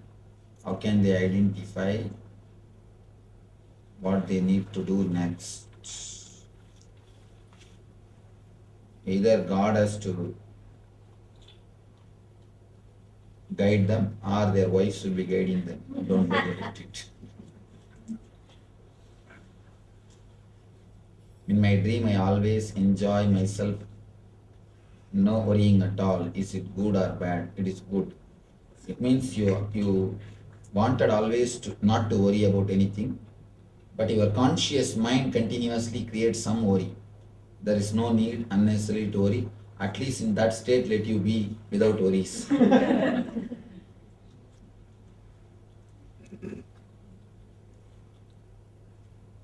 If our waking life is also a dream, then are all these people just illusions, including you? Yes.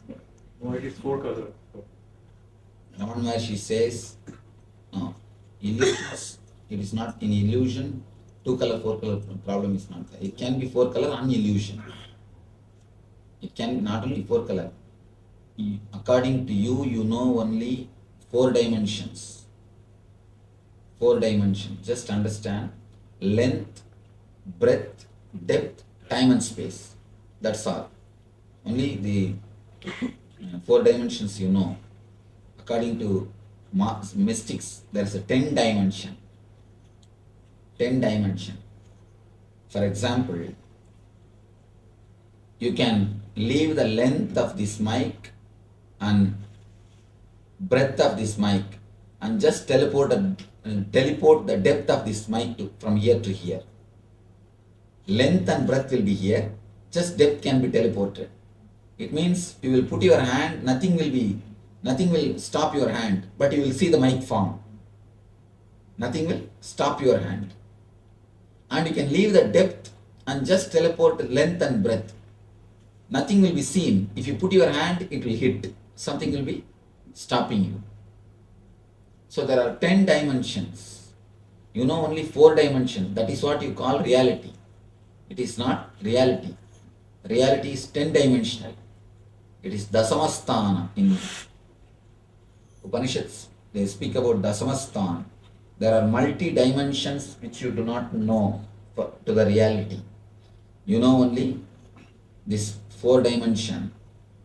So understand, surely including me, as you understand, is just a dream. Ramana Maharshi says, somebody goes and asks Ramana Maharshi, including you is a dream, then how seeing you helps us? Then what is the use of seeing you? Ramana Maharshi says, if you see a lion in your dream, you just wake up from the dream. Just like that, when you see me in your dream, you wake up from your dream. If you see me in your waking state, it's like a simha sopna. You are made to wake up from this state. Seeing the master in the waking state wakes you up from the waking state. You move to the superconscious state.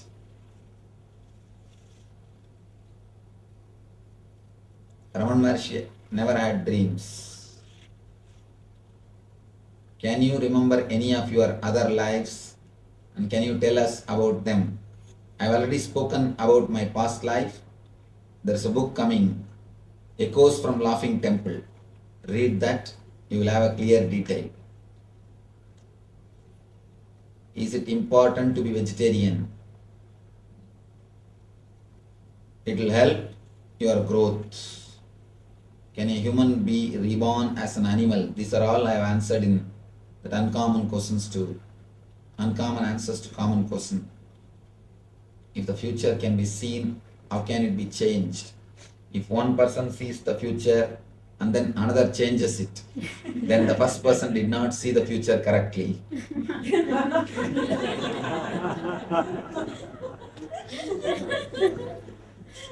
Future, as on now, see, future means you project from the past actually. If you just see somebody's past, almost you can identify his future, how it will be. Because future means you don't create from somewhere else. You create the future from the same stuff which you call as past. That's why you create the same rut, undergo the same trouble, same thing. Nothing much will be different. Only when a master interferes in your life, he changes the whole thing. So if you go to an ordinary person, when he predicts only the real future. But when a master comes, he just changes it. It is like a time shaft. If you go to an ordinary guy who does prediction, he sees the time shaft, what is printed, and he says. And if you suddenly meet a master, and if he erases, how can the person who predicts can be responsible? So he is not responsible for it. Can drugs be useful for a spiritual person? No way it can be useful. It can only be harmful. Can sex be useful? It can be used when it is used with the proper tantric techniques. But as on now, it is very difficult to get a proper tantric techniques. All the tantric techniques available now and all the tantric masters at least available now are like astrologers. Astrology is great shastra, but astrologers are, just like the tantra is a great shastra, but the tantrics have spoiled it. Can you see auras? Do you see unusual things? I can see auras, but I don't see unusual things. I see usual things. You see actually unusual things. Only you see unusual things. I see only the usual things.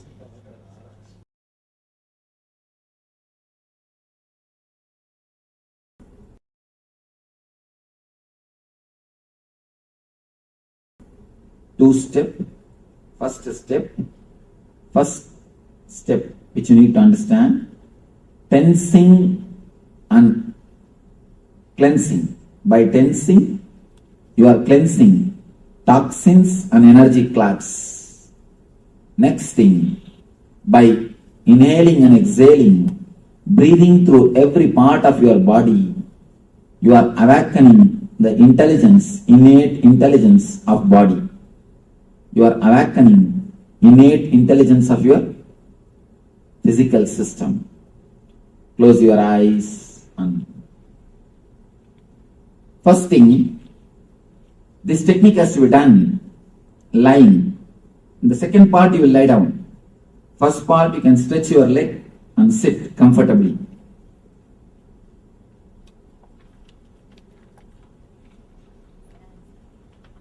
Make enough space to lie down. Yes.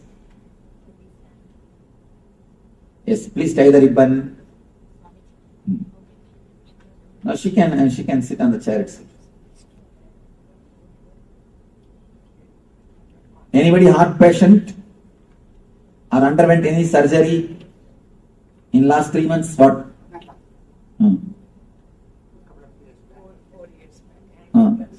Angioplasty. All right. Only in that region, do it a little less. Please tie the ribbon. You are requested to tie the ribbon so that you will not look in between the meditation. She is surprised why we asked to tie the ribbon. Number 7. Stretch your legs out.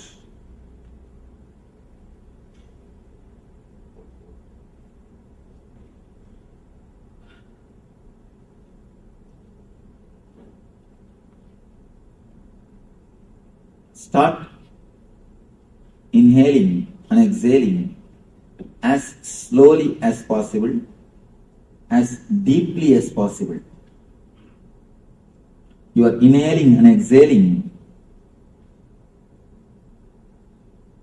should happen throughout the body.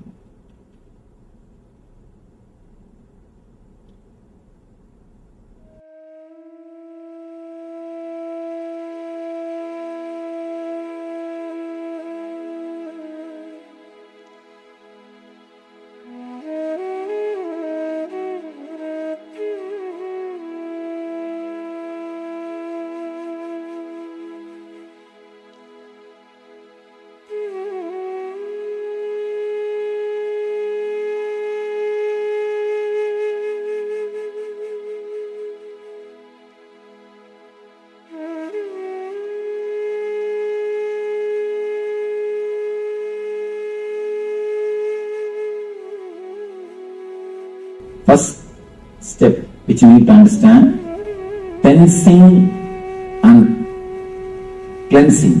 By tensing, you are cleansing toxins and energy clouds. Next thing, by inhaling and exhaling, breathing through every part of your body, you are awakening the intelligence, innate intelligence of body. You are awakening innate intelligence of your physical system.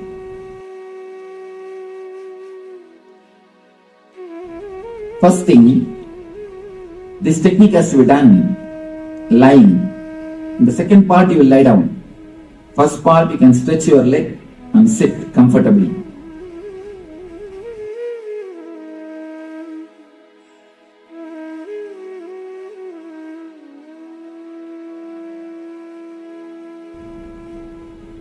Start inhaling and exhaling as slowly as possible, as deeply as possible. Your inhaling and exhaling should happen throughout the body.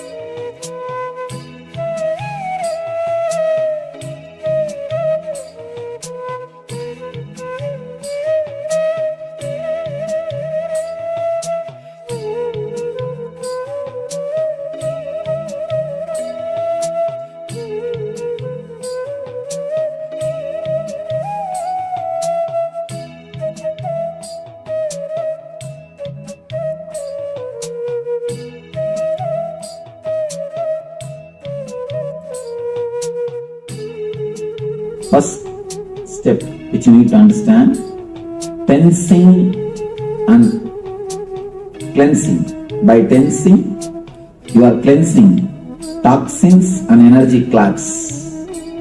Next thing, by inhaling and exhaling, breathing through every part of your body, you are awakening the intelligence, innate intelligence of body.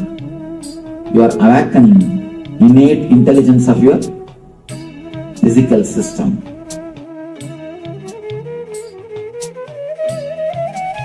First thing, this technique has to be done lying. In the second part, you will lie down. First part, you can stretch your leg and sit comfortably.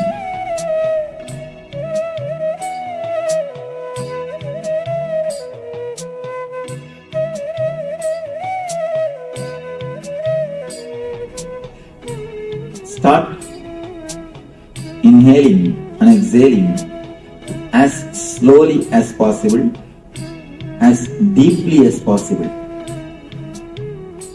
Your inhaling and exhaling should happen throughout the body.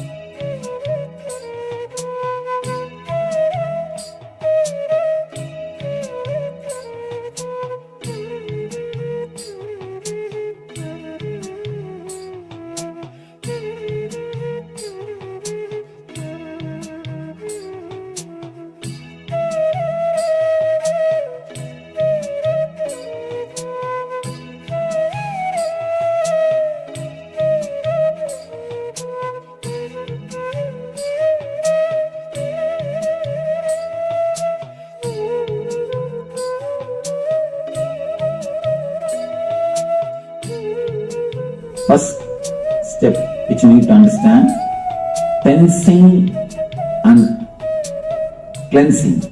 By tensing, you are cleansing toxins and energy clots. Next thing, by inhaling and exhaling, breathing through every part of your body, you are awakening the intelligence, innate intelligence of body. You are awakening innate intelligence of your physical system.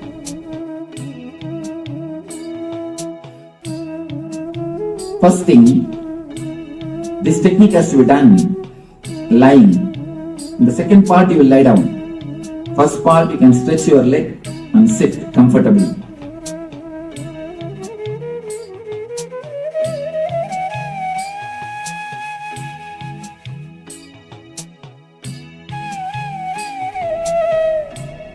Start inhaling and exhaling as slowly as possible, as deeply as possible.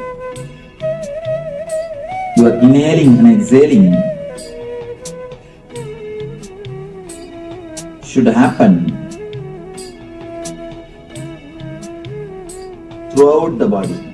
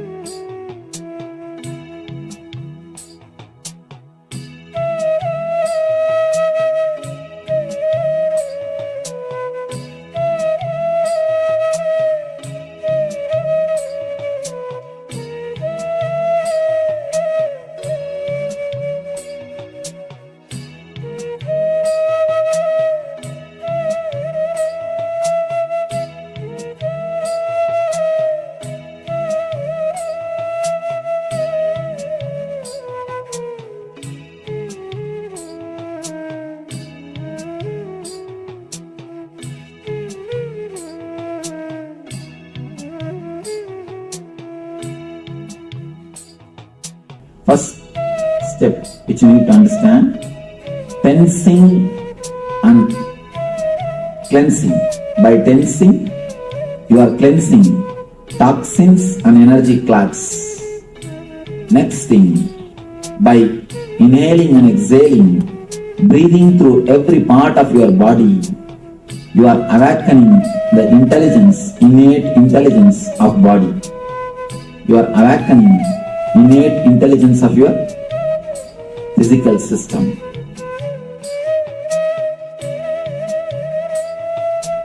First thing, this technique has to be done lying. In the second part, you will lie down. First part, you can stretch your leg and sit comfortably.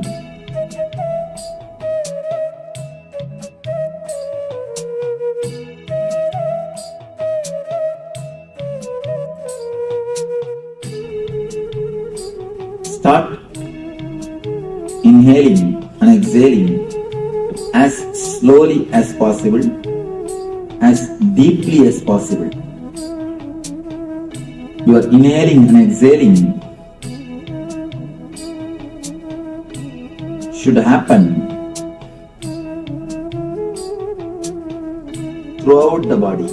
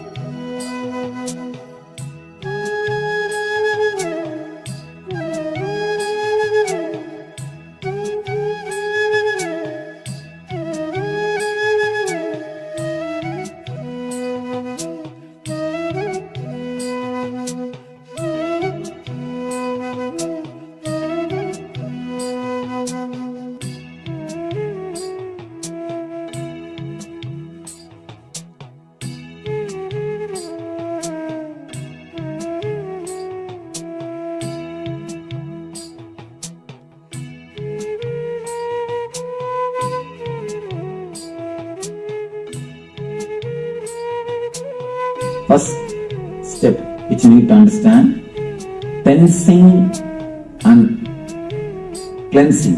By tensing, you are cleansing toxins and energy clots. Next thing, by inhaling and exhaling, breathing through every part of your body, you are awakening the intelligence, innate intelligence of body.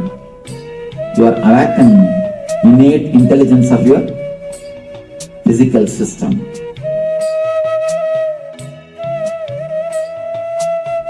First thing, this technique has to be done lying. In the second part, you will lie down. First part, you can stretch your leg and sit comfortably.